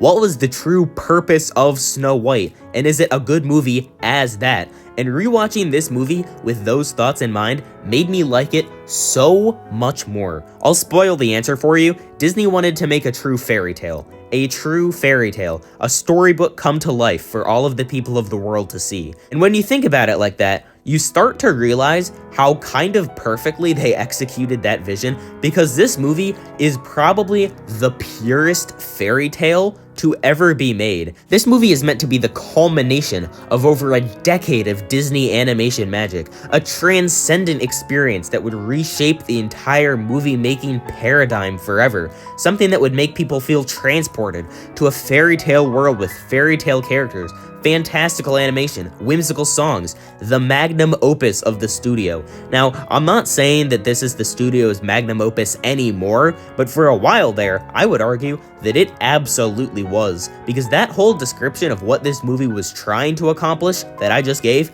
is kind of done perfectly in every way. Pretty much every part of this movie is in service of the transition from Disney mainly making cartoons to Disney making full animated movies, using the past to pave the way for the future. And what better place to start to illustrate this than the evil queen, the ultimate fairy tale villain. She's so obsessed with becoming the fairest in the land that she goes out of her way to disfigure herself just to kill a girl that she's jealous of. This girl is like 15. She literally dies in the process of trying to make sure that this random innocent child stays dead. Once she found Snow White, she could have just killed her in literally any way she wanted, but she still put in the extra effort to be creative. That's not some sort of issue with the movie, that's a cinema sins plot hole. The evil queen is so petty and malicious because that's just who she is. That's just definitive fairy tale stuff. Like every other character in the movie,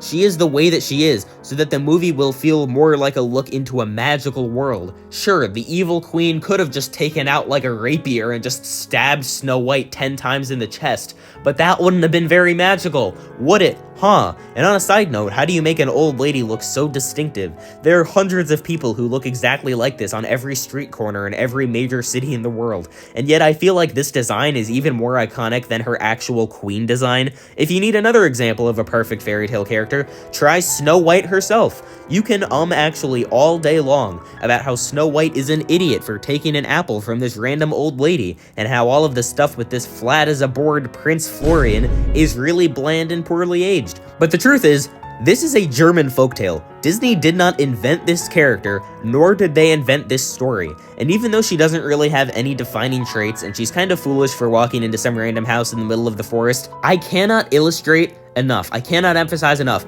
how little that matters. In fact, I'd say it helps. The entire point of Snow White as a character is that she is this infallibly good, perfect, wholesome, innocent person. The fairest person of all the people, if you will. And she is. Yeah, I certainly wouldn't walk into a random house in the woods and start cleaning it, but do you know why she does it? She sees that the chairs are small, so she assumes they're children, which isn't an unreasonable thing to think, and she sees that everything is dirty, so she assumes they have no mother and must be orphans. She cleans this house because she is just that kind. She does it out of the kindness of her own heart, because she has one character trait, and it's being the most innocent and perfect person to ever live. And that's what they do. And it's not even like she's dumb. She's able to guess which dwarves are which pretty fast. She calls them on not washing their hands almost immediately. She's actually pretty competent in this story, except for the apple thing. Even if the dwarfs never showed up, she could have lived by herself in that house forever. Where did she get the ingredients to make dinner? I don't know, man, but she still made dinner. Every mistake she makes is from being naive and believing the best in everyone, not from being stupid. And when you think of it like that, golly gee, it makes her seem like way less of an insult to women. And the way that this movie is animated and paced makes it feel like a feature-length Disney cartoon, which makes sense, because guess what? That's what the audience was used to seeing. I mean, Snow White thinking the trees are alive and trying to eat her, that's something you could see in a Mickey Mouse cartoon. Well, I can't sleep in the ground like you. Nope. And I can't sleep in a tree like you.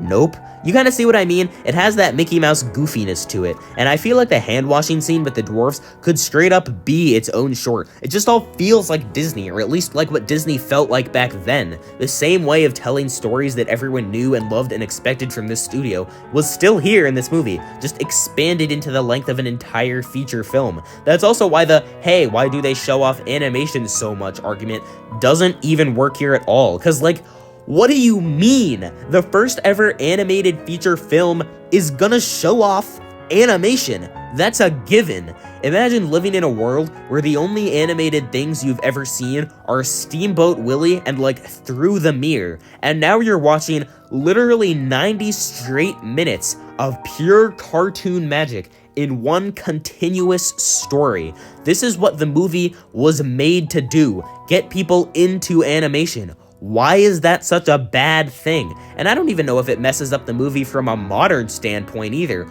All of the cute, magical, whimsical scenes that you associate with the charm of Snow White are here because this is the first fully animated feature film of all time. All of the cute, sort of old-fashioned, nostalgic details are nostalgic and old-fashioned because this is the first fully animated feature film of all time. Obviously, the story doesn't hold up amazingly, but that's so okay, because it's not what this movie was ever made to do. There's a story, and it's good, but most of this movie is just animated cartoon goodness, and it's great, and that's why it's so nostalgic. This movie knows what it is, and just does it.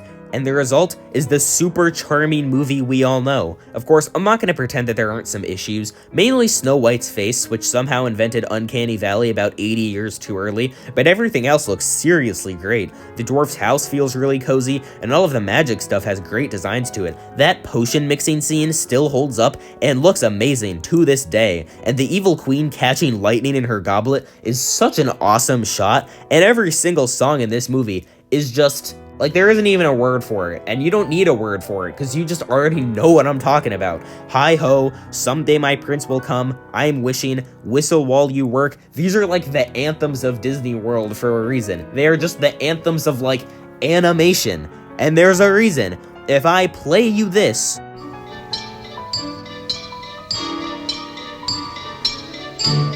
you can immediately see what part of the movie it's from. This is one aspect of the film that I really don't see a point in overanalyzing. The songs are just all amazing, we know, I want to end this segment off by talking about Through the Mirror, one of my favorite Mickey Mouse cartoons ever. I haven't seen that many, but of the ones I've seen, this is one of my favorites. Do you know why?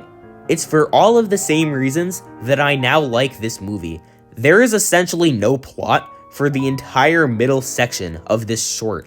Mickey just dances around with some household objects, and I literally love it. It has that cartoon goodness. Trying to say that it sucks because all it does is show off animation would be ridiculous, because that's not really taking into account what the short really is. And you know where I'm going with this here. Snow White was made to be a feature-length cartoon, because that's what people in 1937 were expecting. And this time around, when I made sure to look at it the same way, I was able to see what made this movie take over America, what made it the magnum opus of Walt Disney Animation Studios for at least like 50 years. Who knew that trying to understand the audience, purpose, context, and exigence for this movie would make me do a complete 180 and like it this much? This is genuinely the only good thing that taking AP Lang ever did for me.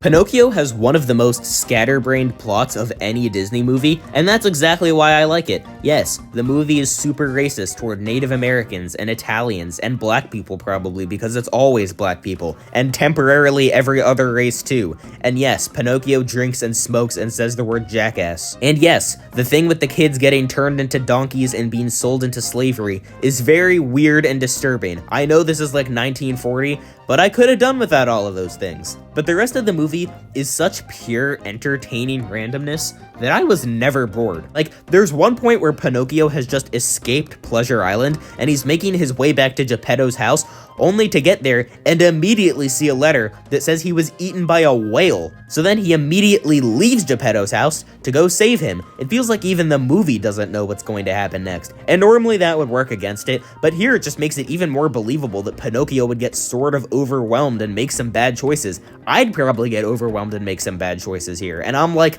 a lot older than Pinocchio by like all of my age, because he's like 2 days old, and the insane things that happen as a result are so much fun. Pinocchio is kind of a blank slate of a character, but I'm fine with that since, if you forgot, him being young and impressionable is literally the whole point of the movie. I do wish he had more of like an arc though. He spends about an hour doing whatever he wants to, and then he does one selfless act and instantly proves to the Blue Fairy that he's kind-hearted, and that doesn't seem quite right, especially because that one selfless act he barely even contributed to. It was mostly just luck that he and Geppetto happened to wash up on shore. Plus, the thing with his nose growing only happens in one scene. That's like Pinocchio's whole thing. I just wish this movie about a kid growing a conscience had any conscience growing in it. And I like Geppetto a lot too. I like his design. I like that he sleeps with a gun under his pillow. I like that he keeps thinking he's hallucinating Pinocchio. And I like that that happens multiple times. Who's there? It's me. Oh, it's me. Father! Don't bother me now, Pinocchio! Pinocchio! Father! What you crying for? Because you're dead, Pinocchio. No, I'm not. Yes, you are. My guy, I think you might need to go to ye olde urgent care. There are fewer songs in this movie, but that's okay, especially because all of the ones that are here are really good. There's a reason why When You Wish Upon a Star is like Disney's main theme now. What else is there to say? I mean, the animation is pretty good. All of the underwater stuff and just the water physics in general are really impressive. And the scene where they're getting chased by Monstro, I'm not even sure how they did. Pleasure Island is a horrifying idea, but it's really detailed. It looks like that one Cuphead boss, and I like it. And Pinocchio's village is a really good feel. Certainly feels cozier than the one in the movie made 2 years ago. Just like with Snow White, and just like with a lot of the movies to come out after this, you can tell that just showing off some nice moving pictures was a primary goal, which is why we have this whole, like, 3-minute scene of a wall full of cuckoo clocks. Like I've said, I used to really hate this, but looking at it through the same lens I used to watch Snow White, it makes the whole thing just a lot more enjoyable. And these scenes cut into the actual story way less than they actually do in Snow White, which I think was a good choice, since this and that were trying to accomplish different things. Pinocchio is a pretty weird movie, and that's why it's so great. I debated for a while on whether or not to put this above Snow White, and I guess it doesn't really matter because it's only just above Snow White, but I guess, in general, it is the superior movie.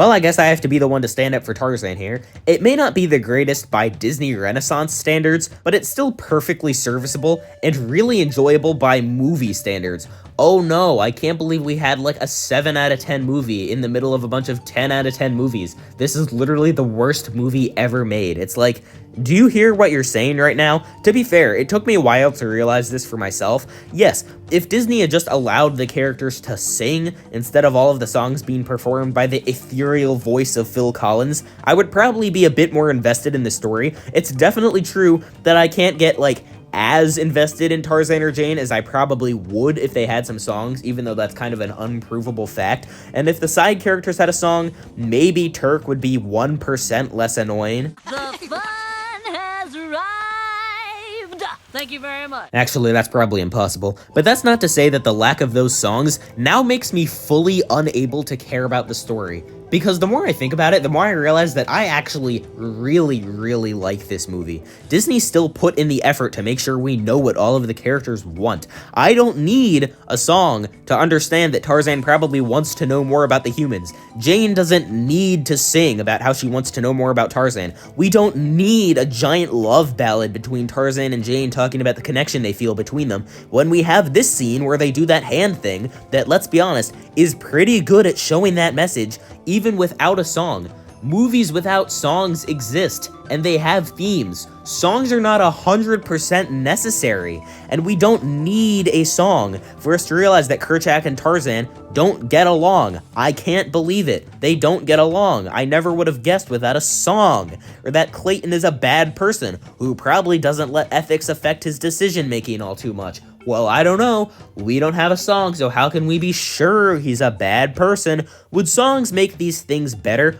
A lot of them maybe, but this isn't a Mulan 2020 situation where the things those songs accomplished were left unreplaced. We get scenes of tension between Tarzan and Kerchak. We get scenes of Jane being curious about Tarzan. We get scenes of Clayton being an unapologetic asshole. If you would prefer diegetic songs in this movie, that's fine. Probably so would I, but let's not pretend we're left with some sort of soulless abomination because the person singing the songs isn't a character in the movie, and it's not even like the songs are bad either. It could be because I grew up with this movie, but I love this soundtrack. These songs are just as great as the rest of the Renaissance songs. Not a single one is below 9 out of 10. You'll Be in My Heart is still a good song, even when it's being sung by a balding white guy. Son of Man is an absolute bop that, to be honest, probably makes more sense in the movie this way, because who the hell would be singing this song? And Strangers Like Me, and the scene that goes along with it, is probably the part of this movie that I remember most. I wouldn't call it a magical experience or anything,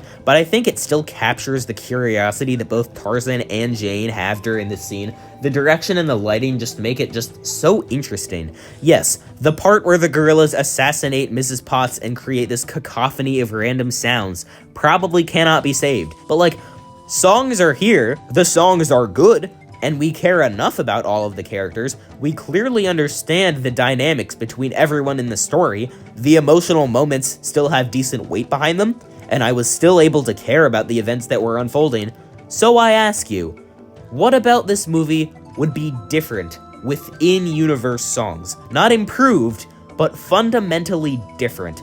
The way I see it, not enough to make a huge change in the movie's overall quality. I still have my fair share of issues with it. Like, the first 5 minutes with the Jaguar are Oscar-winning. They're scary, they're intense, all the elements of this broken treehouse are used really well, and it's overall really great. It really looked like it was going to be the main antagonist of the movie, but then it got killed in the first scene with Tarzan as an adult. I didn't realize it was that early, but it was literally the first scene. Also, I definitely agree with the argument that Kerchak should not have forgiven Tarzan. His death scene was sad, but only as long as you don't think too hard about, wait, why is he suddenly forgiving him here? And the racism metaphor that may or may not be somewhere in this movie does kind of get muddled by the fact that it's between humans and monkeys.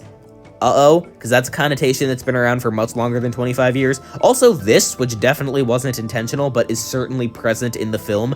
And Turk is still incredibly annoying, and I wish she didn't exist. He? She? I don't even know. But in general, I still really...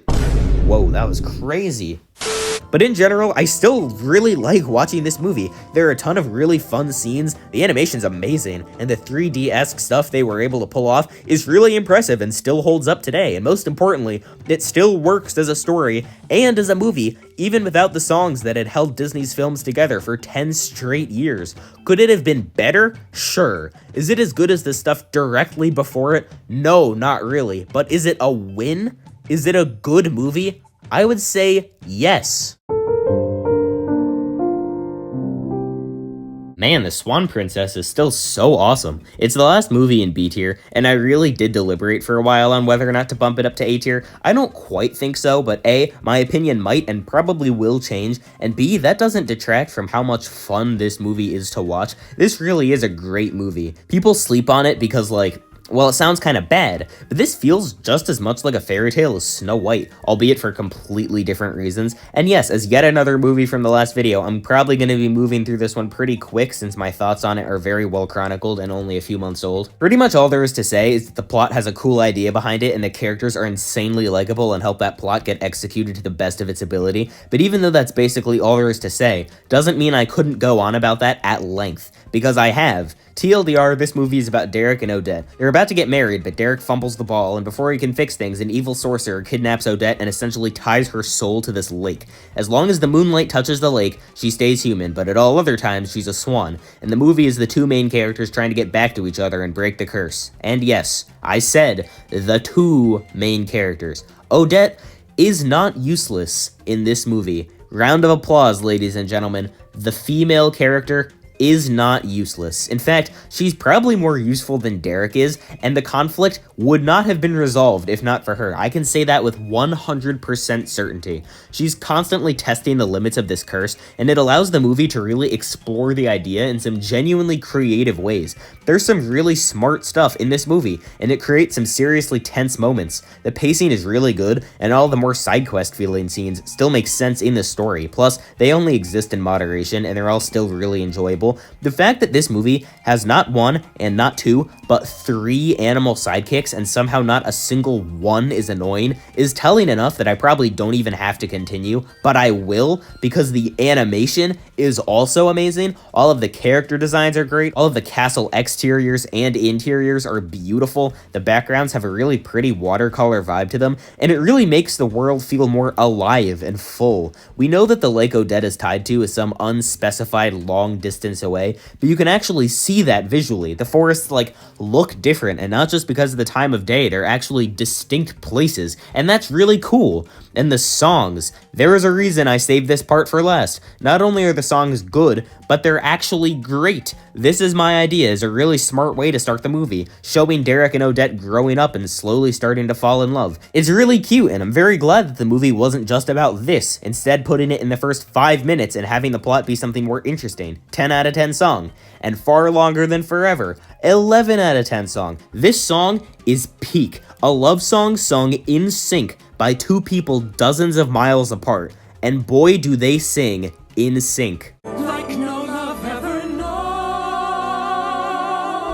Am I the only one who's impressed by how in sync that is? If you took out one of those online tuning apps, I guarantee they would be playing the same hertz sound. It is that in sync. The Swan Princess is by far one of the most underrated princess movies I've seen. Every character is good, every new plot element is great, the songs are even better than great. I don't love the movie, but it's definitely up there as a slightly below average Disney Renaissance adjacent film. That sounds like a backhanded compliment, but it really isn't. Totally watch this movie at some point, and if you have kids, make this a priority for them to watch. Right up there with the greats.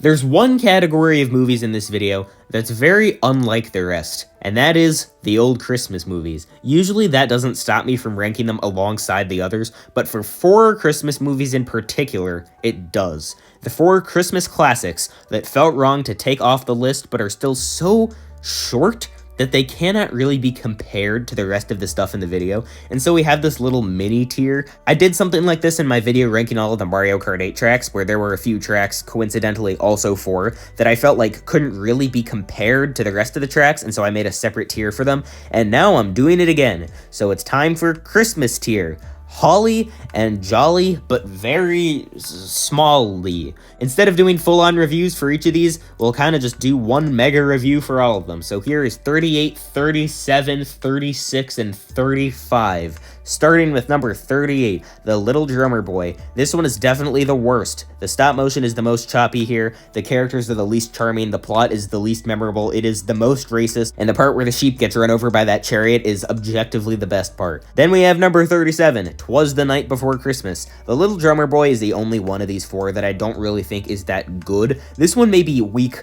but it's still charming and I still like it. The fact that they managed to take a poem with absolutely no substance, because it's literally just a guy flexing his vocabulary, and somehow turned it into an original story with some pretty nice Christmassy themes, is actually really impressive. The animation is not the best, but that's fine, because it still has tons of that Rankin and Bass quirkiness, I guess, to it that makes it so nostalgic on rewatch, and the songs are awesome. I can say this about all 4 of these, even The Little Drummer Boy probably, but still, even A Miracle Needs a Hand was never one I really cared for when I was younger, but then again, neither was this movie in general, and now I think it's really good. Cool little short film thingy, nice ideas in it, some cool characters, and I don't know why this town of humans coexists with a bunch of sentient mice. Number 36, How the Grinch Stole Christmas. This is probably tied with the Charlie Brown holiday movies for the most iconic Christmas television ever made. You watched this during Christmas. Do not lie to me. Your parents watched this during Christmas. Maybe their parents did. Maybe their parents did. I don't know what your family looks like. This one wasn't made by Rankin and Bass,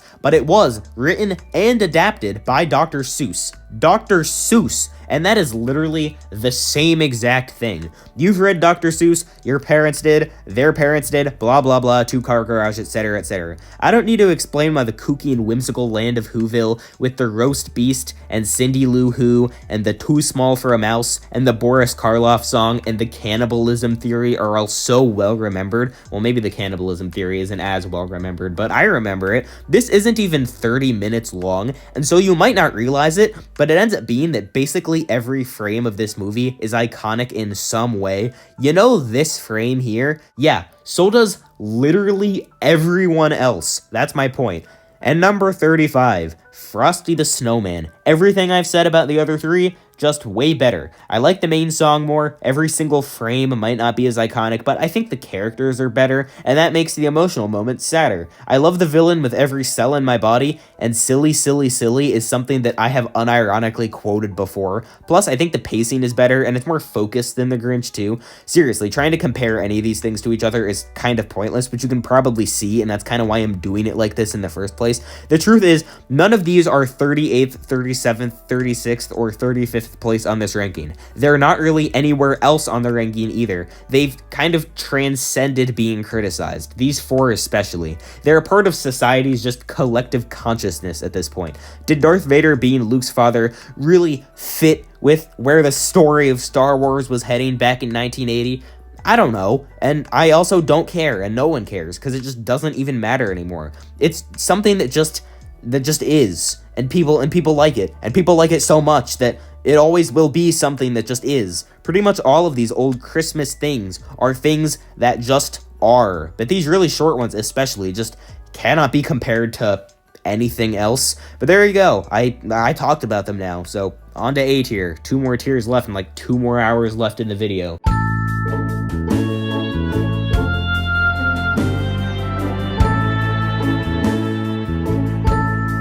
So we're like 3.5 hours of combined video into this by now. I think that's far enough to safely say that animated movies are pretty good. In fact, I'd say that the majority of them are. And right about now, we're transitioning from the good ones to the great ones. A tier, lit on God, no cap. The ones that I think are just straight up awesome. These aren't the ones that I love, but they're ones that I will enjoy any day of the week and have an absolutely fantastic time watching. I've been saying this for a while, but for real now, everything from here on out is a must watch. These top 34 movies are essential viewing, and this is actually the longest tier with like 18 movies, I think, taking us all the way up past the top 20 by the end. We're getting near the end now, only a few hours left.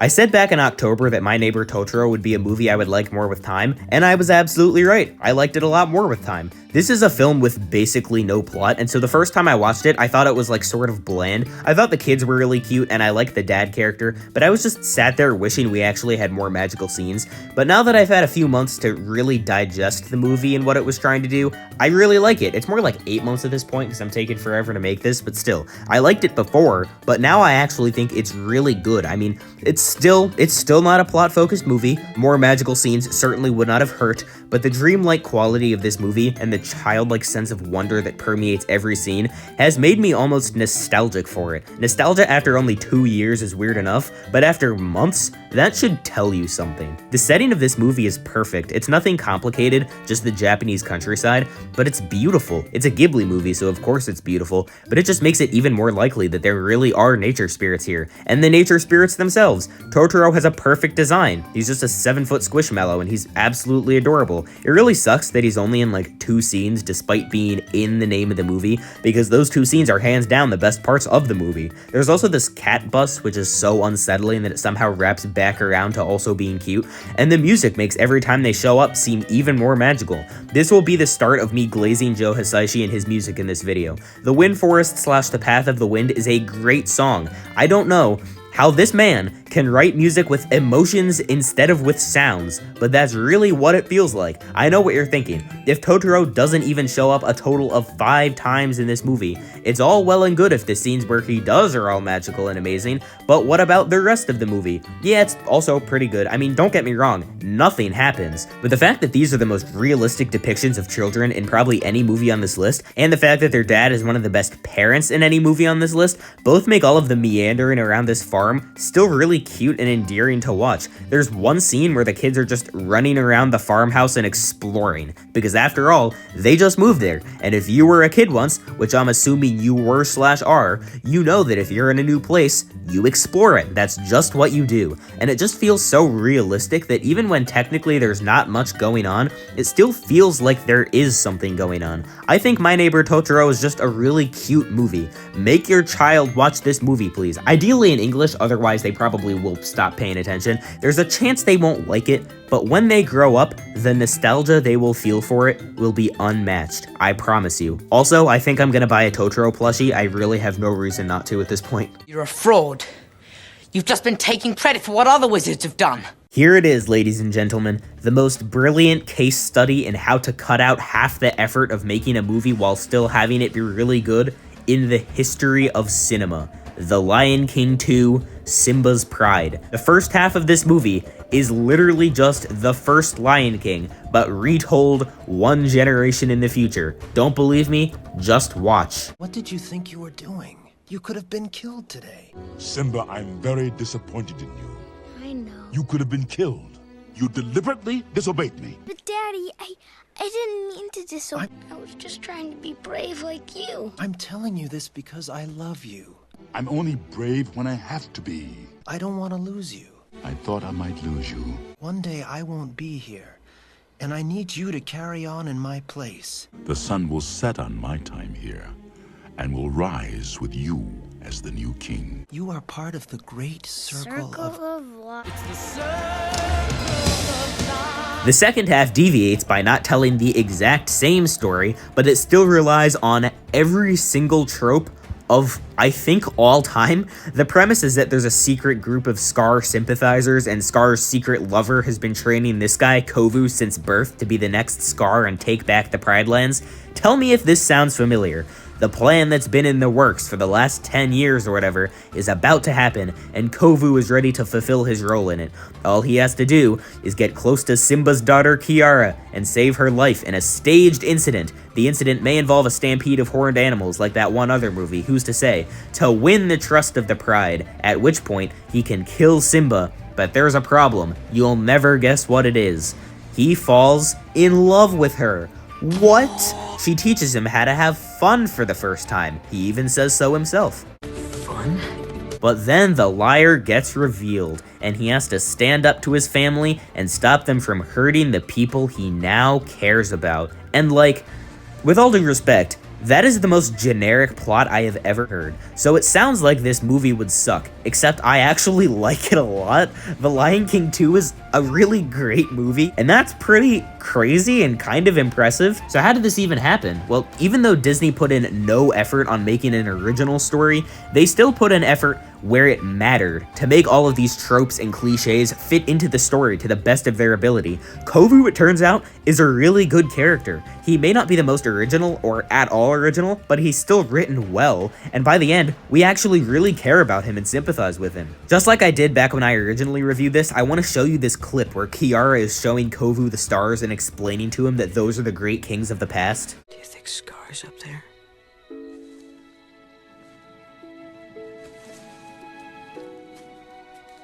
They didn't have to put this in there, but they did, and it makes the movie so much better, and dare I say, nuanced. Plus, Kiara is a surprisingly good character too, and their romance gets developed shockingly well. It's like not bad, and the animation is somehow fantastic, like on the same level as the original movie. The grasslands can be cheaped out on very easily because there's nothing here, it is just grass, but instead, there's probably more detail here than in the original movie. And they changed something in the eyes too, and it makes all of the characters a lot more expressive. For the most part, the songs are only just okay, but the one Kiara and Simba sing at the beginning that keeps popping up as a leitmotif throughout the movie is really catchy, and I still actually remember it almost a year on. Considering how bad you would think this movie is, it's really surprising how much it gets right by doing so little.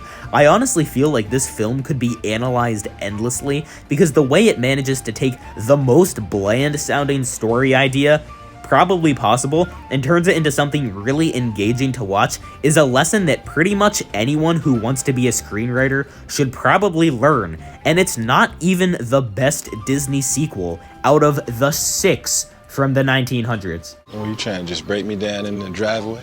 Why you want to break your father down like that? So, I didn't have much to say on Grave of the Fireflies originally, and I still don't now. This is one of those movies where you will watch it precisely once and no more. It is one of the most devastating movies ever made, and certainly the best piece of anti-war media I've ever seen, and it speaks for itself incredibly well. Truth be told, there's really nothing to say about this movie.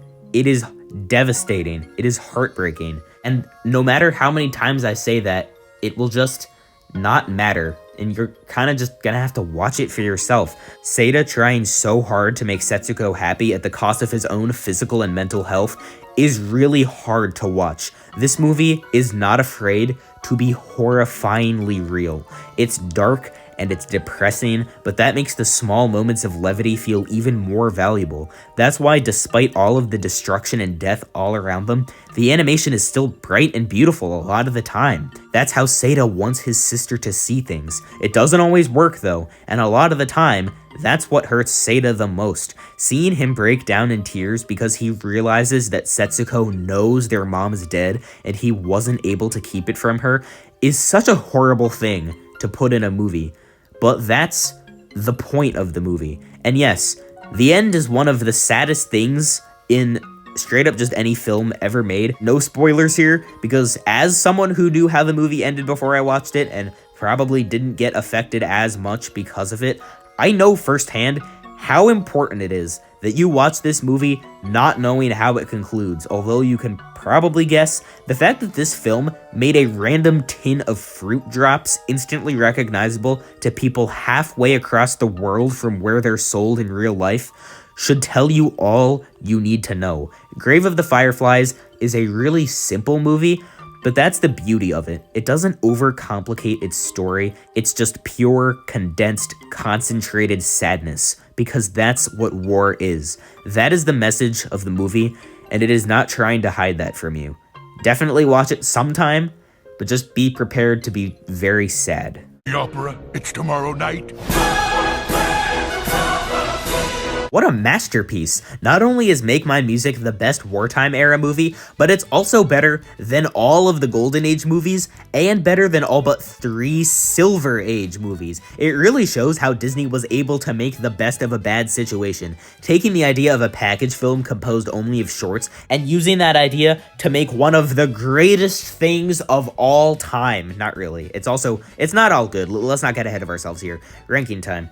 Number 10, Without You. If you make a short with some cool abstract visuals, I'll probably like it more than a 5-minute sequence of just normal things, like trees, for example. But if you make a short with some abstract visuals, or even just unrelated visuals, that make me have literally no idea what I just watched, I'll probably end up not wanting to watch it again. And that's what Without You is. I'd explain what it is, except I can't. I guess the music is fine. The comment under the YouTube video that says I haven't heard this song in 75 years made me feel pretty guilty for putting this last, I'm not gonna lie.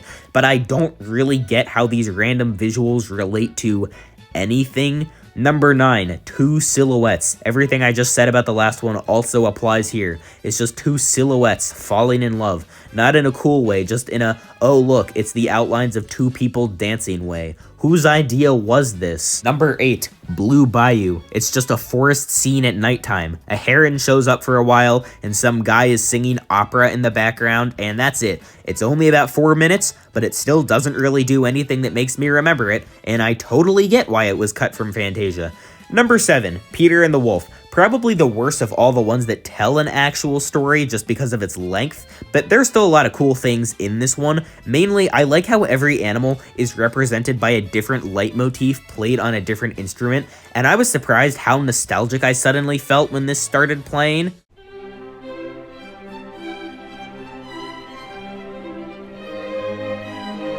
Who wrote this song? Oh, that makes sense. Plus, the general story is also pretty okay. I like all of the character designs, and the wolf is actually seriously menacing. It's not like this is bad or anything, it's just that all of the others are better. So there were only, what, like 3 bad ones? That's pretty good. Also, we see the duck die. It's not hinted at or anything. We watch it walk through the gates of heaven. That is as dead as you can be. How is it now fine? What happened? Number 6, The Martins and the Coys. This one is about 2 rival factions on nearby hilltops that are always trying to kill each other. What I like about this one is that they actually do. Everybody dies. And this also might be the reason for the whole movie not being on Disney+. Well, not also. It is definitely the reason. I mean, to be fair, I would definitely say that this counts as comic gunplay.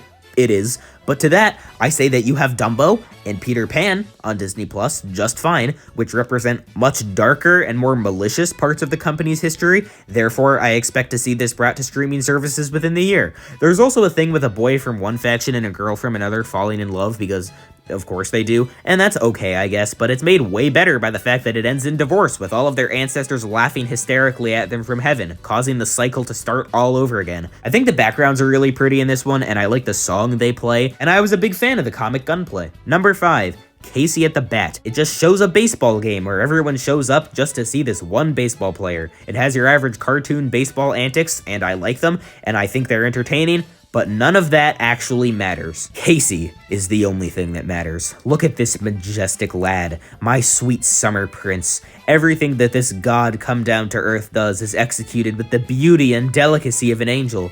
Nothing else in this short even matters, because it all pales, do you hear me? Pales in comparison to the magnificence of this broad-chested sculpture of a human being. Number 4, Johnny Fedora and Alice Bluebonnet. Yeah, that's right. That's not getting any clarification at all. Johnny Fedora and Alice Bluebonnet. This is one of the weirder shorts in Disney's collection. It's just the love story of 2 hats. Yeah, 2 hats. And somehow it's actually not that bad, which is even crazier. Watching this hat try to find the love of his life was actually kind of cute. And I like how at the end, when he's given up all hope, he just looks over, and by pure coincidence, she's just there. I got about as invested as you can realistically hope, considering that it's a love story between hats. And except for the kind of iffy part with the homeless black guy who stole the hat and immediately got into a gunfight at a bar, which I'm sure had no underlying message whatsoever, I had basically no big issues, you know, other than the main idea of a love story between 2 hats, which I'm not sure if I mentioned, is stupid. I like the city, it looks really nice.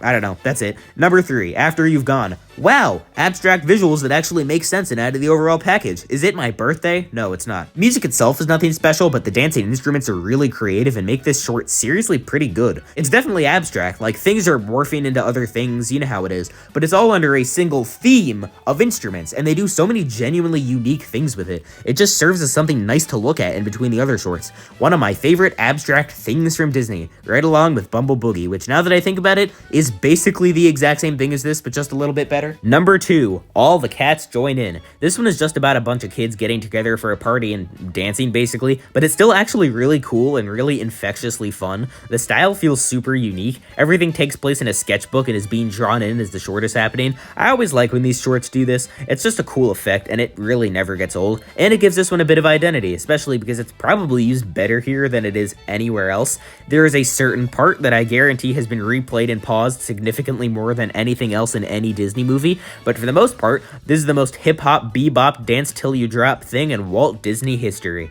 And number 1, The Whale Who Wanted to Sing at the Met. It was the best 2 years ago, and it's the best now. This opera singing whale is one of those things that everyone knows about, although most people don't know where he's from. Well, this is where he's from. Not only is the whale super charming, but the idea is just so ridiculous that it's impossible to not have a fun time watching this. And as the opera shows go on, the idea just becomes more and more brilliant. But what really cements this short as a masterpiece is the end. Spoiler, I guess, even though this is like 80 years old, but he gets harpooned and dies. And even though it tries to end on a happy note by showing him singing opera in heaven as this angel whale, it still just feels really melancholy and just very bittersweet. This is one of the only shorts Disney ever made that has an honest-to-goodness theme, this one being that sometimes people just can't handle a miracle, which is probably why it got so famous, and deservedly so. This is right up there with The Sorcerer's Apprentice for sheer perfection. 10 out of 10 art, belongs in a museum,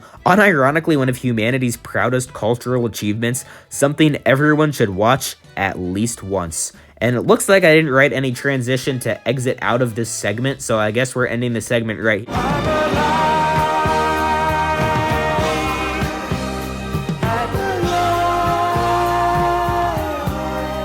What would you say if I told you that Rankin and Bass, the guys from all those old Christmas movies, made an animated feature film in the 1980s? What would you say if I then told you that it's one of the most otherworldly things I've ever seen in my entire life?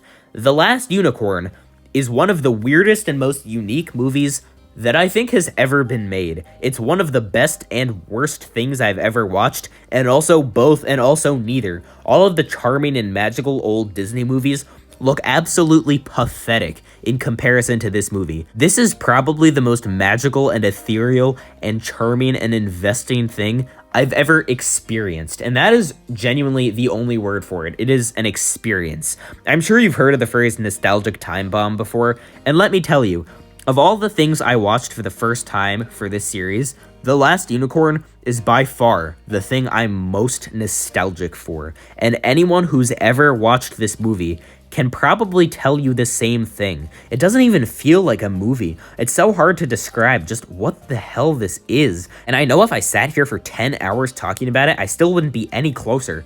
But what I do know is that literally every element of this movie just adds to the dreamlike storybook quality that makes watching this feel like you're reliving a past life. I'm not even kidding. The backgrounds are gorgeous. All of the settings we see throughout the movie feel distinct, as do all of the things in those settings. The character designs are all perfect, even this one lady who looks like she got her chin caught in a textile mill. They all have these thick outlines around them, which typically I'm not a fan of, but here it just adds to the style and makes things even more like you're watching an epic tale from some weird ethereal land.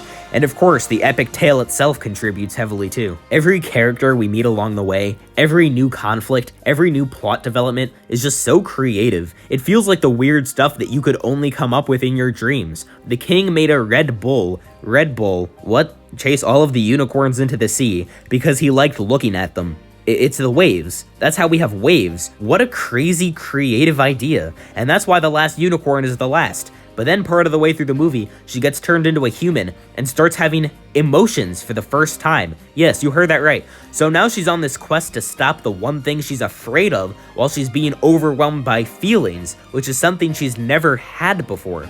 You can't tell me Arthur Rankin Jr. or Jules Bass didn't have a dream about the entire plot to this movie quickly wrote it down before they forgot it and based an entire film off of it. Because that's sure what it feels like. Especially because every voice actor is someone I know, so it feels like every voice was just picked out of my own brain. This old hag is Mrs. Potts. The prince is Jeff Bridges. Schmendrick is a younger Alan Arkin, which is so uncanny to hear because I can't even picture what Alan Arkin looked like when he was younger. All of these dreamlike things make this movie just so unique. But the thing I'm by far the most nostalgic for is the music. The main theme for this movie was written by, I'll let you guess, it was written by America, and it's one of the most beautiful things ever composed. I'm not kidding, and it's not even the only great song in the movie. I could say the exact same thing about Mayans Road, too. I listen to these songs all the time. They're probably in the background right now as some sort of instrumental that's royalty-free. The soundtrack to this movie is just the most delicious icing you'll ever taste on what was already the weirdest cake ever baked. The Last Unicorn is not a perfect movie. The pacing falters quite a few times. I think they spend a bit too much time just walking around the king's castle, and this butterfly makes me want to kill myself. And my eyes did kind of glaze over when I was watching it and realized there were still 20 minutes left. There's a reason it's not at the top of the list, but at the same time, this movie's placement on the list literally does not matter. Same with everything else Rankin and Bass made, because it's barely even a movie, and I mean that in the best way possible. Everyone should watch this at least once so that they can come back to it later. Coming back to this movie just a year and a half after I watched it the first time and feeling like I've known it my whole life is one of the weirdest and most uncanny experiences I've ever had. And things like that can't really be compared to 91 other things that are honestly nothing like it at all. It's just The Last Unicorn. That might not seem like a lot, but trust me, it is. Oh yeah, and during the credits I noticed a lot of Japanese names, so I looked it up and found out that this movie was animated by Topcraft, which would later splinter into multiple companies, one of which is Studio Ghibli. That might be the single most insane piece of deep animation lore of all time. I thought you were dead. Greatly exaggerated. Based on everything you know about Pocahontas, you would probably imagine that a sequel movie would be absolutely intolerable and just an overall miserable experience. But not only is Pocahontas 2 Journey to a New World not that at all, it's also an unironically great movie that has not decreased in quality for me at all over the last year or so. At first, I kinda assumed I would like it a bit less after the shock of a good Pocahontas movie wore off, but that hasn't happened. I still think it's just as surprisingly fantastic as before. And do you know how they accomplished this feat? They ditched everything from the first movie. Mainly the two things that were really not working, the racism and John Smith, which are kind of intertwined. The whole idea behind this movie is that this guy John Rolfe visits America as a diplomat, but her dad really does not want to go to England, so Pocahontas goes in his stead to try to bring peace to the two nations. Things don't exactly work the greatest, and then Ratcliffe shows up again, and the movie's just about that. There's still plenty of racism in this movie, but not in a malicious and stupid way like in the first movie. Actually, in a very blunt way. Pretty much everyone in England is just flat out racist, but that's because they were in real life. Here, it actually works toward a theme where those characters are obviously wrong. The same thing happens with John Rolfe, who has essentially replaced John Smith because everyone thinks he's dead. He starts the movie as kind of pompous, but not in an annoying or arrogant way. He's surprised that Pocahontas volunteers to go to England because she's a woman, stuff like that, but it's portrayed as obviously wrong. Let me repeat, all of his flaws are portrayed as obvious flaws in his character that he then slowly overcomes as he gets to know Pocahontas better. And let me tell you, as a result, he acts as a much better love interest than the other John. He's really a good person, and you can tell that by the end, he really does care about Pocahontas and the fate of her tribe. Watching him and this delightful old woman who likes tea try to educate Pocahontas about English things to appeal to the king is sort of the point of the movie, and John Rolfe makes it really entertaining to watch. I thought they were gonna set up some sort of stupid liar revealed trope, but they don't even mention it. And then when John Smith comes back, instead of the movie indulging in stupid cliche conflict between the Johns, they end up getting along really well and they become like best buds. And then when Pocahontas chooses John Rolfe at the end of the movie, John Smith just tells her that he completely understands, wishes her the best, and leaves the movie. What? The way this movie handles all of these topics is 100 times more mature and smart than the way the last movie handled them, which is ironic, since the last movie was written to be a deep and mature story so that it would win an Oscar. Meanwhile, Ratcliffe is back and he's better than ever. As the main antagonist, it makes sense that he's the most racist one, but instead of the movie portraying that racism as exclusive to him because he's just a bad person, whereas everyone else is innocent, here, he's just convincing people who already share his beliefs that Pocahontas can't be trusted. And the animation, again, the animation is absolutely phenomenal. John Rolfe's house is so detailed and it makes the whole thing feel so warm and cozy, and the streets of London look really great. I can't stress enough how great the streets of London look. The song that plays when Pocahontas arrives in London is basically just the Englishmen introducing us to their city, and it's one of the most inviting and good songs on this whole list. It's called like London Town probably or something. It's on YouTube, I'm sure, and you should watch it now. It's actually like one of the I don't know, there's just something about it. Journey to a New World really was the most apt name for this movie. It's basically saying, that movie took place over there. We're not doing that anymore. We're over here now, and our movie is gonna be like this. And then they went and made a sequel that fixes every problem the original had, and improves on everything else too while it's at it. The characters are likable now. The movie's fun to watch now. The themes aren't horrible and actually make sense now. The pacing's great now. The soundtrack's great now. The animation's great now. The movie's just great now. This is such a fun movie to watch, and hands down, the best Disney sequel from the 20th century. You definitely don't need to watch Pocahontas 1 to understand this movie, and you definitely don't want to watch Pocahontas 1 if you like movies that aren't insulting and horrible. I am a certified Pocahontas 2 fan, and I will defend His Excellency John Rolfe until the end of time. Solomon, give me the child! I don't get it. The Bronze Age movies I used to like, I now don't, and the ones I didn't like, I now do. But I'm not gonna complain because I'm really glad I came around on The Rescuers. I still definitely see all of the issues that made me not like this movie initially, but I also now see all of the great stuff that makes me sort of not care anymore. Disney cooked with these Bronze Age mouse movies, let me tell you. So I originally, like I said, didn't really like this movie. I like the idea of a world-spanning network of mice that rescues kidnapped children, but the child kidnapper in question and her reason for kidnapping the child, and also her choice of hostage location, kinda ruined things a bit for me. To be fair, Medusa is kinda still a nothing character, and her only trait is pure greed. Not in an interesting way like other Disney villains, more like in a budget Cruella de Vil way, and there's a reason for that. That reason being, she quite literally is. This was originally gonna be a 101 Dalmatians sequel, and Cruella was meant to be the villain, but then Disney said, wait, we don't like sequels though, which is very interesting considering they then proceeded to make a sequel to this very movie, and then they changed their minds entirely and made sequels to everything else too. So their only excuse for why this movie has such a weak villain is now completely null and void. Also, Moana 2, this is gonna be my only chance to mention this. Moana 2? Are you kidding me right now? Also, Medusa kidnapped this child so she could send her down a small little hole to go retrieve this big-ass diamond. Except why in God's green swamp would you need a child to go down there? Is it really easier to abduct an orphan and drag her across the planet than it is to just dig the hole slightly larger, or even just get like a dog to do it or something? Also, they kidnapped her before they even found where it was, so how do they even know she'd be useful at all? The only thing they say in the movie is, she's the only one small enough to squeeze down the hole, and that's definitely just not true. For all of these reasons, the last time I watched this movie, I did not like it.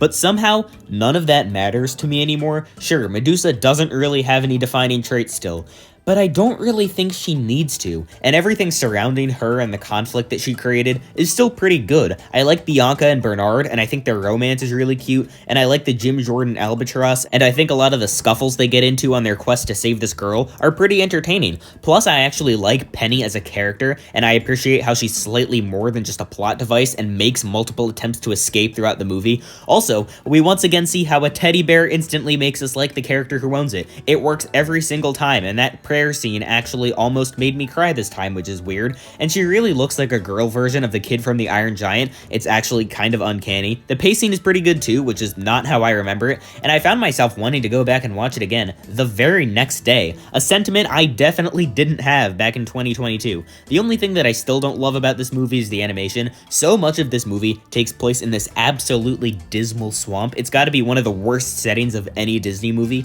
It'd probably look nicer if it maintained the really pretty canvas canvas art style from the opening credits, which goes so hard by the way, but that's not what happened, and it really sucks because the stuff not in this swamp looks pretty good. The Rescue Aid Society has some cool details and feels really cozy. Wait, why does Africa only have one delegate? And the orphanage and even just the city streets just fit with the vibe of the movie. None of this stuff looks even remotely Xeroxy, and I'd say that most of the character designs are pretty good, but like, this swamp is really not great, but that's only one issue, and pretty much everything else I've completely turned around on. I like this movie now. I think it's pretty good. We may not have gotten 101 Dalmatians 2, but we did get The Rescuers 1, and you know what? I'll take that any day of the week.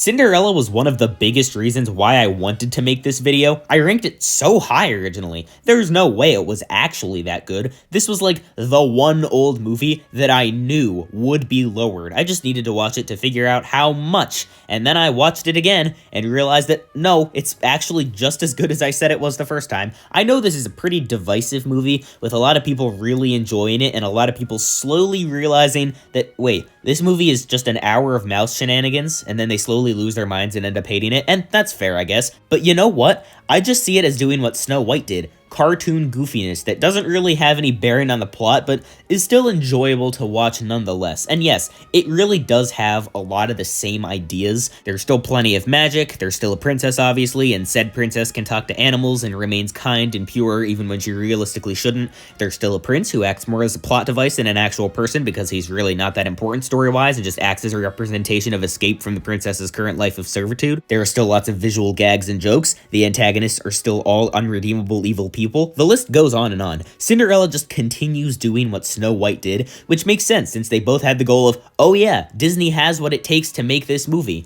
and paired with a stronger story, with a lot of tension once the plot gets started, might I add, we're actually left with a movie even better than Snow White. Cinderella is actually a decent protagonist. If anyone was looking for a version of Snow White that maintains her innocence and kindness, but doesn't act like a jellyfish and float in the breeze wherever she's told to, hello, she's right here. Yeah, she does fall in love with the guy after dancing with him for 20 minutes, but he falls in love with her back. They're both equally dumb in this regard, and there are plenty of other more sexist things from this time to get mad about.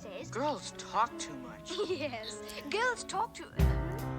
And beyond this one thing, she's actually not that much of a doormat. She obeys her stepmother, but you can hear the vitriol in her voice every time she says yes to some command. She's not the best Disney protagonist, but we've definitely had worse. And speaking of Tremaine and the stepsisters, they're all such great villains, some of the best and most memorable in Disney history. Everyone knows about wicked stepmothers. It's a thing in our society that just is, like Darth Vader being Luke's father, or the old Christmas movies, which is an analogy that I cannot stop using in this video, but whatever. You have to be on another level of iconic to perpetuate something like that to that degree. And honestly, the same thing can be said for the whole movie. Everyone knows the story of Cinderella after all, and most Cinderella stories aren't 75 years old. Tremaine is straight up evil, and the stepsisters are obnoxious but in a funny way. I like that they make a point to show how inept at absolutely everything the two stepsisters are. It just makes it even easier for the audience to see how unfair Cinderella is being treated and really hate this woman. Plus, it makes it so much fun anytime they're on screen. And also, the animation is like amazing, so much better than the Golden Age movies. The sets are huge. Like, imagine the logistics of making any of the scenes with all of these stairs. Just think of all of the stuff you'd have to do to draw that. There are some effects like the fairy godmother's wand and these bubbles in this one song that hold up really well, and the character designs are great too. Cinderella's is probably the worst just because she looks like the most average white woman I've ever seen, but even then, her design isn't bad, just nothing special, and the gown is so iconic anyway that it doesn't even matter. Plus, every single object in the movie has so much detail, and since this time around I knew exactly what was coming, I made sure to enjoy it. And the songs are really great too, probably also better than most of the Golden Age movies. They're the ones that everyone knows, but there are just as many that people just don't talk about enough. Every single one is great, and I just wish there were more. I even like the one that the mice sing, although I totally get if that statement is simply too much for you and you slam your computer shut immediately. To be fair, my biggest complaint with the movie is the sheer amount of mouse antics we get in this movie. I don't have a problem with cartoon hijinks, and I usually like them, but I also like to have some sort of balance. One of the things I really appreciated about Snow White was that balance between actual character character and plot moments and more cartoony moments. Obviously, there should be some, since that's kind of what Disney was and still is kind of known for, especially so back when Snow White came out, and I'm really glad we still have that classic distributed by RKO Radio Pictures energy in this movie. It just wouldn't have that nostalgic charm to it otherwise. I really love the visual comedy in this movie. I like the fact that the king and the duke are just goofballs instead of random boring people. All of the little jokes here and there give the movie so much more personality, but there's definitely a lot of it. I like pretty much every scene with the mice on its own, but when you put them one after the other, it does get a bit annoying, and by the end it's kind of like, really, we have to make the mice dragging the key up the stairs into this whole thing? I really like this movie in its current state, but considering how phenomenal things get when the plot actually starts happening, it definitely seems probable that it would be an overall better movie if the first half actually had Cinderella in it instead of just a bunch of mice on a quest to make Cinderella a dress. I like every single scene with the mice a lot, like I said, and if this was like 3 or 4 10-minute shorts and Jack and Gus were replaced by Mickey and Minnie, they would be absolutely peak, I'm sure. But I just feel like some of this space could have been used for something other than this in this situation. But I still stand by Cinderella. The pacing really is not that bad. In fact, it's really great. People say a lot that things only get going at the very end, but that's not the case at all. By the halfway point, granted that includes credits, Cinderella is already getting into the carriage. All of that great classic stuff that people say we barely get to see has like half an hour all to itself, and it's not like nothing happens in the first part either. What I'm getting at here is that my biggest issue with the movie is way less of an issue than I thought it would be, just like with Snow White. This ended up just being a full review, it turns out, also just like Snow White, but like, this movie deserves it. Cinderella knew what it was trying to do and nailed it. Great start to the Silver Age, but a Cinderella story is still 50 times better. Oh, and I can't believe I forgot about the best line in any Disney movie, with some of the best subliminal messaging I've ever seen. And I can do the sewing. Leave the sewing to the women. Modern Disney wishes they could take this back, but guess what? They never can. 10 minutes into the game and the game is already trying to make me sad. The Disney Bronze Age was overall probably not great for the studio, but that makes it even weirder that right in the middle, in a row, we got 3 of the best Disney movies ever. One of them was The Great Mouse Detective, one of them was The Rescuers, and in between them was The Fox and the Hound. What a phenomenal movie. It's so good that I almost feel like I don't even have to say anything more. I could easily just tell you that you need to watch this movie and go on my way, and everyone who's ever watched it would say, no, he's right, but obviously I'm not going to do that. The idea of 2 people who are supposed to hate each other becoming friends isn't exactly an original idea. In fact, it might be the least original idea of all time, but the way it's executed sets this one apart. Normally the story is about proving society wrong and teaching everyone not to be so hateful, but this movie kinda isn't that. Society doesn't get taught anything here. It does the teaching. After watching Copper and Todd go on a bunch of cute little escapades as kids, we're forced to watch them slowly grow further and further apart. And by the end of the movie, they hate each other, or at least Copper hates Todd. Even once Todd goes away to live in the forest, Copper and the Hunter are both so blinded by their prejudice that they go out of their way to make sure he dies anyway. If that's not a metaphor for something, I don't know what is. Also, as soon as Todd enters the forest, a bunch of the animals basically tell him to go back to his country, which I feel like I don't even need to go into any more than I just did. Of course, they had to end it happily. Some people say that this undercuts the message,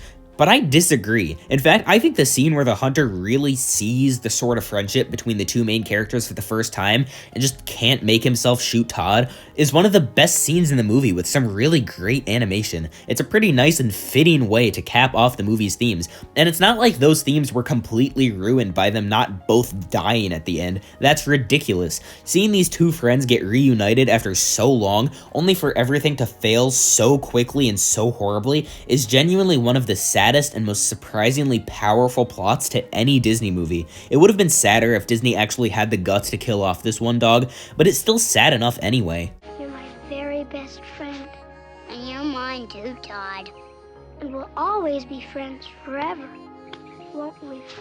Yeah, forever. I love dramatic irony, don't you? Honestly, this whole movie is a testament to the power of dramatic irony, and that's not even including this absolutely heartbreaking scene where Todd's owner returns him to the woods, which is not only another good example of dramatic irony, but is also another good example of something that's sad as hell. We know what's happening, the old lady obviously knows what's happening, and she's silently crying the whole time about it, and we're also silently crying the whole time about it, but Todd doesn't realize, and that's what makes the whole thing 1,000 times sadder. Plus the forest and just the animation in general is great. I feel like this marks the real turning point of when Disney was able to fully make Xerox work to its truest potential, and I say that because the movie just looks fantastic. I think they finally realized, hey, maybe cheaping out on the backgrounds isn't working out. Obviously, Xerox movies before this had nice backgrounds too, but I don't think they were on this level. You almost can't tell it's Xerox at all, and for me, there's no bigger compliment than that. I guess there are some filler parts here and there, like I could have done without watching Todd try to hook up with some lady fox whose name I do not know, and any time spent on these two birds is a complete waste, no matter how much I like the caterpillar guy. But you know what? It basically doesn't matter. This is still by far one of the saddest Disney movies, and probably also one of the saddest on this whole list. Others have their sad moments for sure, but when it comes to making a movie that, when you think back to it, makes you just feel sad before any other emotion, I can't really think of another that compares to this, like Bambi, I guess, but come on, let's be serious here. The Fox and the Hound is just a great movie, and a way better commentary on racism and prejudice than anything modern Disney could possibly put out, and the whole world knows it. Grandma, it's me, Anastasia. Anastasia is the Disney Renaissance movie that never was. I'm so glad that Don Bluth was able to get one more win before he faded away, and what a win it is. There's a reason that so many people think that this straight up is a Disney movie, and that reason is that it's awesome. There aren't even that many films actually from the Renaissance that I enjoy as thoroughly as this. A lot of them are ranked higher anyway because they don't have Rasputin, which we'll get to, but he doesn't change the fact that there are honestly very few films in existence that have as much sauce as this one does. The story had a lot of potential to be really dumb. The Duchess Anastasia doesn't remember that she's the Duchess Anastasia and pretends to be the Duchess Anastasia even though she actually is the Duchess Anastasia. That sounds kind of ridiculous, but it isn't at all. So basically she gets involved with these guys, Dimitri and Vlad, who have heard news that Anastasia's grandma is offering a big reward for anyone who can return her granddaughter to her. They have a plan to find a girl who isn't actually the real Duchess Anastasia and make her seem like the real Duchess Anastasia to get the reward. But things get interesting when the girl they pick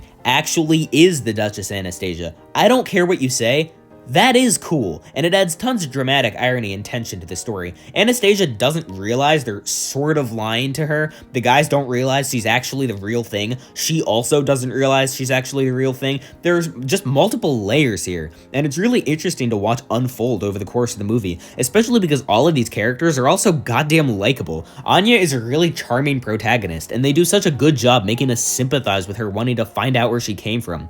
Obviously, the tension doesn't come from us also wanting to find out, since we already know, we start the movie knowing, but here, they use the fact that we already know to make us root for her to figure it out even more. But just as strong, if not stronger than Anya, is Dimitri. One of the best love interests in any movie I've ever seen. He has such fantastic chemistry with Anya, and on top of Vlad being the greatest side character in cinematic history, it makes the whole middle chunk of the movie where their plan gets set in motion so fun to watch. In case you forgot or haven't seen the movie, Dimitri used to work at the palace as a boy, and he was the one who led the royal family out through a secret passageway, but in one of the most brilliant uses of a small detail coming back later in the movie I've ever seen, we get this one thing toward the end where Anastasia is talking to her grandma and telling her a story about the night they fled the palace to convince her she's the real thing. Of course, Dimitri was there, and as she tells the story, we get this amazing shot where you can see Dimitri slowly realize that this girl who he picked out by complete chance to be the fake Anastasia is actually the real Anastasia.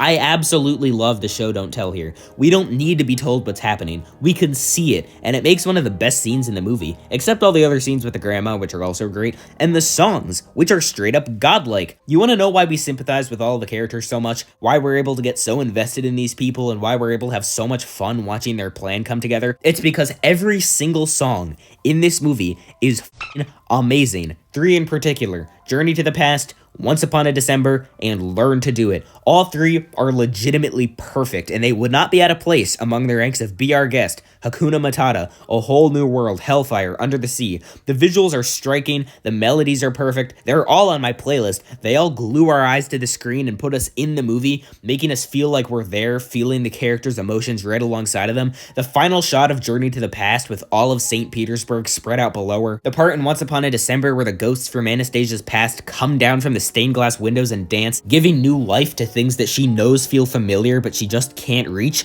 all of Learn to Do It, which I honestly probably like more than both of the other two because of how infectiously catchy it is the whole way through, the way the characters take turns singing, some really smart and funny lyrics. This part... And I recall his yellow cat. I don't believe we told her that.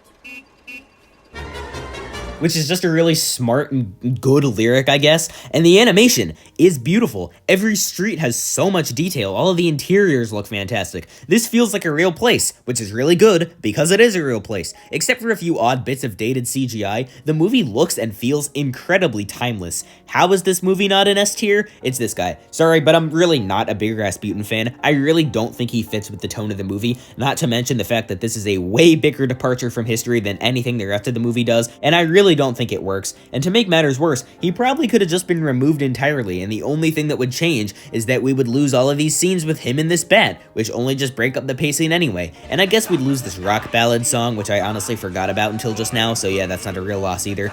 I'm not sure if this is a hot take or not, but I really do think the movie would be better without this guy. The plot still has forward momentum without him since he only ever works from the shadows. Anya doesn't have to magic sleepwalk off the boat. The same thing can be accomplished by heavy weather. You can even have the train just derail from a freak accident if you want. It doesn't matter. And the sort of dumb climax can kind of just be removed entirely since her being reunited with her grandma was what everything was building toward anyway. I just can't for the life of me think of any reason why I would want this boring villain to stay in the movie, and it really sucks that he's here dragging down the pacing in some spots. But honestly, it's fine. The movie still made the top 25 for a reason. Anastasia is an absolute masterpiece of a film, and it's one that everybody should watch at some point. It's exciting, it's funny, it's majestic, it's emotional, it's incredibly enjoyable, and most of all, it's inspired. Good job, Don Bluth. Not my absolute favorite of your movies, but still an 8 or 9 out of 10 regardless. Are you leaving because I'm a woman, or is it because I'm too young?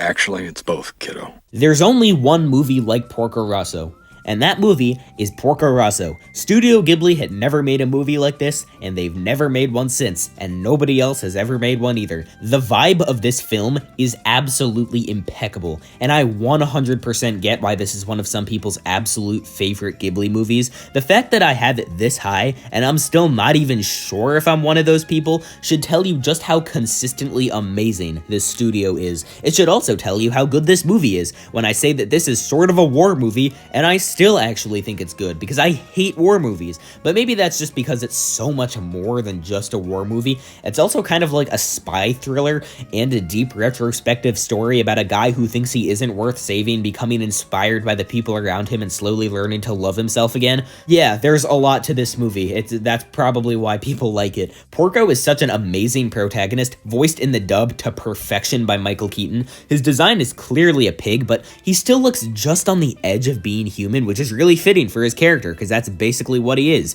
He's quiet and stoic, but that makes the rare scenes where he opens up all the more impactful. Slowly learning more about him and his backstory over the course of the movie, slowly growing to like him, becoming more and more certain that he is worth saving, and that he is a good person deep down, and we're just really rooting for him to realize it for himself. Oh, this movie's so good! And Theo is insanely likable too. The huge contrast between them makes so many of their discussions way more interesting, and it makes it all the more satisfying to see them become better and better friends. I'll admit that the main villains in this movie aren't my favorite. I like this guy from Texas, but he's really not as memorable to me as like any other Ghibli character, and I like the pirates who serve as good comic relief, but they're also nothing special. And Porco's love interest, whose name I'm now realizing I've entirely forgotten, isn't exactly my favorite character either, but that's fine, because they don't really have to be. So much of this movie is just quiet discussions between Porco and some other people in the movie, and they're all so great, with some seriously powerful lines in there.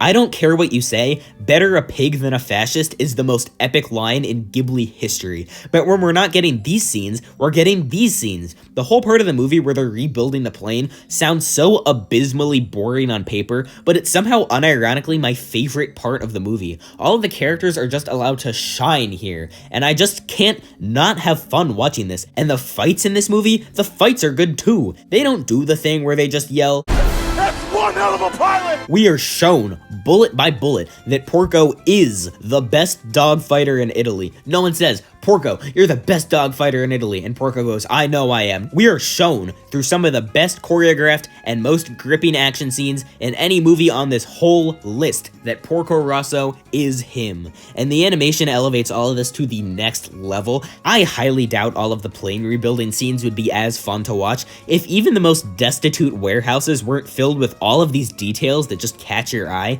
And if the blander parts of the setting look this good, imagine how beautiful the rest looks like. The streets of Italy are gorgeous and add to the feel of the area so much, and all of this is put on display to the best of Ghibli's ability in Porco's secret hideout, which has to be one of the most aesthetically pleasing places I've ever seen, period.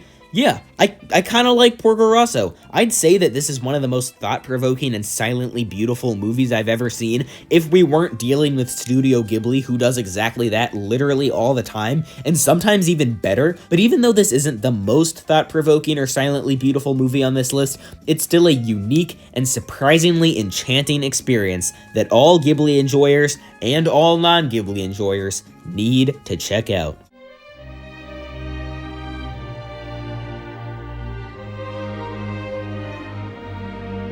The first Ghibli movie I ever saw is number 86 out of 92 on this list, so when I went into Castle in the Sky, I was expecting something about as miserable, so imagine how happy I was when I ended up watching one of the best movies I've ever seen. This is kind of the quintessential Ghibli movie, but I could definitely say that about a few others, and probably will say it about a few others. Everything that I've come to love this studio for is present in some way in this movie. The world building is incredible. No exposition gets shoved down our throats, but everything that we need to understand gets explained to us at exactly the right time. For the first 30 minutes of this movie, we barely even know what's going on. We don't know who this girl is, or why she's being chased by the government, or what these pirates are doing here, but it doesn't detract from the movie, because we're allowed to figure those things out on our own whenever they matter in the story. Ghibli is kind of the master of wordless storytelling, of showing us some shots of a place with some music in the background and no words whatsoever, and somehow doing it so well that by the end, we feel like we're there.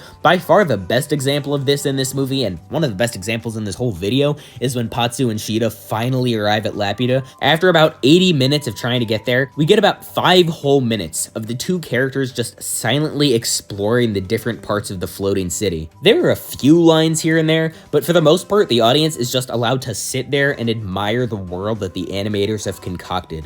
This is one of the biggest reasons why people get so invested in Ghibli movies like this. We're given so many opportunities to just be transfixed by the setting, to just look at something beautiful and listen to some Joe Hisaishi music, which is just as beautiful here as it always is, and this 5-minute sequence is by no means the only time this happens in the movie. Hell, like I said before, for a pretty good chunk of the first 30 minutes, we don't really know why this girl just floated down from the sky. It's just the two main characters talking, interspersed with a few of those wordless scenes, and by the end of the first act, we like both main characters and feel like we know this mining settlement as if we were actually there. Of course, the girl is still being chased, and so that part of the movie ends with a huge action scene where they flee the village, but it's so creative, and it's just another thing that makes the movie so entertaining from start to finish. And the pirates, yet another great example of how the audience can be made to care about characters. These people who were initially antagonists end up working with the main characters by the 1 hour mark, and there are just 10 minutes where they're on their flying ship just existing together, and it's literally just time to learn more about the characters and get attached to them. The whole entire movie is just fun action scenes, great characters interacting, beautiful scenery, beautiful music, and also a lot of comedy. This movie is surprisingly funny. It isn't a perfect movie by any means. There are some pacing issues. The whole middle chunk of the movie where Shida has been kidnapped by the government is not the most interesting. The main antagonist may be voiced by Mark Hamill, but that still isn't enough for me to seriously care about him. His backstory is pretty cool, but I'm just not able to get interested in him as much as I am the other characters in the movie, and that does make the climax a bit too long for my liking. But in the grand scheme of Castle in the Sky, one of the best movies from one of the best studios on this list, it barely even matters. This is a movie that I feel like anyone can like, and it's as good of an introduction to Ghibli as you can get. Certainly better than Nausicaa of the Valley of the Wind, that's for damn sure. Awesome movie, 9 out of 10 probably. Check it out. Please won't you be My neighbor. The Yamadas. My opinions on My Neighbors the Yamadas have not changed at all since my review of it last October, and you might as well just go check out that if you're really interested. There are absolutely zero ongoing plot threads in this movie. It's purely a collection of shorts of varying lengths, all about one family and their adventures. Not like cool adventures, just adventures that everyone has probably had. And that's what I love about it. This movie is just 5 relatable people doing relatable things, and it uses that relatability to hit you in the feels in some really unexpected ways. There's one short toward the end that's all about the mom and the grandma trying to make the dad intimidate some bikers outside their house because he's the man of the house, and he kind of fails miserably, but he has this whole fantasy of being this superhero who can do anything. But then it hard cuts back to him just silently sitting on this swing set, and it holds there for a solid like 15 or 20 seconds, and the full weight of it just hits you, and you're just like, wow. Damn. For the most part, this movie just feels like binging a season of a family sitcom. Over the course of the movie, we get to know all of these guys, except the little girl who kind of stops mattering after the first 20 minutes. You could say that the 2-hour runtime is too long, but I really disagree. That's like saying, hey, I tried to binge like every episode of Friends in one sitting. It was too much. They shouldn't have made so much. Like, it's a repetitive format, but who says that's a bad thing? Because I never wanted to stop watching. I always wanted to see the next short because I was attached to this family and wanted to see more of them. The whole appeal of this movie is how relatable it is. Sometimes it's to make us laugh, but just as often it's to make us sad. Just like any other Ghibli movie, it manages to capture the essence of humanity in ways I didn't even know was possible, and the animation style really works here. Sometimes there's barely even anything in frame, but it never really feels that way. Negative space gets used in some really cool ways, and there's still some wildly creative visuals regardless. And I like that the comic strip aesthetic was able to give us these character designs, which really work for this movie with how expressive they are. Like, if you don't like My Neighbors the Yamadas, that's fine. Opinions are subjective. But this is one where I just can't understand you. It's just such a feel-good movie, and I honestly struggle to think of anything wrong with it. I'll end off this review the way I ended it off last time. This isn't a movie about family growth. It's a movie about a family, and I wouldn't trade that for anything. What's your favorite movie? Toy Story. Fun fact, this is the second segment I've written the script for while in the waiting room at the dentist's office. The first one was Grave the Fireflies back for episode 11, and now I'm doing it again. Anyway, Toy Story is a great start to a great studio. It's one of the best paced movies on this entire list, and that's a huge part of the reason why I enjoy it so much. That and an insanely creative premise, some really likable and iconic as hell characters, and 2 protagonists with some of the most relatable struggles ever. It's a really good thing that this movie did well, because as the first fully CGI animated movie, it kinda had to be the role model for all CGI animated movies. So if this movie wasn't as good as it was, who knows? There might never have been a Pixar or even a DreamWorks, which did kinda find its footing with 3D animation because of competition with Pixar. That simple fact kinda speaks for itself. If this movie wasn't one of the most memorable films from the 1990s, then people would not have remembered it. And aside from being memorable, it's also just a good movie in its own right. A lot of this film is just Woody and Buzz arguing with each other and trying to get back home, and even though the setting changes every so often, that's kind of just the whole movie, so it's a good thing that their dynamic is so great. Woody is definitely an asshole, but that doesn't stop us from sympathizing with him, and it makes his apology to Buzz at the end of the movie that much more impactful. And Buzz's character arc may not be as much about learning a lesson, but it's still just as great to watch. For most of the movie, he's sort of a joke, let's be honest. Oh, he thinks he's the actual guy the toy is based on. That's funny. That's so funny! That's the funniest thing I've ever seen! And then they hit us with this scene where Buzz just walks around in disbelief as he has an existential crisis, and it's like, whoa, okay, I guess we're doing this now. The pacing just wouldn't have been as good, and the movie just wouldn't have been as fun throughout if these 2 characters weren't as incredibly solid as they are. Throw in Sid and a giant car chase to end off the movie, and you're left with one of the most entertaining things in this entire video. The only way you could possibly make it any better is if you somehow expanded all of the themes Woody learns in this movie and challenges them in new and creative ways, which is exactly what happened in the next movie, and we'll see that in like 4 movies' time. I've always had a hard time talking about this movie for some reason. The second one, no, but for this one, I can never seem to sum up my thoughts in a way I'm satisfied with, and not even the magic of the dentist's office could fully fix that. At the end of the day, I like everyone in the movie, I like everything in the movie, the original songs are all amazing, and the animation has not aged very well at all, but it doesn't even matter because Toy Story is just that good. Maybe that's why I can never find what to say. There is nothing to say. It's just a really good movie. If you had asked me 2 years ago, I never would have guessed that 101 Dalmatians would end up being one of my favorite animated movies from before 1990, but here we are, and honestly, I just become more convinced of this movie's epicness with every passing day.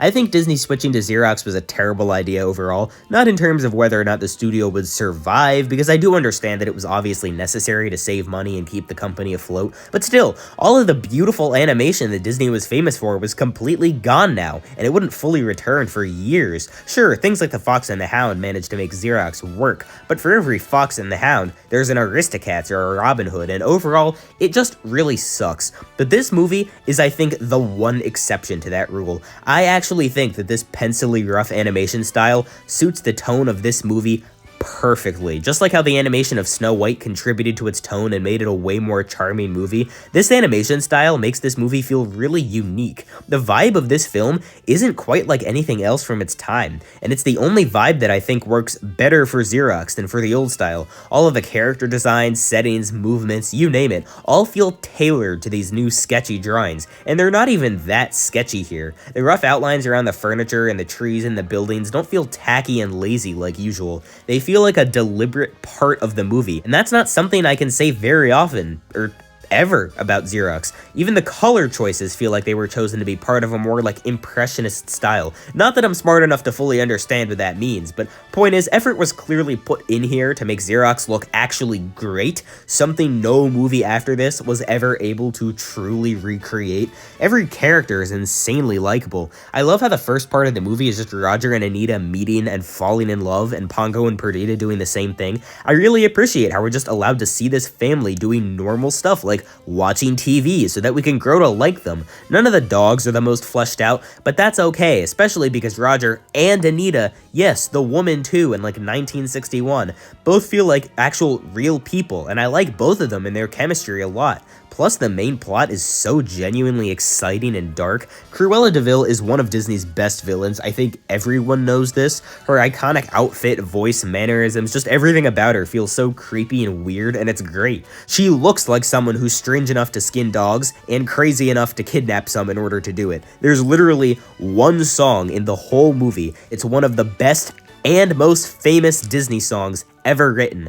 And it's a diss track about how Cruella de Vil is the worst person to ever live. How great is that? And it's just another thing that adds to that like 60s vibe that Xerox captures so perfectly here. And Horace and Jasper are some of my favorite henchmen in probably like any movie. They bounce so well off of each other and make every scene they're in so much more fun while still being sort of threatening. And every part of the kidnapping and escape is paced really perfectly. We spend just enough time on the puppies being stolen, the puppies being held captive, and the whole escape, which is definitely the longest part, but still wasn't anywhere close to boring. Every single one of these scenes has some level of actual tension. In my opinion, this is one of the easiest of the old Disney movies to get invested in, because we're given a perfect amount of time to grow to know and like the characters at the start, and then we're given a perfect amount of time to observe every other part of the story after that. This is just one of those movies where there's nothing really too special about any part of it, but it's just so solid the whole way through that anyone can watch it honestly whenever and have a great time.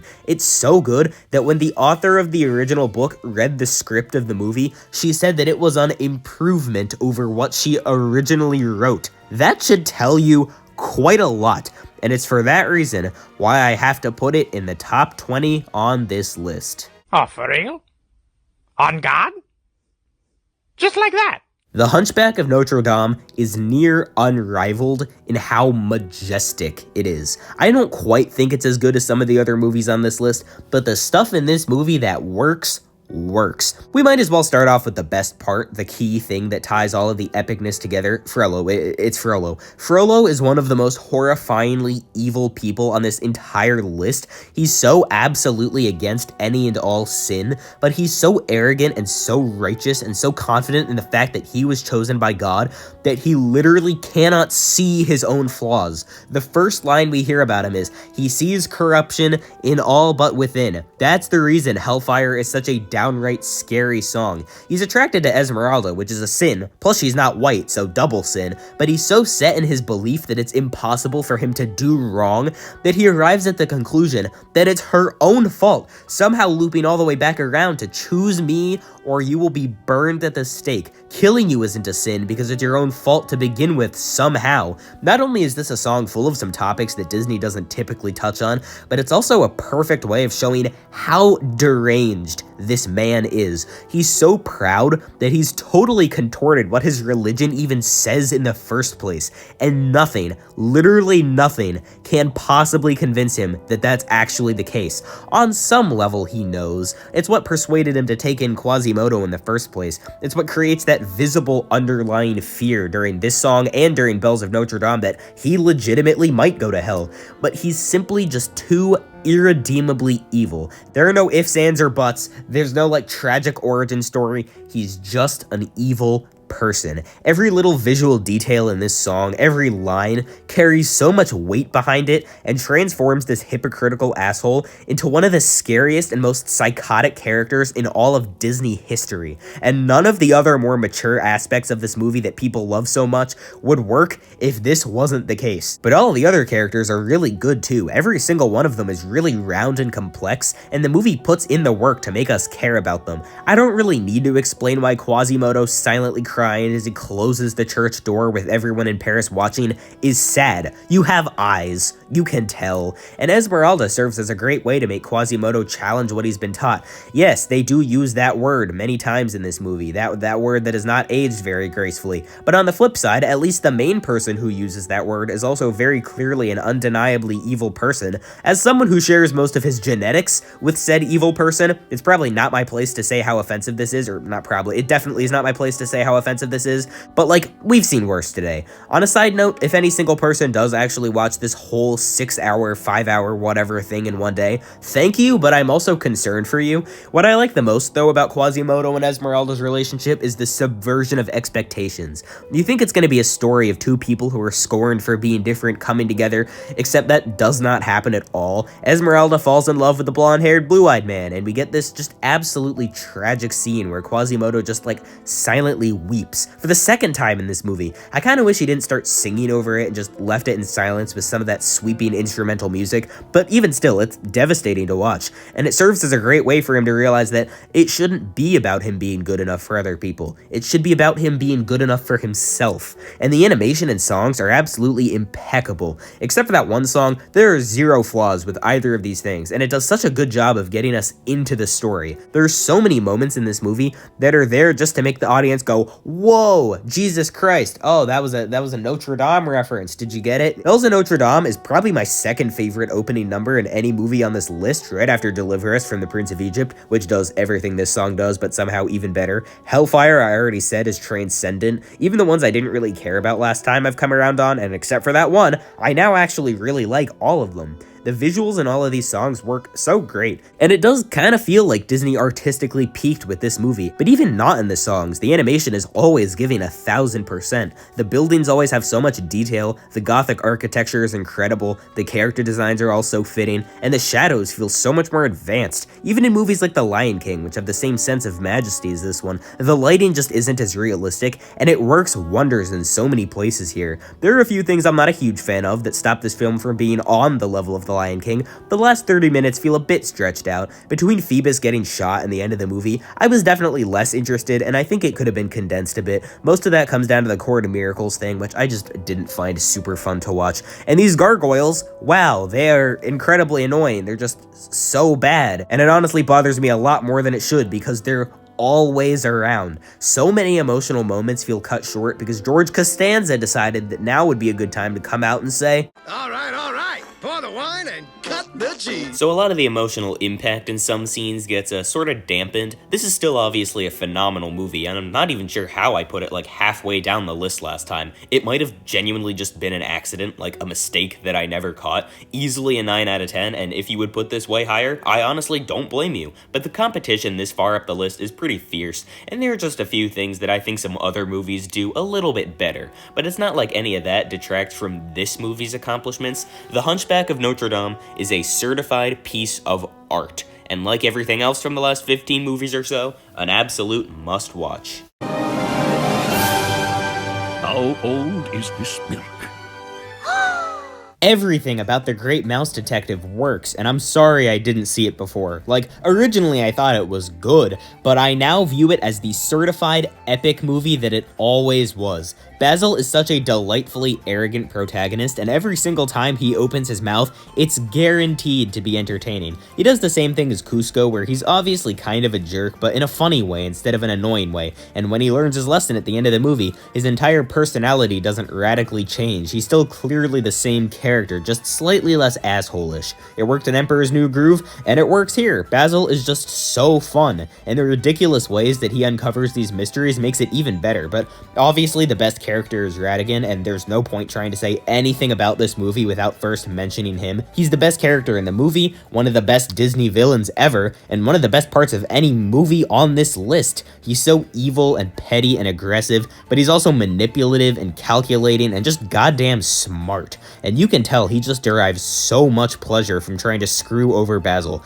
I'm not the first person to mention this, of course, but what other Disney villain would have their master plan be to tie the main character up, and instead of monologuing in person, write an entire diss track, put it onto a record, and hook that record up to an entire Rube Goldberg machine designed to kill said main character in about 20 different ways? What other Disney villain, I ask you? His presence looms over the entire movie. It seems genuinely possible that this guy could actually trick Basil, the smartest man in the universe, into walking into a trap solely because he knows how arrogant he is and is able to exploit that perfectly to fit into his plans exactly the way he wants it to. His plan to kidnap a toy maker to build a robot queen who will then kidnap the actual queen so that he can assume control is a plot straight out of an old Disney cartoon, and it adds a whole other level of charm and excitement and interest to the movie. There's a reason that fight between Ratigan and Basil on Big Ben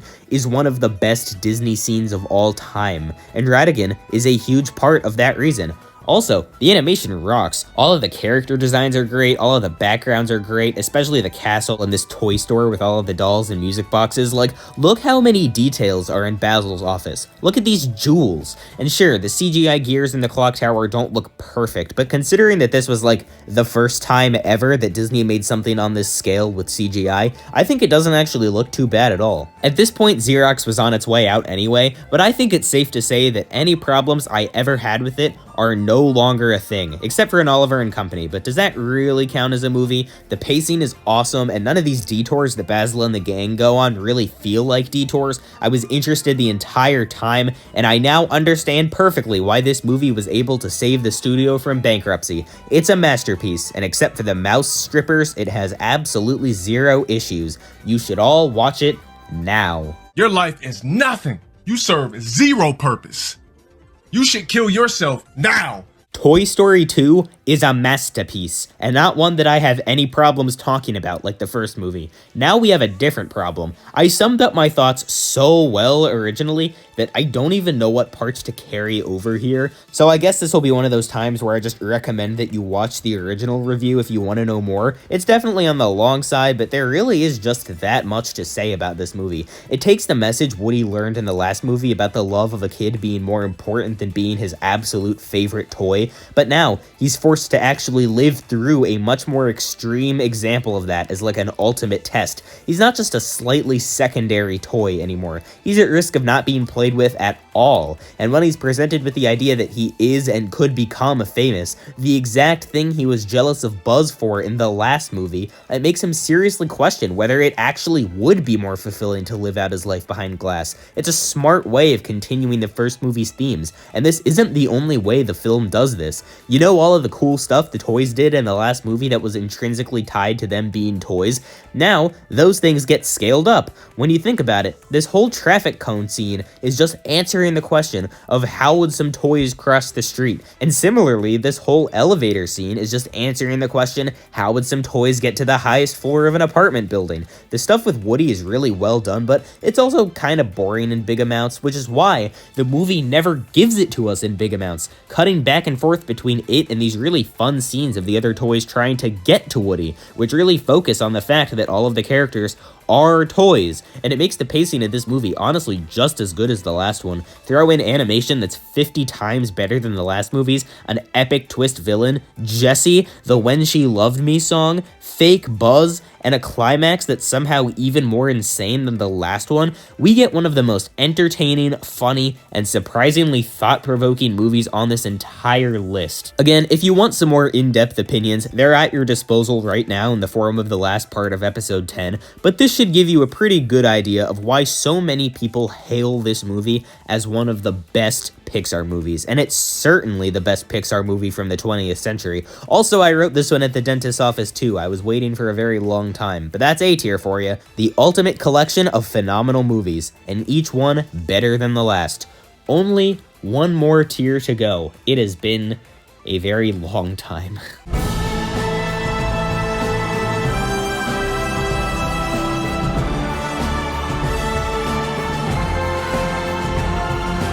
S tier.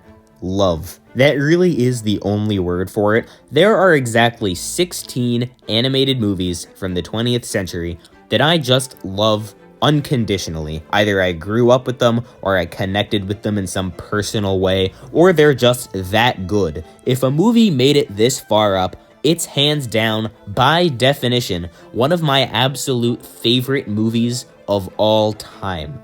Let's take a look at the first one.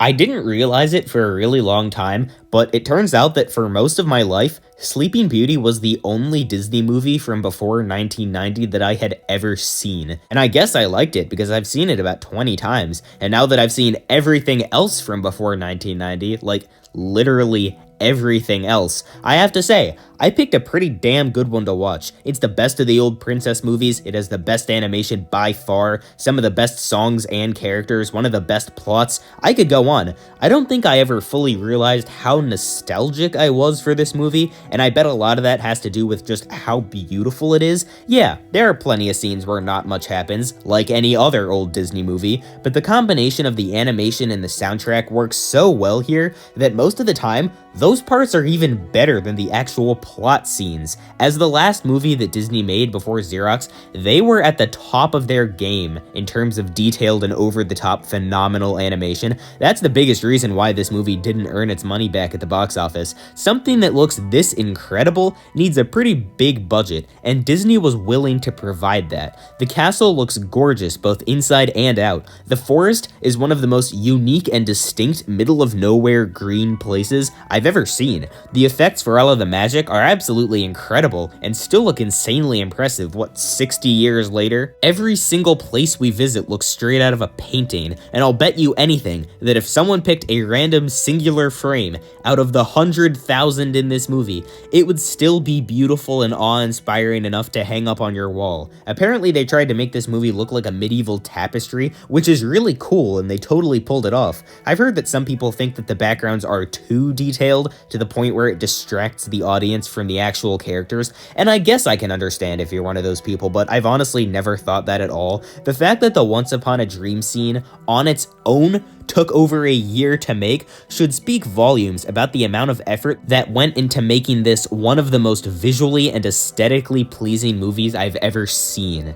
Speaking of the songs though, they work so well with the animation to deliver so many fantastic and memorable scenes. Once Upon a Dream is one of my favorite Disney songs, and it's the reason this scene is so famous. But I know what you're gonna say. How can the songs work with the animation so well when this is basically the only song in the whole movie? Well, that's a great question. Even though this really awesome song gets multiple renditions throughout the movie, it does really suck that every other song that was going to be in this movie ended up getting cut, and I can't even fathom how perfect this film would be if they were still here. But the movie compensates for the lack of songs by having some of the best instrumentals of any Disney movie. There's no other Disney movie where I remember as much essentially background music as I do for this one, except maybe Beauty and the Beast because I've watched it more than any other movie on this list. There's some music in this movie that's so epic that I would seriously just listen to it while doing homework. It would give me the motivation I need to get a 200% on every test.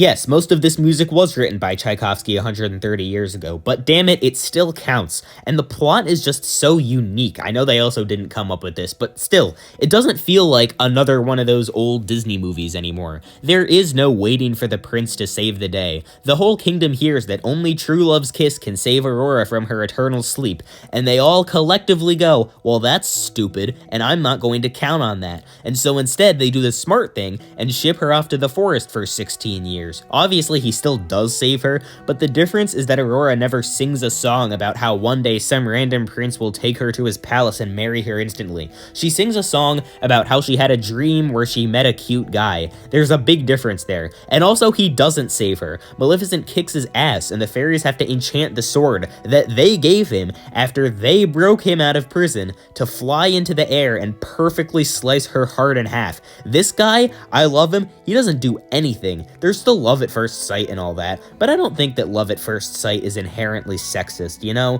And it certainly helps that both Aurora and the prince actually have some traits. It's amazing. I can't believe it. And Maleficent, I could stop there to be honest. Maleficent is one of the best classic Disney villains, maybe the best. She's so petty that she tears apart this whole family and sort of the whole kingdom just because she wasn't invited to a party. That's amazing. If you thought the queen from Snow White was irredeemably evil, take another look at Maleficent, and that pure evilness makes her so much more threatening. Like, she will do unspeakable things to torture the main characters. We should be afraid of her, and it keeps us on our toes the whole time.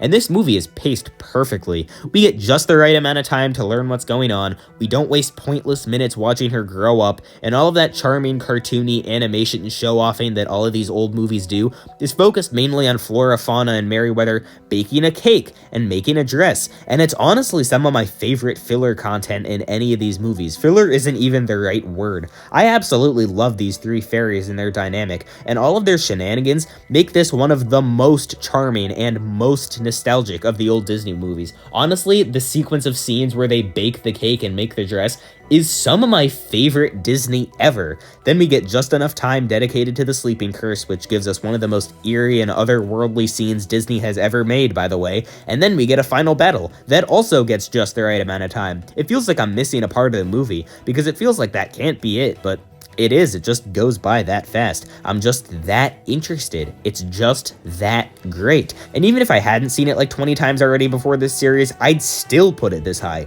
It's nostalgic, it's interesting, it's gorgeous, it's surprisingly funny, and I love it immensely. Sleeping Beauty is hands down my favorite pre-Renaissance Disney movie, and if I'm being honest, it's really not close. King Hubert, I dedicate this video to you.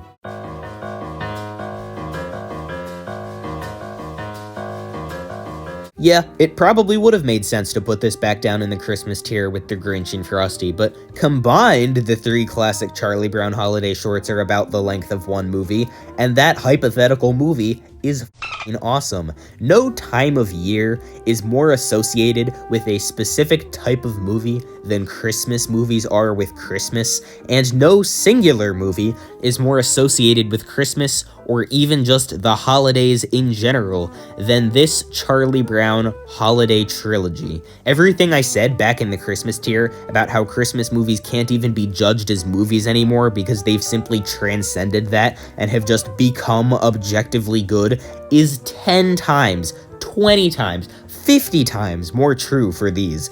I don't think I've ever had a Thanksgiving where one of my teachers hasn't put on a Charlie Brown Thanksgiving. I don't think it's even possible to think of Christmas without a Charlie Brown Christmas. It's the Great Pumpkin is also here. Whether you've seen these shorts or not, trick question, you definitely have, you still know so much stuff about them, especially the music. All the music. Vince Guaraldi, I'm probably saying your name wrong. You are an absolute genius. Linus and Lucy, Christmas Time is Here, The Great Pumpkin Waltz. I don't even know if these shorts are that good. I love them, but so does everyone else, and to such a great extent that I don't even know if they can be good or bad anymore. They're barely even movies anymore, or shorts, or whatever you want to call them.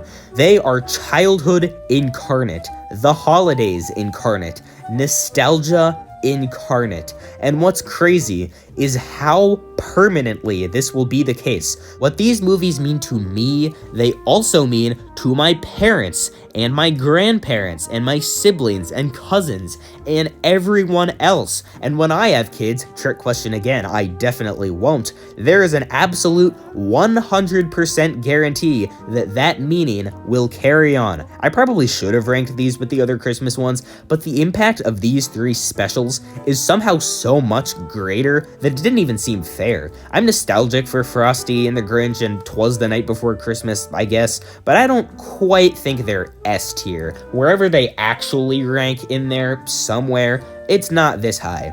But these absolute masterpieces that serve as a time capsule of every generation at the same time, they couldn't possibly be anything else. Also, I now get why A Charlie Brown Christmas has so many comments about people going commercial. It's a huge meta joke because the special was sponsored by Coca-Cola, and that's probably one of the funniest things I've ever heard. But do you recall the most famous reindeer of all?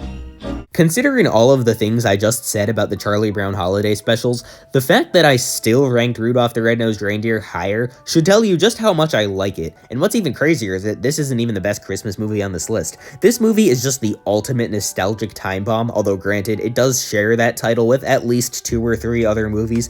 Every solitary frame of this film makes me so happy. Every single joke, every single line, every single song, and paired with the fact that it has a stronger plot than a lot of the other feature-length Rankin and Bass movies, it should come to no one's surprise that this one is near the top. The stop motion is really impressive considering that this is the first one of these they made, and more than anything, this just proves that these guys were on top of making something that can stand the test of time from the very beginning.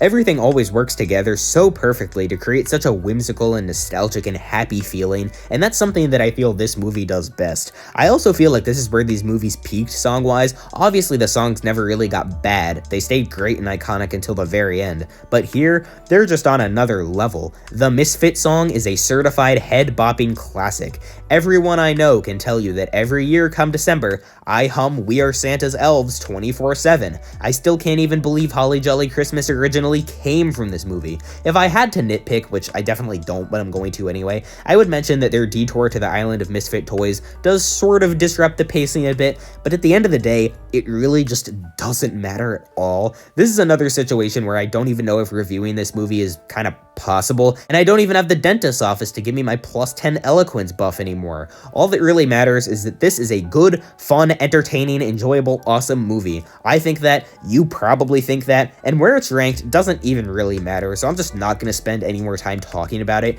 Rankin and Bass just made some good movies, and I should probably mention at some point that Bass died 9 days after I released my original video reviewing these movies, which was definitely just a coincidence, but I still feel partially responsible. How'd you get here? I was kidnapped by that wicked giant. Oh, a giant! A giant? At the start of this tier, I mentioned how this is the place for the movies I either grew up with and love, or I really connected with and loved, and a select few that are just that good. The Iron Giant is just that good. As the very last movie I reviewed in the very last video I did in this series, this is the review that has changed the absolute least. And unsurprisingly, I still think it's a 10 out of 10. Picture the general story of How to Train Your Dragon with a kid finding a scary thing in the woods, but then realizing that it's actually really cute, so then the audience gets really attached to both of them, but then some people who are afraid of it and don't understand it want to kill it, so the kid has to keep it hidden, causing a bunch of entertaining scenes and culminating in an emotional ending where people realize that maybe the scary thing wasn't so scary after all, except here it's maybe even done better. I'm a big fan of How to Train Your Dragon, and I really like Hiccup and Toothless relationship in that movie, but somehow I feel like the Iron Giant's relationship with Hogarth is executed with even more mastery. The threat of the government feels very real in this movie, how topical, but so does the humanity of this thing that everyone believes is a monster, and so does the bond between these two people who see each other in ways no one else does, and it makes the end of this movie hit so much harder, with the words "I go, you stay" still echoing in my head, and it helps that the villain is one of my favorite characters on this whole whole list, and definitely my favorite character in the movie. Kent Mansley is the best parts of Cusco and Gaston. He's funny, he's arrogant, and by the end of the movie, he slips into downright insane. This guy is so determined to get the government to believe him about the Iron Giant that you really do feel like he would do just about anything to make it happen. Even drop a nuclear bomb directly on top of the town he's in. It's such a delight anytime he's on screen, and it makes all of the scenes in the middle of the movie where Hogarth is trying to keep the Iron Giant hidden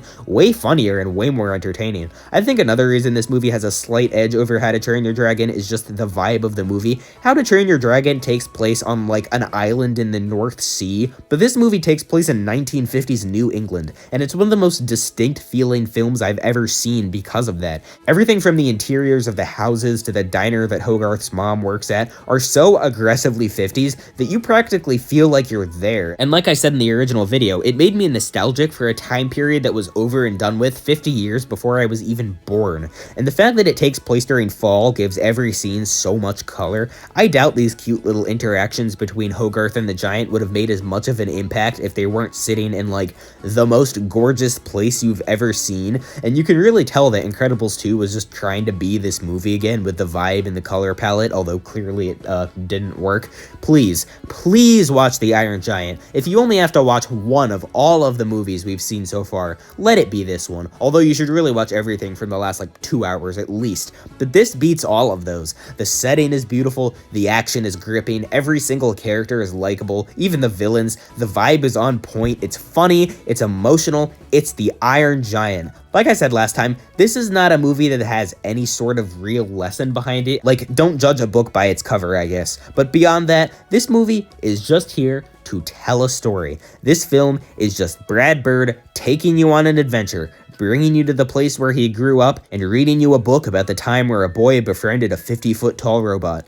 And it's one of the best movies I've ever seen. Heroes like Hercules. Honey, you mean Huncules. If you had asked me a year ago, I would not have said what I'm about to say, but Hercules is one of the easiest Disney movies to like, and I'm not even sure why. I mean, the plot is nothing really special. It's just your average nobody likes guy becomes famous, guy remembers value of friendship story, but it's done with so many unique elements and with so much love and passion. I wouldn't have put this movie above The Iron Giant, if I didn't think it deserved it, but it honestly does. Every scene where nobody likes Hercules is well made. Every scene building up to Hercules becoming famous is well made. Every scene with Hades plotting to kill Hercules is well made. Every character along the way is well developed and fun to watch. Every scene building up to the end is well made. The end itself is well made. And piece by piece, I realized that there isn't actually a single part of this movie that I don't like. Hercules is a really fun main character, and I really like his dynamic with Danny DeVito, who needs to be a character in every Disney movie. Hades is such a charismatic and funny villain, voiced by a less charismatic and funny villain, and he fits perfectly for the movie. He really feels like an evil and irredeemable monster, maybe because of who he's voiced by, I don't know, but it's done in such a funny way that it makes every scene with him such a treat, and his annoying sidekicks somehow weren't even annoying. And I also like Zeus. As the only version of Zeus who has things on his mind other than mortal women, I have to say that I really appreciate this guy. He's kind of a goofball, and compared to the stoic Sean Bean version we usually get, it's a nice change of pace. But the character who shines the most is definitely Meg. She's way more dynamic and complicated than the story needed her to be, and I'm incredibly grateful for that, because she made the movie 10 times better. Her arc of needing to betray Hercules but ending up not wanting to, eventually sacrificing herself, isn't exactly original, but cliches are cliches for a reason. And if any story has the right to use cliches, it's a retelling of one of the first stories humanity ever wrote.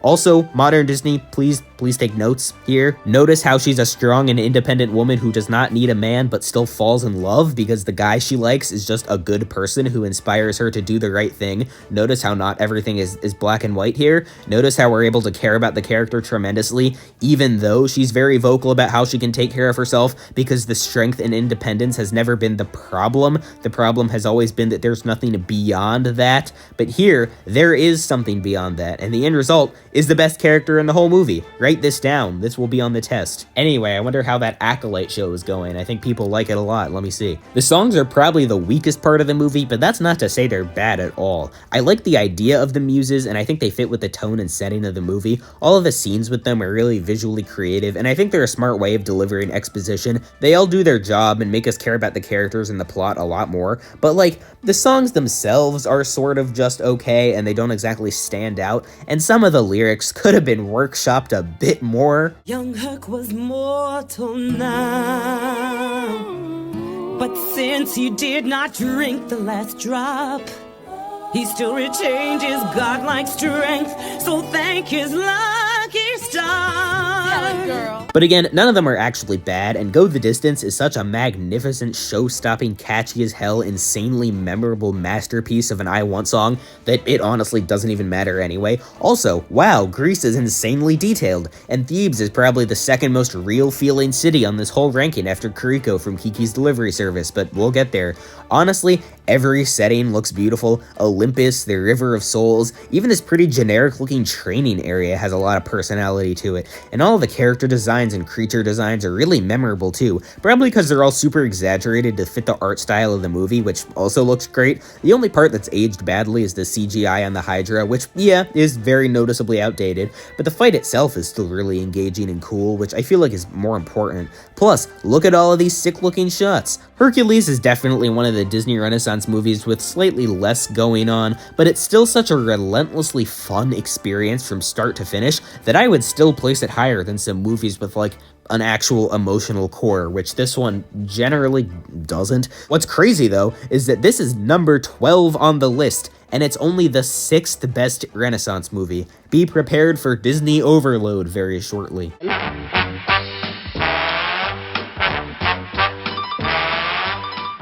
The Year Without a Santa Claus is my favorite Christmas movie of all time. Not just on this list, but just ever. I love every single frame of this ridiculous hodgepodge of a movie, and if the Polar Express didn't exist, I would definitely make it a tradition to watch this one every Christmas Eve. The plot is really enjoyable, but what really puts this one above the rest for me is the fact that this movie surprisingly does have an emotional core. The whole catalyst for this movie is that Santa has a cold, and as he lies in bed, he starts to wonder if any children even care about Christmas anymore, and he gets so depressed about this that he cancels Christmas, and so it's up to Mrs. Claus and these two elves to find proof of Christmas spirit to cheer up Santa, and they can barely find any. It's one of the only times in these movies where there's like a real theme to latch onto, and it's also one of the only times where Santa is the main character. Yes, I know they made a whole movie that was basically his origin story, but here, we're really able to just look at Santa as a real person in a way that we don't really get to see anywhere else. And the end of the movie where he gets cards from children all around the world telling him that they love him and they miss him,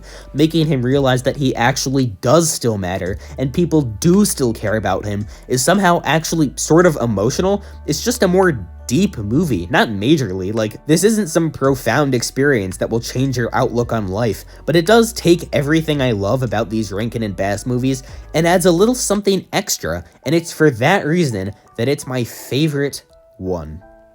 You thought I wasn't gonna talk about the Miser Brothers? How wrong you are. All of that stuff is well and good, but you want the real reason why this is my favorite of the old Christmas movies? It's these two petty middle-aged men who collectively share the best Christmas song ever written. So basically, Mrs. Claus and the elves need to convince these guys to let it snow in the South because the mayor of this one town made a sarcastic comment about how it never snows in the South, so if it snows, then he's legally obligated. These Christmas movies have definitely been the odd one out in this video. They're definitely not quite like the rest of the films we're covering here, but they're all just so goddamn memorable, even the ones I don't really like. They're icons, they're legends, and they are the moment. And guess what? They've been the moment for the last half a century.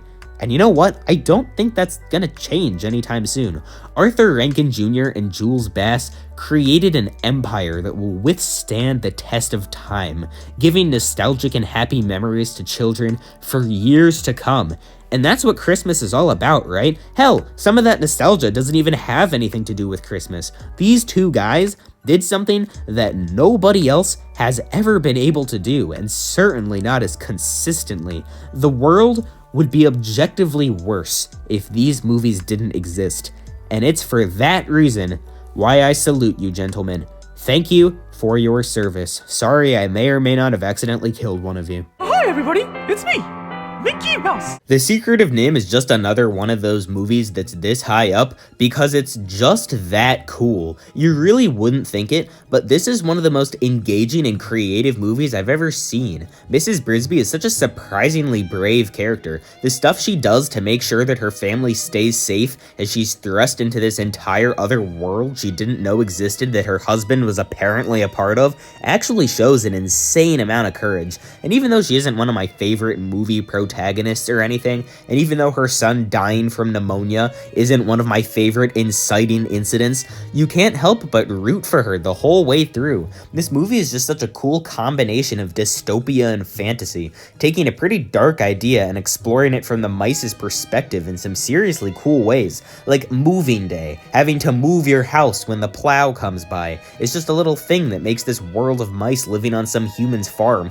a bit more real, but that's nowhere near as cool as this underground rat society, which has so many creative details throughout that elevate the world building so much. Plus, it just looks amazing. That sequence where they're just walking through these corridors to get to the main council room is one of the best parts of the movie just because of how cool it is. I'll talk more about this in like 20 minutes or whatever, but Don Bluth's first couple of movies have some great animation. All of the backgrounds still have that painting feel that everyone thought had disappeared with the Disney Silver Age. Every interior has so much detail, the magic effects are really awesome looking. Nicodemus really looks like a creature corrupted by some unknown force, and I guess technically he is that. All of the environments and landscapes are worthy of being hung up on a wall. Although, what sort of animation glitch is this? Why does Nicodemus's forehead extend all the way to the ceiling here? The main villain isn't particularly interesting, and a lot of the side character rats don't really have much going on either. And I don't think this bird is really anyone's favorite, even though he definitely isn't as annoying as he could be. But it's not like any of that really detracted from the overall movie that much. Just like last time, I really don't have much to say at all. It's really good, but it's also really self-explanatory why it's really good. It's interesting, it's exciting, it's creative, it's surprisingly morbid at times, and it was a really great start for the most inconsistent director of all time. You're the guy who killed my parents. Where you been, man? In your reflection. When I was a kid, I always thought that Aladdin was about as good as Disney could get, and when I reviewed it for this series, I was very determined to not be blinded by nostalgia, so I ended up criticizing it and nitpicking random stuff way too much. A lot of the issues I had last time didn't make it into the video, and I still liked the movie, but I just didn't have as much fun. Maybe I was just blinded by nostalgia. Before I retired this movie from discussion on my channel, which will probably be the case for most of the movies in this video, at least I hope so, I wanted to settle once and for all how good Aladdin really was. So this rewatch, I made a point to not think about its quality at all and just watch the movie. And I've now come back around to the exact same opinion that I had when I was 5. Aladdin is in fact an absolute masterpiece. You wouldn't think that Aladdin is that complex of a character, but in retrospect, it turns out that he's rounder than you would think. I never realized they leaned into his insecurities and his lack of self-worth so much, but once I started noticing it, it made me like him even more. I always liked him and rooted for him as a kid, but I was never able to put a reason to it beyond the fact that he's just a charismatic character, which he still is. But now I think that a huge part of why I care about him so much and get so invested in his story is the satisfaction we feel as he realizes that he actually is worth something after all, and that he doesn't need to be a prince externally, because he was really a prince inside all along. It sounds cheesy, but if it works, it works. And it works. Not really sure where him killing his parents factors into the story, but I'm willing to concede a few plot holes here and there. And Jasmine is also really good here, and nowhere else. Again, modern Disney, please take notes. Notice this female character who is both strong and independent, and yet never mentions either of those things by those words, because the writers trusted that we could see that for ourselves, and because she's an actual person instead of like a mouthpiece for a moral you can tell the movie doesn't even really believe in, it makes it a lot easier easier to like her. It's amazing how that works. We can sympathize with her struggles so much more easily now that it's not directly tied to the patriarchy, which is kind of just become a buzzword that makes people's eyes glaze over. I mean, it is tied to the patriarchy. That's like that's the whole idea. But the movie instead chooses to focus on how her struggles affect her instead of just having her say over and over again, "This system is wrong and sexist. I do not like it. I would very much like if we had a different institution in place." Yeah, duh. We can see that for ourselves and we know it's bad. The movie trusts us to put 2 and 2 together, and the end result is one of the best characters in a movie with basically no bad characters. Even characters like Jafar, who don't have as much going on really at all, are still really fun to watch. I wouldn't say he's one of my absolute favorite Disney villains, but he's not bad by any means, and he's exactly what the story required. I love this dude and how threatening he is at all times, and I appreciate that he's not like a complete doofus and actually uses his wishes in intelligent ways. It makes the end of the movie feel really dire. He does go through his wishes a bit fast, but that's because he's an arrogant prick, and it's not like he's wasting them. If anything, it just makes it even more satisfying when he still gets outsmarted. And speaking of the wishes, I guess we should talk about the genie now. Don't get me wrong, I love Robin Williams and his performance in this movie, and I always have. However, he was one of my biggest problems when I originally reviewed this movie. He kind of got on my nerves a few times. There were just a few too many impressions and a few too many jokes, and there were a few too many emotional moments cut short by like Julius Caesar or some random person showing up when it wasn't really necessary. He's still a great character, and his ability to switch between heartfelt and funny on a dime is insanely impressive. None of that has ever been up for debate, but I just couldn't help but wish he was a bit more heartfelt and a bit less funny at times. And then I watched King of Thieves, a movie where the genie impersonates Elvis Presley and Mrs. Doubtfire and also every Disney character ever, and I now no longer see any issues with the genie here. End of discussion. I also really like the animation style. It allows the characters to be really expressive, and just like with Hercules, I think that it really fits with this type of story. Plus, Agrabah looks really incredible. Sure, it could take place in any number of regions all around the world, but that doesn't change the fact that these simple city streets are somehow so iconic to me that they've been permanently ingrained in my memory, and that definitely means something. And the songs are still phenomenal too.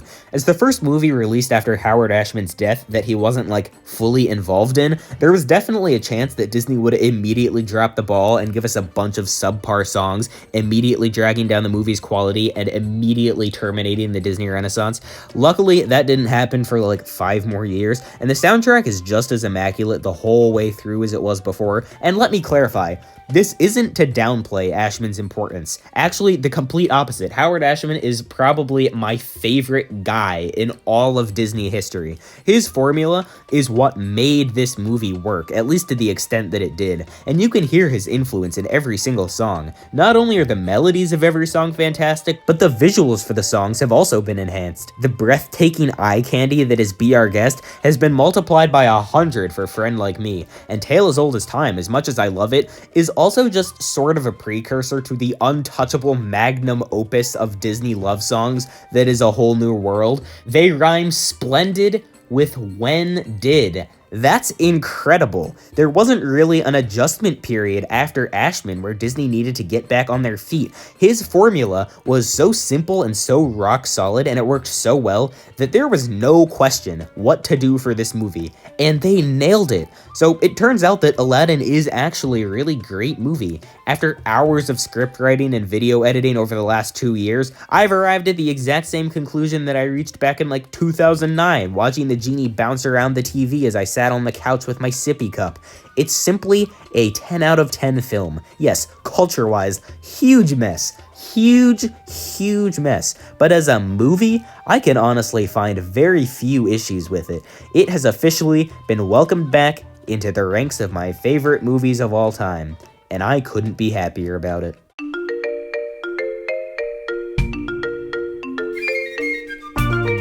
Without The Little Mermaid, we simply would not have animated movies anymore. Part of me wants to amend that statement by saying, no, that's kind of an exaggeration, but honestly, I'm not sure that it is. The 10 movies in the Disney Renaissance radically changed Disney as a studio, animation as a medium, and the entire world's perception of what a silly little cartoon can do, in a time when it seemed like we had kind of forgotten. For more than half of the movies in this time period, you could say that it's the best Disney movie ever made by far, and I would have nothing to say to counter it. And without this film about a fish girl with big dreams, we would have none of it. I don't know how many times I've told this story on the channel, but I'm going to tell it again, and this certainly won't be the last time. This is Howard Ashman, the man whose contribution to both this movie and Beauty and the Beast, and also the whole Disney Renaissance, and also all of Disney, and also everything, cannot be overstated. Ashman knew that animation was a perfect medium for musical theater, and he knew that if all of the characters were allowed to sing not just about anything, but about their emotions and how they felt about the story, it could create something genuinely magical. And so the power duo of Ashman and Alan Menken set to work on making the songs for The Little Mermaid, although in reality Ashman's role in developing both of the films he worked on went far beyond just the music. You can basically say he directed them. Part of Your World puts us in Ariel's position and shows us exactly what she's missing under the ocean and lets us feel how badly she wants to see what else there is to life. Under the Sea develops a sort of counter-argument for why Ariel should actually stay in the ocean. Poor Unfortunate Souls tells us everything we need to know about Ursula, letting the audience realize without explicitly stating it that this crazy octopus lady, Ursula's crazy sister, is a trickster and a manipulator who can't be trusted even if Ariel doesn't realize it in time. And Kiss the Girl shows the feelings that Ariel and Prince Eric now have for each other. Anytime a character is feeling some sort of way, or thinking some sort of plot-relevant, important thing, they show that increased emotion and increased importance by breaking into song, by presenting the key emotional beats of the story in this high-energy, memorable way. We can really feel like we're experiencing the movie right alongside the characters. Look up like Howard Ashman Little Mermaid interview on YouTube if you want to hear it from the man himself. There's a lot of genuinely good advice in there. So obviously the movie was well liked, and Disney said, hey, you guys want to work on Beauty and the Beast? But by that time, Ashman was dying from complications from AIDS, and knowing how valuable Ashman was to the film, the entire pre-production was moved from London to New York so that he could continue to work on it, and we already know how tremendously successful that was. Beauty and the Beast is kinda good, but we'll talk more about this part later. Point is, this one man was so influential in reshaping how Disney made all of their animated movies for the next decade that it really isn't an overstatement to say that he probably saved animation entirely. The last movie that came out before The Little Mermaid was Oliver and Company. Animation at best was gonna last like 5 more years without this movie. I mean, there were obviously other things about The Little Mermaid that make it so good. The pacing is incredible. I was surprised by this the first time, but everything really is given just the amount of time it needs, and it never feels boring. The animation is also incredible. The underwater scenes look especially beautiful, which is good considering that's where the movie takes place. The way the light refracts and reflects and bends and shimmers and diffracts and diffuses and all of those things that light does make this already impressive underwater kingdom seem even more impressive. But even more gorgeous than the underwater stuff is surprisingly the stuff on land. Before watching this movie, I never would have guessed that Prince Eric's kingdom would have been the aesthetic highlight of the movie, but it actually is. This courtyard that Ariel runs through with Eric in like 5 seconds of film is actually one of the nicest places in the whole movie. Like, every single building and every single room, all the way down to the French guy's kitchen, has so much detail, and what's probably just as important as the songs is how much identity all of the characters have. Ariel's silent excitement at seeing all the human things, Sebastian's constant anxiety that he's going to be smote into a Red Lobster item for losing Ariel again, King Triton's constant anger at his daughter, which we come to realize is more fear than anything else, Ursula's body language, Ursula's crazy sister, Ursula's crazy sister, Prince Eric's dialogue and scenes actually to himself, which I don't think any prince before him except Philip ever actually had. And no, Ariel did not abandon her whole family just for a man. I gotta mention this at least once. Did you miss the whole I Want song where she says she wants to see the human world and never mentions men once? She mentions women by name, Not men, though. This is not an issue with the movie. Be mad at Peter Pan instead. There's so much other stuff to be mad at. Just not this movie. I really don't have much else to say on this movie. Its amazing songs and influence on the future of animation are really the only things that I don't think people talk about enough, which is why I hammered that home so much. And it hasn't even been that long since I first watched it anyway, so I don't really have the same deep emotional connection with it that I do for a lot of the other movies this high up. The world has had 35 years to come to love this movie and everything that it stands for, and even though I've only had about 18 months of those 35 years, I still love it nonetheless. I loved it after a day of those 35 years. It's just a good movie. These final 7 movies, though, are the ones that I consider to be legitimately perfect. Think of it as like an S+ tier if you want.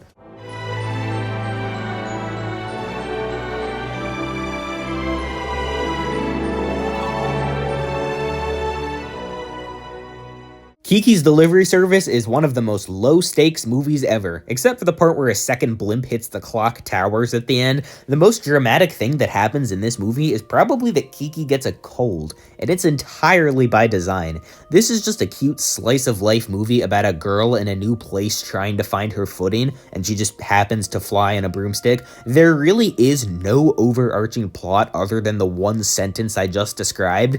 But that's what's so great about it. Just like so many of the other great Ghibli movies, this film is essentially just an episode in the life of the main character, and it works wonders here. Now, this sort of style of movie is bound to have some people complaining about, so what's even the point of watching it then? But that really doesn't make any sense. In fact, I'd argue that this way of getting to know a character and story by looking at every tiny thing might be even better for exploring some sort of theme, and in this case, the theme is essentially burnout. Kiki loves being able to fly, but once she starts having to fly for a job as a mail deliverer, it starts to take all of the fun out of it, and she has to rediscover what she liked about it in the first place. She loses her spark, and so she can no longer fly, because flying is really just a representation of her motivation. And I believe very strongly that we would not have cared about this message or this character's struggle nearly as much if we hadn't seen these mundane character interactions throughout the first half of the movie.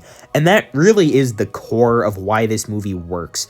Kiki arrives in a new place and immediately experiences a whole lot of struggle because she has no idea what to do. She's like 13 years old. Then she meets Osono, this wonderful baker lady here, and her husband, and they let her stay with them for some small fee. But we're given plenty of time to see, through these small, mundane interactions, how nice these people are, and it skyrockets our interest in the movie and in the situation. There is a direct correlation between how much time we spend with these characters and how much we learn about them, and there's another direct correlation between that and how much we like the characters. But what makes the core of the movie really fit is the second half of the movie, which ties the whole idea together. So at around the halfway point, after we've spent a whole bunch of time with this delightful old lady making a pie for her granddaughter, Kiki delivers it in the rain, misses something she wanted to do, and then the granddaughter acts like a snotty bitch, and it kind of makes Kiki rethink everything. You see this shot here? Yeah, they hold on this for like 6 seconds, and then she gets a cold because she was in the rain, and now she can't fly anymore. This was her breaking point, where she started to lose the motivation for something she used to love. I, as a teenager who makes YouTube videos in his spare time, can definitely not relate to this at all, but all of the characters we met in the beginning who we now care about and who have developed a friendship with Kiki because of her flying help her through her rough time and help her rediscover what she loved about it in the first place. Quite literally, the friends she made along the way. Whether it's Osono, the old lady, the artist girl in the woods, or even Tombo, all the people we got to know through these mundane interactions help her remember the joy of life. The slice of life style isn't some problem. It's the key reason why I love this movie so much. That and all of the other things Ghibli does so well. The animation in this movie is some of the best I've ever seen, and Koriko is the most real feeling, not realistic, but real feeling, setting in any animated movie I've ever watched. And the music, oh my god, I can't even, dude, if you let me just talk about the music, I'd talk for hours. This video video would be twice the length. I'd go through every single note. It's so transcendent that it somehow makes other Ghibli soundtracks feel just okay. Joe Hisaishi has never made a bad song, and every one of these Ghibli movies I watched last year brought another song immediately to the top of my playlist, but I will never change my mind that this movie is his absolute magnum opus. The accordion gives everything such a unique feel. The main overture so perfectly captures the vibe of this movie that it makes me want to cry. And A Town with an Ocean View is hands down the best song Hisaishi has ever written. Better than The Girl Who Fell from the Sky, better than Path of the Wind, better than Bygone Days, better than everything from Spirited Away and Howl's Moving Castle, which I haven't even seen, but don't think I haven't heard the music. I don't know, this movie is kind of just the quintessential Ghibli movie in like every way. In episode 11, I yapped about this movie way more, like for 10 minutes, so if you want more details, I can and have given them, but I think that's good for now. Kiki's Delivery Service is simply a 10 out of 10, and one of the most perfect movies I've ever watched. And yet there's still one Ghibli movie that's higher.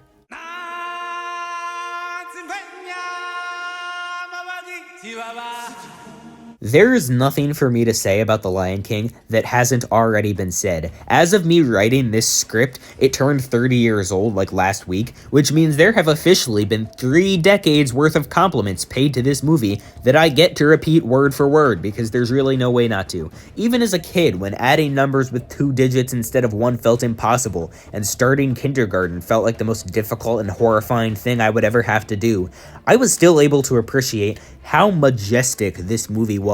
People say that this movie is basically just Hamlet. It's not. I've read it now. It's not. It has an evil uncle, it has a dead father, and that's it. It's not. But the way everything unfolds still feels so Shakespearean. The beautiful and fluid and colorful animation, the sweeping score by Hans Zimmer, and even just the direction combined to make this story about the disruption of the natural order and about a little kid growing up to avenge his father feel like the most important thing that has ever happened. Think about it. There are so many iconic scenes in this movie that it would genuinely be easier to list the scenes that aren't. Let me list out some of my favorites. Circle of Life, Everything the Light Touches, I Just Can't Wait to Be King, The Elephant Graveyard, The Great Kings of the Past, Be Prepared, with Scar on top of the world with his whole army laid out below him, The Wildebeest Stampede with its frantic music perfectly encapsulating this moment that would change everything, the sequence of Scar letting his brother fall as the camera zooms out from Simba screaming, which takes about 5 seconds but feels like an eternity, Simba nuzzling his dad as he realizes that he won't wake up, Hakuna Matata, Can You Feel the Love Tonight, the scene with Rafiki with some of the most profound dialogue in any animated movie, the spirit of Mufasa in the clouds telling his son to remember his destiny and avenge him. Wait, that is a lot like Hamlet, isn't it? The fight between Simba and Scar, ending with Scar being devoured by his allies, and the last shot where the circle of life begins anew. Those are just some of my favorite scenes. Notice how that's the entire f***ing movie. Every character is good, every song is good, the movie's actually funny, and the comic side characters are actually great, like some of Disney's best. The backgrounds are beautiful. I can't think of any more to say. This is, at the end of the day, not a movie to say things about, especially after 30 years, now that every little small detail, down to the sex in the pollen, that makes this film the masterpiece that it is, has already been pointed out. This is a movie to be experienced. It's just one of those rare things where just one day all the stars aligned and told a simple story to the absolute best ability that humans possibly could, like The Iron Giant, but I've been watching this movie since I was old enough to understand what the characters were saying. The Lion King doesn't speak to me or resonate with me in some special way. It speaks to me and resonates with me in a very non-special way. The same way it resonates with literally everyone else. It's just an epic movie. Oh my god. I get it. Well, this is the last thing I expected, but I actually love An American Tail now. Like, I still think it peaks in the first 20 minutes, and I still think the plot is a bit too non-existent for everything after that, but I've had a sort of realization that's fundamentally changed the way I feel about this movie. I kinda have a love-hate relationship with Don Bluth. His movies from the 1990s are truly some of the worst things I've ever seen. There's a reason that episode of this series took me 3 months to make, but his 1980s work is genuinely not just good, but crucial to animation as a whole surviving to this day. He gave Disney a wake-up call that they needed to get their act together, and he sent a message to the rest of the world that more in the realm of animated movies was possible. There's a clip of him basically saying that people don't care about animation anymore, so if he makes a movie, it has to be good. But if Disney makes a movie, it has to be equally good. Don Bluth didn't leave Disney for competitive purposes. He did it to save animation, and he gave us 4 pretty epic movies in order to do it, and 6 others as well once animation was saved, which is why, even though I don't think this movie is perfect, it clearly has that magic spark that Don Bluth, like it or not, brought back to animation. So with all that in mind, knowing what I know now about Don Bluth and having a sort of begrudging respect for him, I tried to go into this movie with a different frame of mind. And all of a sudden, I understood. I was enlightened. An American Tail, it turns out, is one of my new favorite movies. Like, seriously, I actually love this now. I never would have guessed that this would end up being my favorite Don Bluth movie. But it managed to top every single one. Rewatching this, I kinda knew that I would be impressed by the first 20 minutes and then everything after that would slowly get worse and worse. And some of that was true, I guess. The first 20 minutes still rock, they're awesome. Starting things off with this mouse family fleeing Russia and trying not to get killed by these cats is such a killer way to start the movie, and all the stuff on the boat just keeps it going. There Are No Cats in America is way better than I remember, and the description of the American dream that it gives is really great. Fievel, who by the way is still the cutest character in any movie I've ever watched, up there with Baby Dory, getting washed out to sea was insanely tense and sad, and the family mourning at the immigration office really got to me. And by the time he made it to New York City, I kinda let out a sigh and went, well, that was fun. Time to be chronically disappointed now. But it just never happened. And when I really tried to digest the point of the movie, I realized how perfectly realized this analogy really is. First off, the fact that there are in fact cats in America and the streets aren't paved with cheese is a pretty intact and very not subtle metaphor. Don Bluth clearly had a message in mind with this movie, and he made sure to never lose sight of it. It holds up for the whole film, and it creates this really excellent story about immigrants coming over the ocean to start a new life that isn't entirely new in all the ways they hoped. Social commentary is present in nearly every scene, and it's great. Yeah, it's often pretty on the nose too. None of them are explicitly stated, but you can always feel its presence, probably because so much of it isn't really trying to be too subtle, and it makes this movie just way more deep than I remembered, and that's probably because the project was commissioned by Steven Spielberg, who is Jewish, and was written mainly by Jewish writers, and pretty much every little detail, right down to Fievel taking his grandfather's hat, was adopted from real-life stories.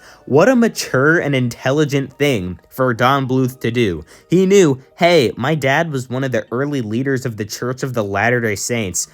Maybe there's someone other than me who can work on this movie and have it accurately portray the message that I want it to, and this choice absolutely paid off. Everyone involved cared about this movie, and you can tell. Without knowing all of this, which was the case last time I watched this, I can definitely understand not liking some of this too much. It's not very plot-focused, Fievel just meets a few too many side characters, and even the main conflict of building a giant mouse to scare away the cats feels kind of like a side quest, or at least that was the case. Somehow none of these things matter anymore. I can't even see them. I used to think that if this was a short film that took the first 20 minutes, cut out like a third of the random fillery segments, and then brought it back for the end, only then would it be truly good. But then the parts that I remembered being painstakingly boring really weren't. The movie just kept going. I kept enjoying it. I went in thinking, I know that once we get to this point, the movie gets good again. And I blinked and we were there. And I cannot describe how shocked this made me. I paused the movie and I just thought about what I watched. I thought about all of the songs. There Are No Cats in America is great. Somewhere Out There was so good that it became a huge pop song that most people don't even know is from this movie. Even the Statue of Liberty song is good. And the movie looks gorgeous. One of the things that I think made so many people latch onto Don Bluth's work in the 1980s was A, that it was good, and B, that he delivered some beautiful looking making movies in a time that Disney was making, The Black Cauldron. New York is so well realized, and that scene of Fievel saying that it's hopeless as the camera zooms out to show dozens of children sitting there in the rain along with him is such a goddamn powerful image. I thought about every character moment, every time Fievel was dragged down, every time he used his optimism and innocence to bring the American dream to a group of people most prevented from achieving it. I thought about every time I laughed, and every time a line gave me chills because of its real-life parallels. Papa, why did they change my name to Tilly? There was no one point during my rewatch that I actually realized it, but by the end, I was certain. An American Tail is a masterpiece, and I unpaused the movie and watched its conclusion. You want to know something? Fievel reuniting with his family, hearing each other's voices and running toward each other before giving his dad this giant hug as the music swells and the whole family comes together again, is the only scene in any of the 92 movies on this list that actually made me cry. Of all the stuff we've seen and of all the stuff in the 4 movies yet to come, this was the one thing that got to me, and since then, every time I've thought about this movie, I've liked it more and more, until the movie that was originally in the bottom quarter of the list for being too boring worked its way into the top 15, then 10, then 5, cementing itself as the best Don Bluth movie of all time.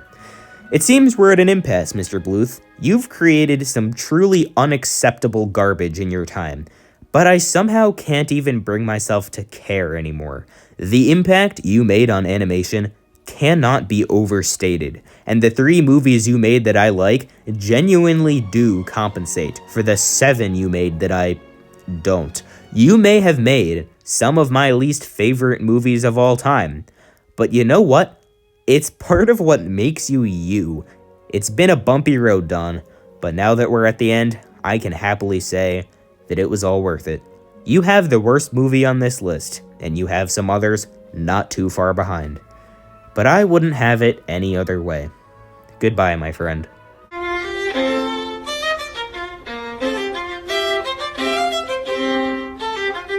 Whisper of the Heart is the best Ghibli movie from the 20th century. I didn't think anything could beat Kiki's Delivery Service, and then I watched this movie for about 10 minutes and saw that it wasn't actually 10 minutes, but rather 50 minutes. Then the whole last half of the movie unraveled, with scene after scene after scene of some of the most deeply personal moments I've ever experienced in a film.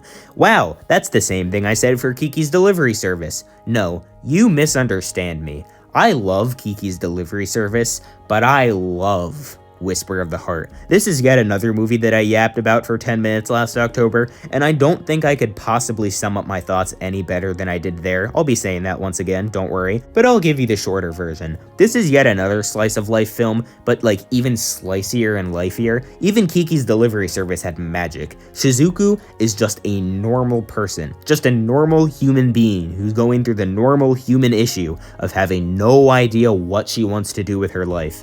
And that's the entire point. So, Shizuku is a 14-year-old girl who really wants to be a writer, but the only thing she's managed to do with that dream is rewrite the lyrics to Country Roads over and over again. Over the course of the first half of the movie, she gets to know this guy, Seiju, who seems like he has his entire life figured out, so that understandably freaks her out a bit. And when he goes off to Italy for 2 months, she sets herself a goal: write an entire novel before he gets back in order to prove to herself that she's good enough to be with him. But for the next 2 months, even though she makes progress, she isn't happier. Her relationship with her family weakens as she spends all of her time in her room, and her grades in school drop as she spends all of her class time staring down at her notebook. And despite all of this, she's still barely going to finish in time. Her motivation disappears, and as time runs out, she kind of just falls apart.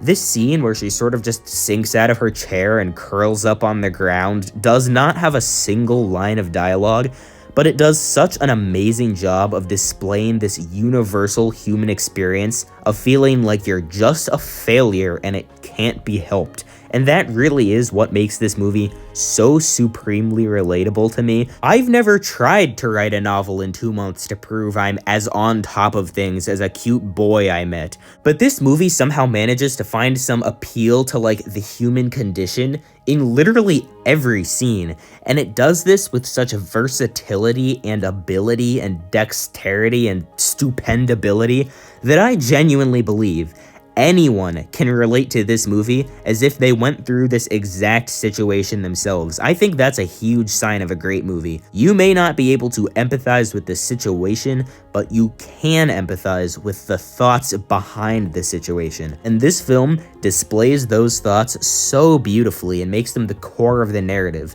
Seeing Shizuku start to cry when the old man didn't say, "Wow, this is the best book I've ever read in my whole life," is absolutely devastating. And I don't think I'm devastated solely because of the "that's the worst thing that's ever been made" illness that all YouTubers contract after they upload a video.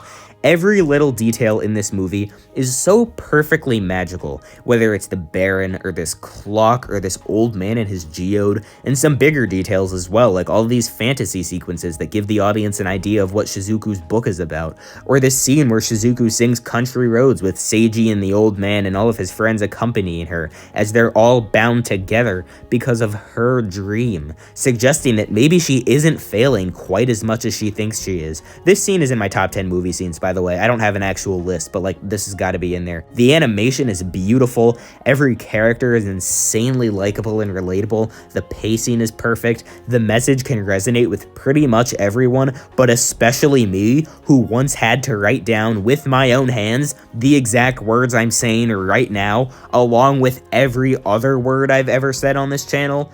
Whisper of the Heart is just a good movie. Again, I have 10 minutes of thoughts 3 clicks away, and Scheherezade has like 80 minutes of thoughts another 3 clicks away.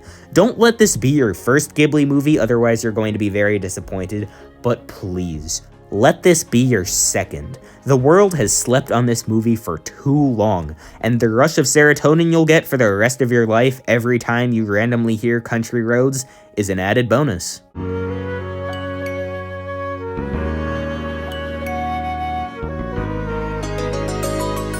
No, I didn't forget about this movie. It really is this high. I might be the biggest Mulan fan in the entire world, which is crazy because I've only seen this movie about 5 times. That's more times than I've seen a lot of the other movies on this list, but for a Disney Renaissance movie, absolute child's play.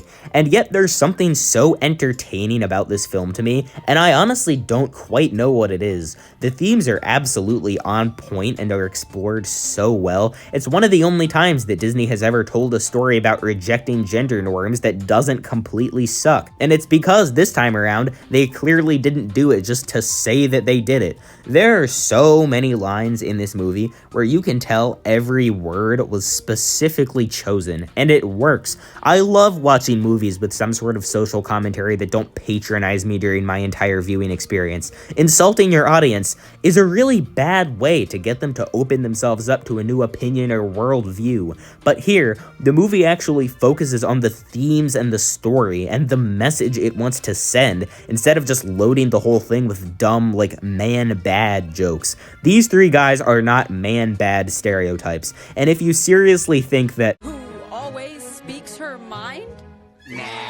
is a serious attempt to demean and patronize men, I think you're taking this a bit too seriously, much like Mulan 2020. Wow, this movie does not know what the film it was based on was trying to do. It's genuinely incredible. Remember that empowering story about a woman who was able to defy the odds? Well, it turns out she was only able to do that because she's the first and only female ever to have this magical force called Chi, which allows her to become a superhero and kick arrows at people. This is just so backwards and so opposite to what the original Mulan was saying. What makes this message so great is that Mulan is just a normal woman. She can't live up to the singular expectation that society has decided that she has to live up to, and because of that, she's basically deemed essentially worthless.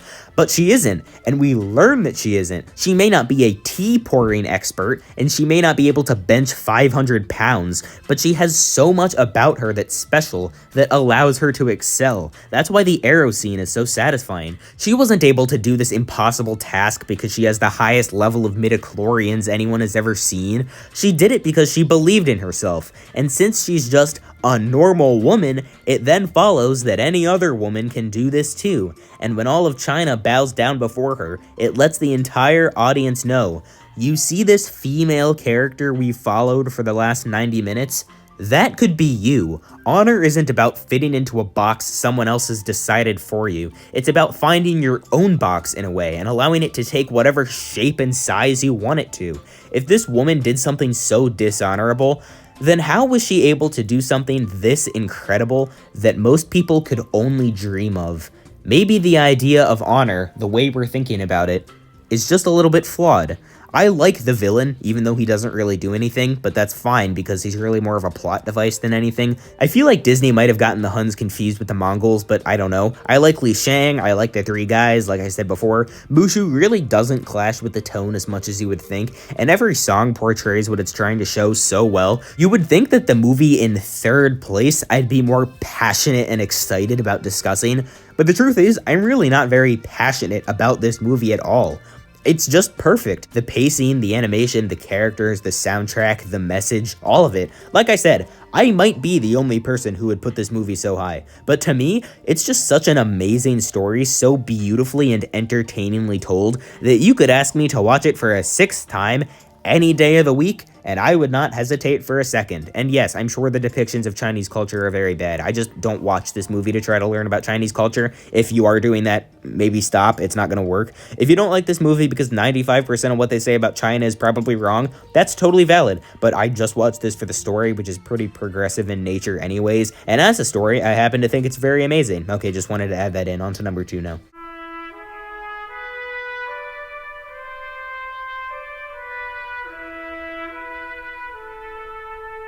The Prince of Egypt is absolutely magnificent, and if I didn't have a years-long personal connection with the #1 movie, it would be higher than second place. There is no short version of my thoughts on this movie. The review I did last July is one of the reviews I'm most proud of, and I genuinely have exhausted every single thing I could possibly say about this movie. It is simply perfect. It's a religious story that doesn't feel preachy in the slightest and instead focuses on the deeply human emotions at the core of the story. If you had told me last year that DreamWorks made a movie version of the Book of Exodus and that it's one of the best films ever made, I straight up wouldn't have believed you, but now I am that person, telling you guys that this is one of the best films ever made.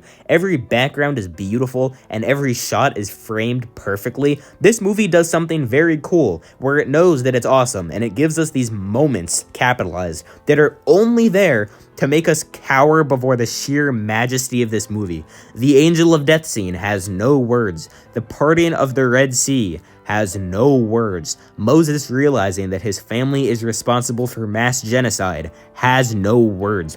It's just visuals and music, or lack of music in some cases, and it's always amazing. They do this very often, and I'm very glad. Hell, the entire opening song, Deliver Us, is basically one giant moment capitalized, which is why it's objectively, yes, objectively, the best opening song to any musical ever made. I firmly believe this. And all of the other songs are almost equally good, and that's crazy. Through Heaven's Eyes is beautiful, the Plague song is haunting, Deliver Us, top 5 song, yes I already mentioned this song, I'm mentioning it again. I could keep going for as long as the movie is long. Pick any scene, and I'll say, ooh, that's a good scene, one of the best scenes in the movie. Ooh, that's a good scene, one of the best scenes in the movie. Ooh, that's a good scene, one of the best scenes in the movie. Every scene in The Prince of Egypt is my favorite scene. Every song is my favorite song, except Deliver Us, which is even better than that. Every moment capitalized is my favorite moment capitalized. The plain and simple reason why this movie is so high is because it just does everything that much better than every other movie on this list has done everything. I imagine that most of you have watched this movie, but if you haven't, well, this far up the list, you already know what I'm about to say. Watch The Prince of Egypt. It very well might be the magnum opus of animation, if it weren't for one other film.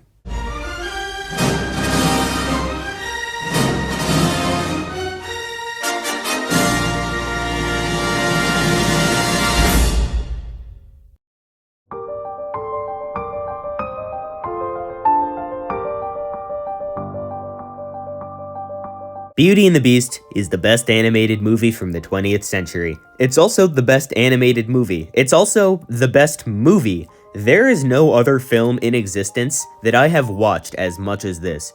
There is no other film in existence that I can quote as much as this. There is no other film in existence that I can connect to and resonate with as much as this. To put it simply, there is no other film in existence that I love as much as this. Pretty much everyone agrees that this movie is at least a 9 out of 10, but combined with the early age that I discovered this movie and the role it played in my childhood, that number for me catapulted up to a 20. I had 90 minutes before preschool started, watch Beauty and the Beast. I had nothing to do on a long car ride, watch Beauty and the Beast. I was bored at some family function that I was too young to participate in, boom, Beauty and the Beast. This has been my go-to movie to make me feel better for my entire life. Every emotional beat lands for me in such a deep part of my heart that I can't even explain it. I have some sort of deep foundational memory with literally every scene, all the way down to the stupid bonus ones. And if I have one regret on my deathbed, it will be, without a doubt, that I did not watch Beauty and the Beast one more time. The story is incredible, and it is absolutely not about Stockholm Syndrome. It's the same thing as saying that Ariel wanted to go to the surface for a man. Like, did you even watch the movie? Did you miss the part where Belle left the castle because she couldn't stand living with the Beast? She didn't go back because she was just so in love. She went back to save him because that's just who she is, a good person. And that inspires the Beast to be better. She doesn't change for him, and he doesn't even change for her. He changes because of her. Everything between the scene where Belle flees the castle and the tale as old as time scene is some of the best Disney that Disney has ever put out. Seeing Belle and the Beast slowly grow closer together as he realizes that he wants to be better and she realizes that he is being better is just so incredible. And to cement the Beast's arc, when he realizes that the best thing for Belle is to let her go, that's exactly what he does, even though it's practically torture for him. Because as Mrs. Potts says, he loves her, and love isn't just about liking each other's company, or feeding the birds together, or seeing the smile on someone's face after you give them an entire library. It's ultimately about valuing another person as much as you value yourself, balancing each other out, supplementing one another, and wanting them to be happy even if you know that it would detract from your own happiness. And at the end, the Beast does the ultimate version of this, essentially sacrificing himself to save her. Belle realizes that she loves him, and the curse is broken. He has redeemed himself. This is the core of why I love this movie. The Beast is probably more of a main character than Belle. He starts as evil and mysterious, but through his discussions with his servants, we quickly realize that there's more to him than that, and that he does actually have some humanity, even if it's buried beneath his negative traits. But in this scene where Belle and the Beast are bickering and they finally exchange some actual nice words, all of a sudden the whole dynamic between the two characters completely flips, and now we're just really rooting for the Beast to improve himself, and we can't help but smile every time he does something to try to make Belle happy. We feel his pain when he realizes that what would really make Belle truly happy is letting her go. We feel his depression afterward, and most of all, when he finally fights back against Gaston, it creates the most audience stands up and claps in the movie theater moment in any Disney movie. It's just such an amazing character arc. The songs only add to this. Every single song in this movie is among the most famous that Disney has ever made. Be Our Guest, Gaston, Tale as Old as Time, The Mob Song. The movie literally starts with a giant 5-minute song that's literally just Howard Ashman flexing his ability to make anything he did sound perfect. Even the instrumentals are incredible. What other Disney movie has this much incredible background music? Every side character is classic. Gaston is one of Disney's most threatening villains. The animation is some of the most beautiful in not just the Disney Renaissance, but all of Disney. And the direction of every scene is absolutely perfect, always conveying exactly the feeling that was intended. I honestly could make an entire video just on this movie, and I've barely even scratched the surface of all of the things I love about it. But I have to stop at some point, and to tell you the truth, I'm quite tired of working on this video, so I'll end it with this. A very, very preliminary version of Beauty and the Beast premiered at the New York Film Festival in September 1991. About a third of it was still pencil sketches, and at the end, it got a 10-minute standing ovation. Beauty and the Beast is the most perfect movie I've ever watched, but to me, it's even more than that. This movie represents a time in my life when I didn't know anything about how much the world kind of sucks sometimes. A time when my biggest worry was what toy I would be playing with after I got back from preschool. A time when I lived in a different house, in a different part of town, and I went to a different school, and I didn't know any of my current friends, and I wasn't worrying about college, and I didn't have homework to toil over, and I didn't have a job to report to at scheduled times every week, and I wasn't always trying to make myself edit even a mere 60 seconds of my next video whenever I couldn't find any motivation, because if I didn't, people would be disappointed. I'm quite happy with my life now, but the future is uncertain, always will be, for everyone, and that's stressful, that sucks, you know that, but Beauty and the Beast takes me out of all that, into a time when everything was okay, and it seemed like it always would be. When I watch this movie, I feel safe.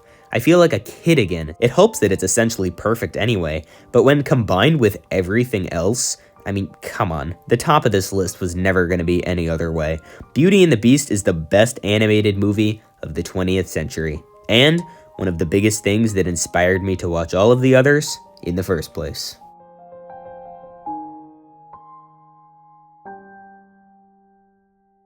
Well, that's finally over. Thanks so much for watching if you made it this far. This video was truly a Herculean task. I don't regret making it, but I do regret spending 8 months making it. No matter how big of a detour this video was on my quest to rank every animated movie, and it was considerably big, I do still believe that it was genuinely necessary. My list was just so bad and it needed to be reordered, and my old videos are legitimately unwatchable. I still can't believe it took me a whole nother year after I started this channel to finally ask myself, hey, maybe I should try getting my voice to not suck, and oh my god, it's a miracle. Anyway, as I've said before, it's now back to the standard every 6 weeks or so uploads, starting with the 2000s Disney movies, and then we'll go and do the rest of the 2000s in the same order I did the 90s. So then the Disney sequels, then Pixar and DreamWorks, then Ghibli, then other stuff. Blue Sky and Sony will be in there somewhere. All I know is that if I ever finish reviewing every 2000s animated movie, I'm definitely not doing this again. The video would literally be 15 hours long. I would spend 2 years making it.